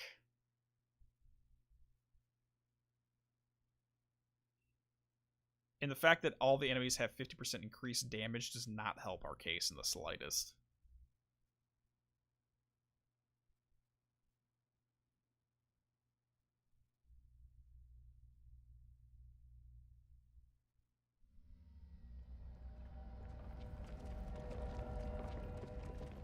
Now, honestly, I can usually get through this one without, frankly, getting hit whatsoever.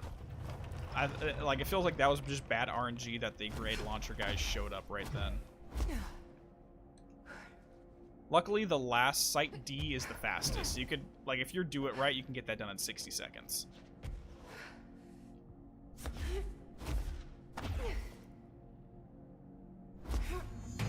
And they appear randomly, too. The location of where these little beepy things are is completely flipping random.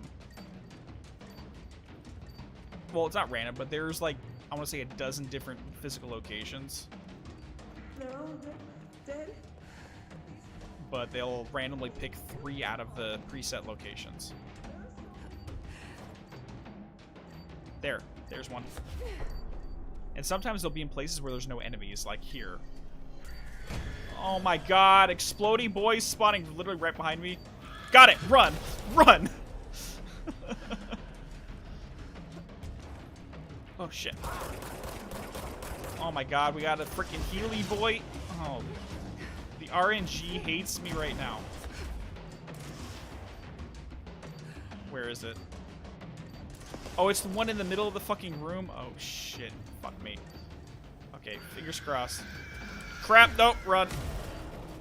Oh my god, we're actually gonna have to fight. Okay, let's move to a different one and hopefully we can come back to this. Because that is a bad time to get to that location. Let's get to this one.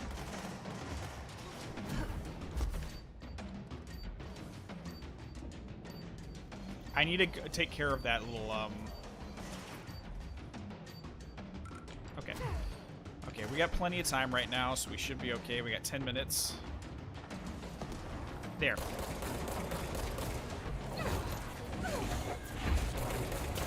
Okay, now we can actually damage them without them healing, which is very good. But no enemies are here, so hopefully we can grab this. Oh, F my life. Hurry up, hurry up, hurry up, hurry up, hurry up. Got it! Run! Luckily, even if we die right now, we still get credit for beating Site C, so it doesn't matter. Technically, there's a speedrun strategy where you can just kill yourself here and you'll respawn at the top faster.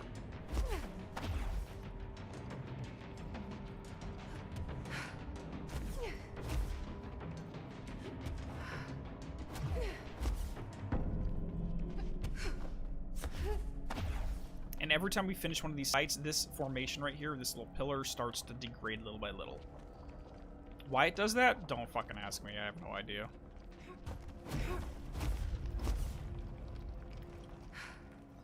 Alright, and this one is the reason why I wanted to wait until we got to this before talking about the furnace again. Because for some unknown reason, the furnace appears down here.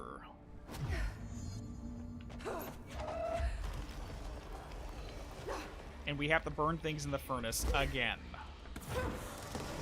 Crap. Crap. I know where two of these boys are, so that's one. And why the furnace is here, and also in the maintenance sector. Ooh, flipping nose. Come on, burn it. Burn it. Okay, that's 2 out of 3. We got one more.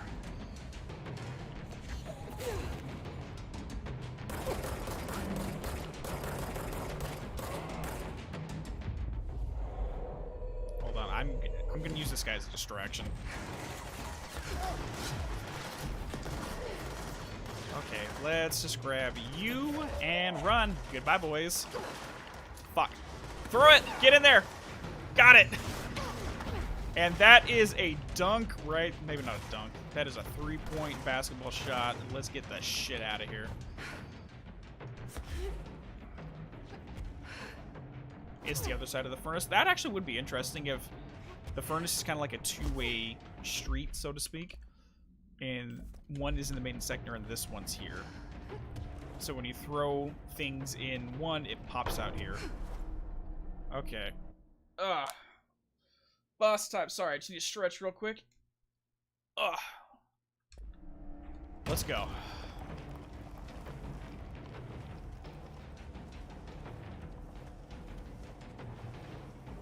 Here you go. Come on, boy.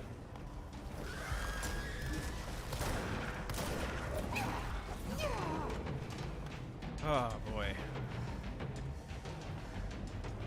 This is such a nerve-wracking section. Come on.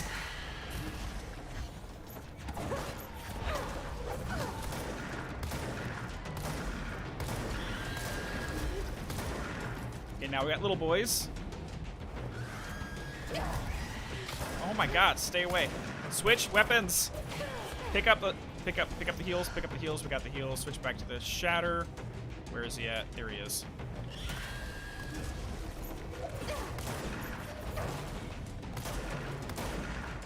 Okay, let's get moving. Staying still on this one is probably the worst thing you can do, because you'll start getting ganged up on. Come on, where are you at? Where are you at? Are you over here? I can't see the distortion. There he is.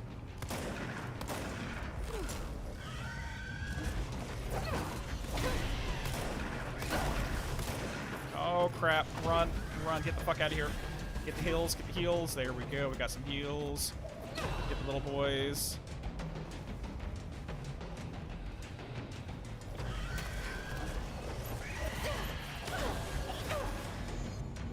And we're done. Even with all those mistakes, we still pulled through. Boom.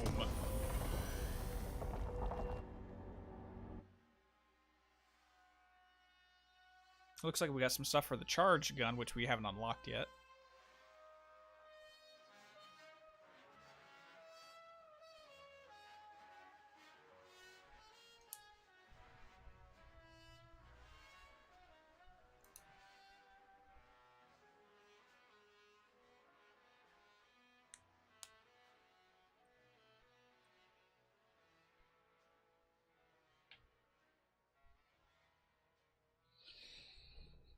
Oh, God. Okay. And that's just tier 1.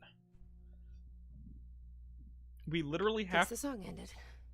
Good timing. We literally have to do that 3 times. And each time they add more stipulations. Again, the stipulation on that encounter is they're randomly generated. This one was enemies deal 50% more damage. Sometimes it'll give you a positive thing, like you deal double damage. That would have been a really cool one to get on that round, but nope. The game decided to say, screw you. Alright, first things first, let's go ahead and talk to...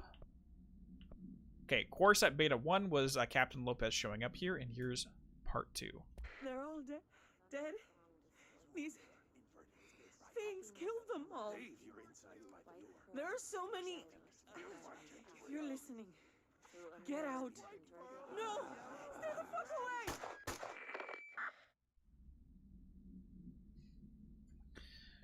So just like her character in the book report, she died alone in the middle of an unknown territory, not knowing if the quote-unquote virus, the hiss, was ever taken care of.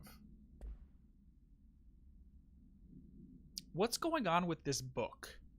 Unless You by J.D. Brooks, what the hell is its deal? Because it changes based upon the reader, and the story matches the personality of the reader, and the story involves the death of the character, which is foretelling the death of the reader itself. What the hell? Investigation order. The Song Master Jukebox OOP-10 came to the Bureau's attention through a local radio piece regarding Texas Roadhouse's diner and events that transpired there. Every diner reported being temporarily transported to an undetermined location that they later described as a sandy coastline. The Bureau took custody of the object the same day. The diners were told a gas leak was responsible for their imagined beach vacations. In an interview with the diner's owner, it was discovered that the albums in the object had been replaced the day before the event by a service responsible for the machine's upkeep, who left only a single record inside. So whoever got brought in to maintain it left a record inside, left it, meaning they put it there. Agents attempted to track down Blessed Repair and Service, but could find no company by that name in the state. Note, Blessed Repair and Service has been added to the list of outstanding investigations. Any and all information on the business of its employees or any other known associates should be forwarded to Mr. Kirkland in Investigation Sector immediately. Remember, Blessed Repair and Service. We'll come back to the jukebox.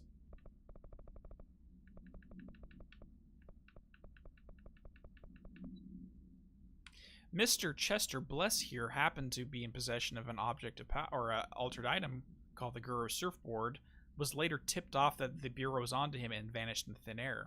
Chester Bless, Blessed Repair and Service. Shit is... we found 2 data points to keep in mind.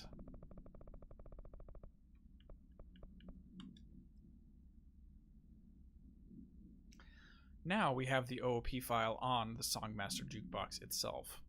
Item is to be kept in a secure location in the executive sector. The room must be sealed before usage to prevent unintentional transportation of staff. That being said, this is an OOP, which means it can be bound to a user.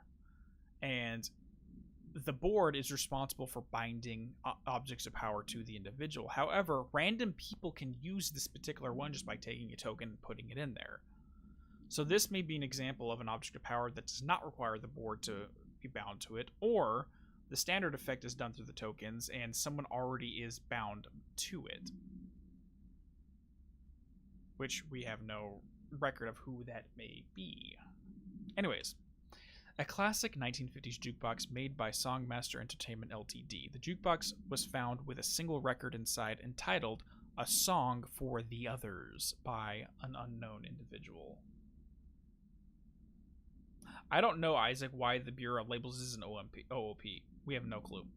Or at least I have no clue, I should say. But the more important thing is this is the third time we've seen the expression the others with a capital O pop up throughout the game. The first one was by the board specifying that they were broadcasting from the pyramid /other. as if they perceived the Black Pyramid and the other for being the exact same thing. The second time was on that random whiteboard outside the communications department where we fought Tomasi, specifying that that there were others on the other side after you put the golden space helmet over their head. And now here we see the third reference to it, a song for the others. Now, I have a whole video specifically on that. It's a shameless plug if you want to go check it out. Look at the top right. And I'll have a link in the card right there to check out my full video on what my opinion of the others. Moving onwards. When this record is played in the object, anyone within earshot is translocated for as long as the album is playing. Those involved in the object's first known incident report being transported to a tropical beach. Exact location is unknown. When this object is used inside the oldest house, it only transports users to an area located in a recently manifested quarry threshold. Researchers theorize that this site's unique spatial density results in transitioning all material gravitating to its position, as has been observed with the other Bureau equipment. The oldest house's unique nature could also have been having an effect on the object itself. This object is not bound to any known individual. Attempts by Bureau staff to bind it have resulted in death or serious injury and should not be attempted again. So that's a theory I have as well, Tao, that Northmore may still be bound to the jukebox itself. And the only evidence I have for that is, one, it causes anything that teleports to go to the formation. At the formation, we found NSC-1, the first container that was housing Northmore directly. So it's possible he used the jukebox's effect to teleport out of the maintenance sector and out of it, and that brought everything to there, which is again where we find the exact power plant, was in the location that this jukebox takes you to. So it's a plausible theory.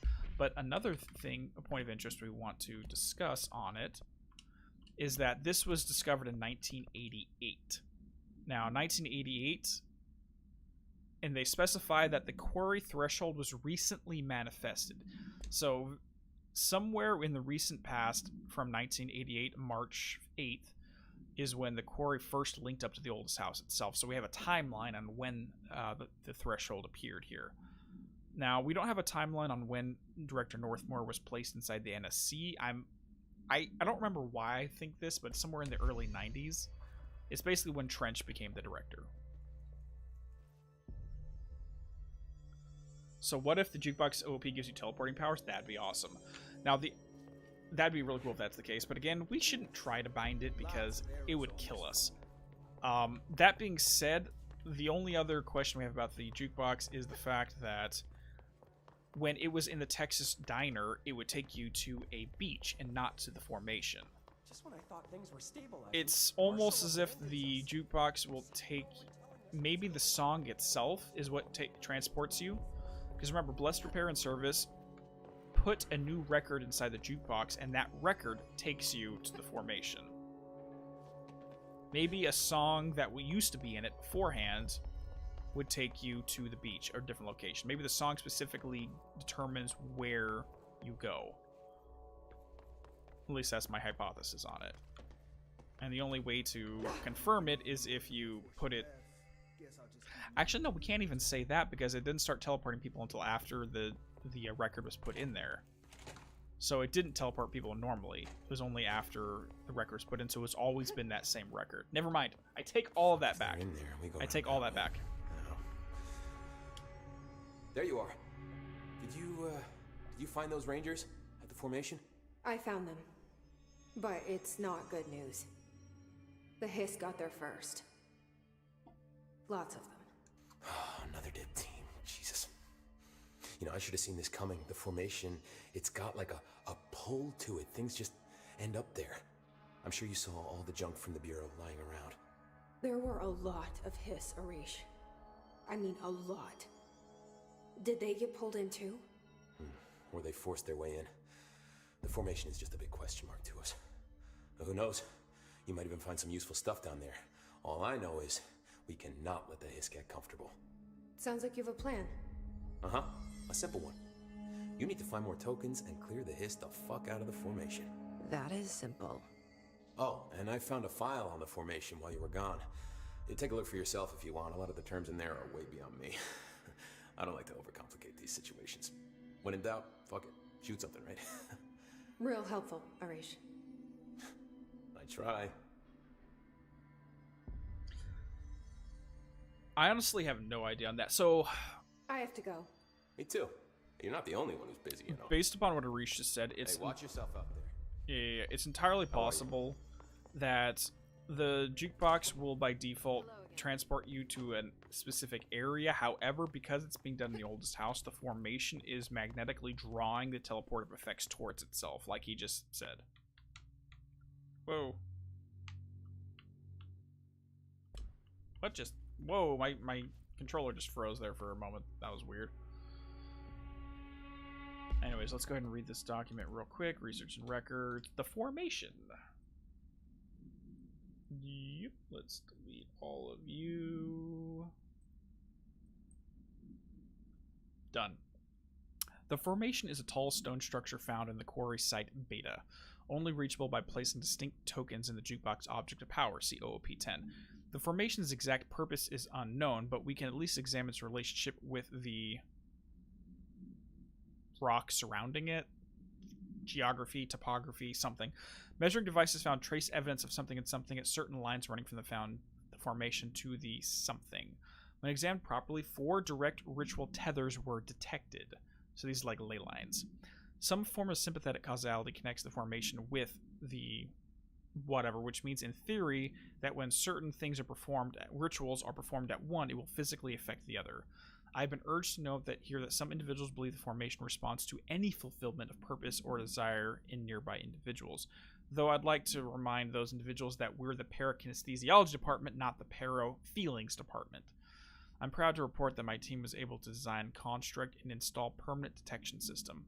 These arches will help rangers identifying when the causal tethers are active, allowing them to better something or other. So parakinesthesiology, that's Dr. Lewis's department, but Dr. Edna Pierce is the researcher over there that wrote this, so never mind.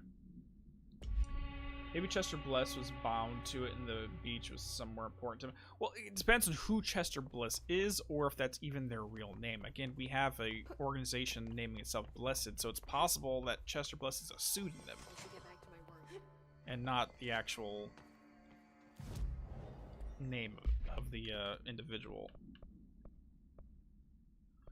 Alright, so we still... Okay, so that, unfortunately, is going to be where we are going to end off the stream today, because it is getting close to... Oh, wow, it's almost close to 11 over here. Let me shift myself over to the cheat sheet so we can see what we have going on for next stream. So, this Friday, we are going to have a very side quest-filled set of events. So, we have the Anchor, we have... all the missing items that escape from the Panopticon. We have the Mirror Threshold. We have the Mold Threshold. And all of that is going to happen before we get to the Prime Candidate program, aka the next part of the story. So we have probably 4 different individual side quests that are all relatively lengthy in their own regards. But we will get to all of that on Friday. Oh yeah, it's just getting started for you over there, Takoba. So, good morning. Thank you for helping out this evening. I know it's always super early whenever I get started on this. So everybody, I enjoy it. Thank you all for hanging out. Thank you all for sharing your thoughts, correcting me when I happen to be wrong on occasion, which I very much invite. Because at the end of the day, this entire stream is for all of us to get together and try to determine what the unanswered mysteries of the game are and try to figure out a way to answer them at the same time. So I'll put up the notification tomorrow morning on when the stream is going to occur. Again, at 6:30 p.m. Pacific Standard Time on Friday, and we will get going. And most likely, a lot of the side quests are going to take up the majority of the stream, but we may get to the Prime Candidate program before the end of it. Anyways, guys, take it easy. Love you all. I'll see you in a couple days.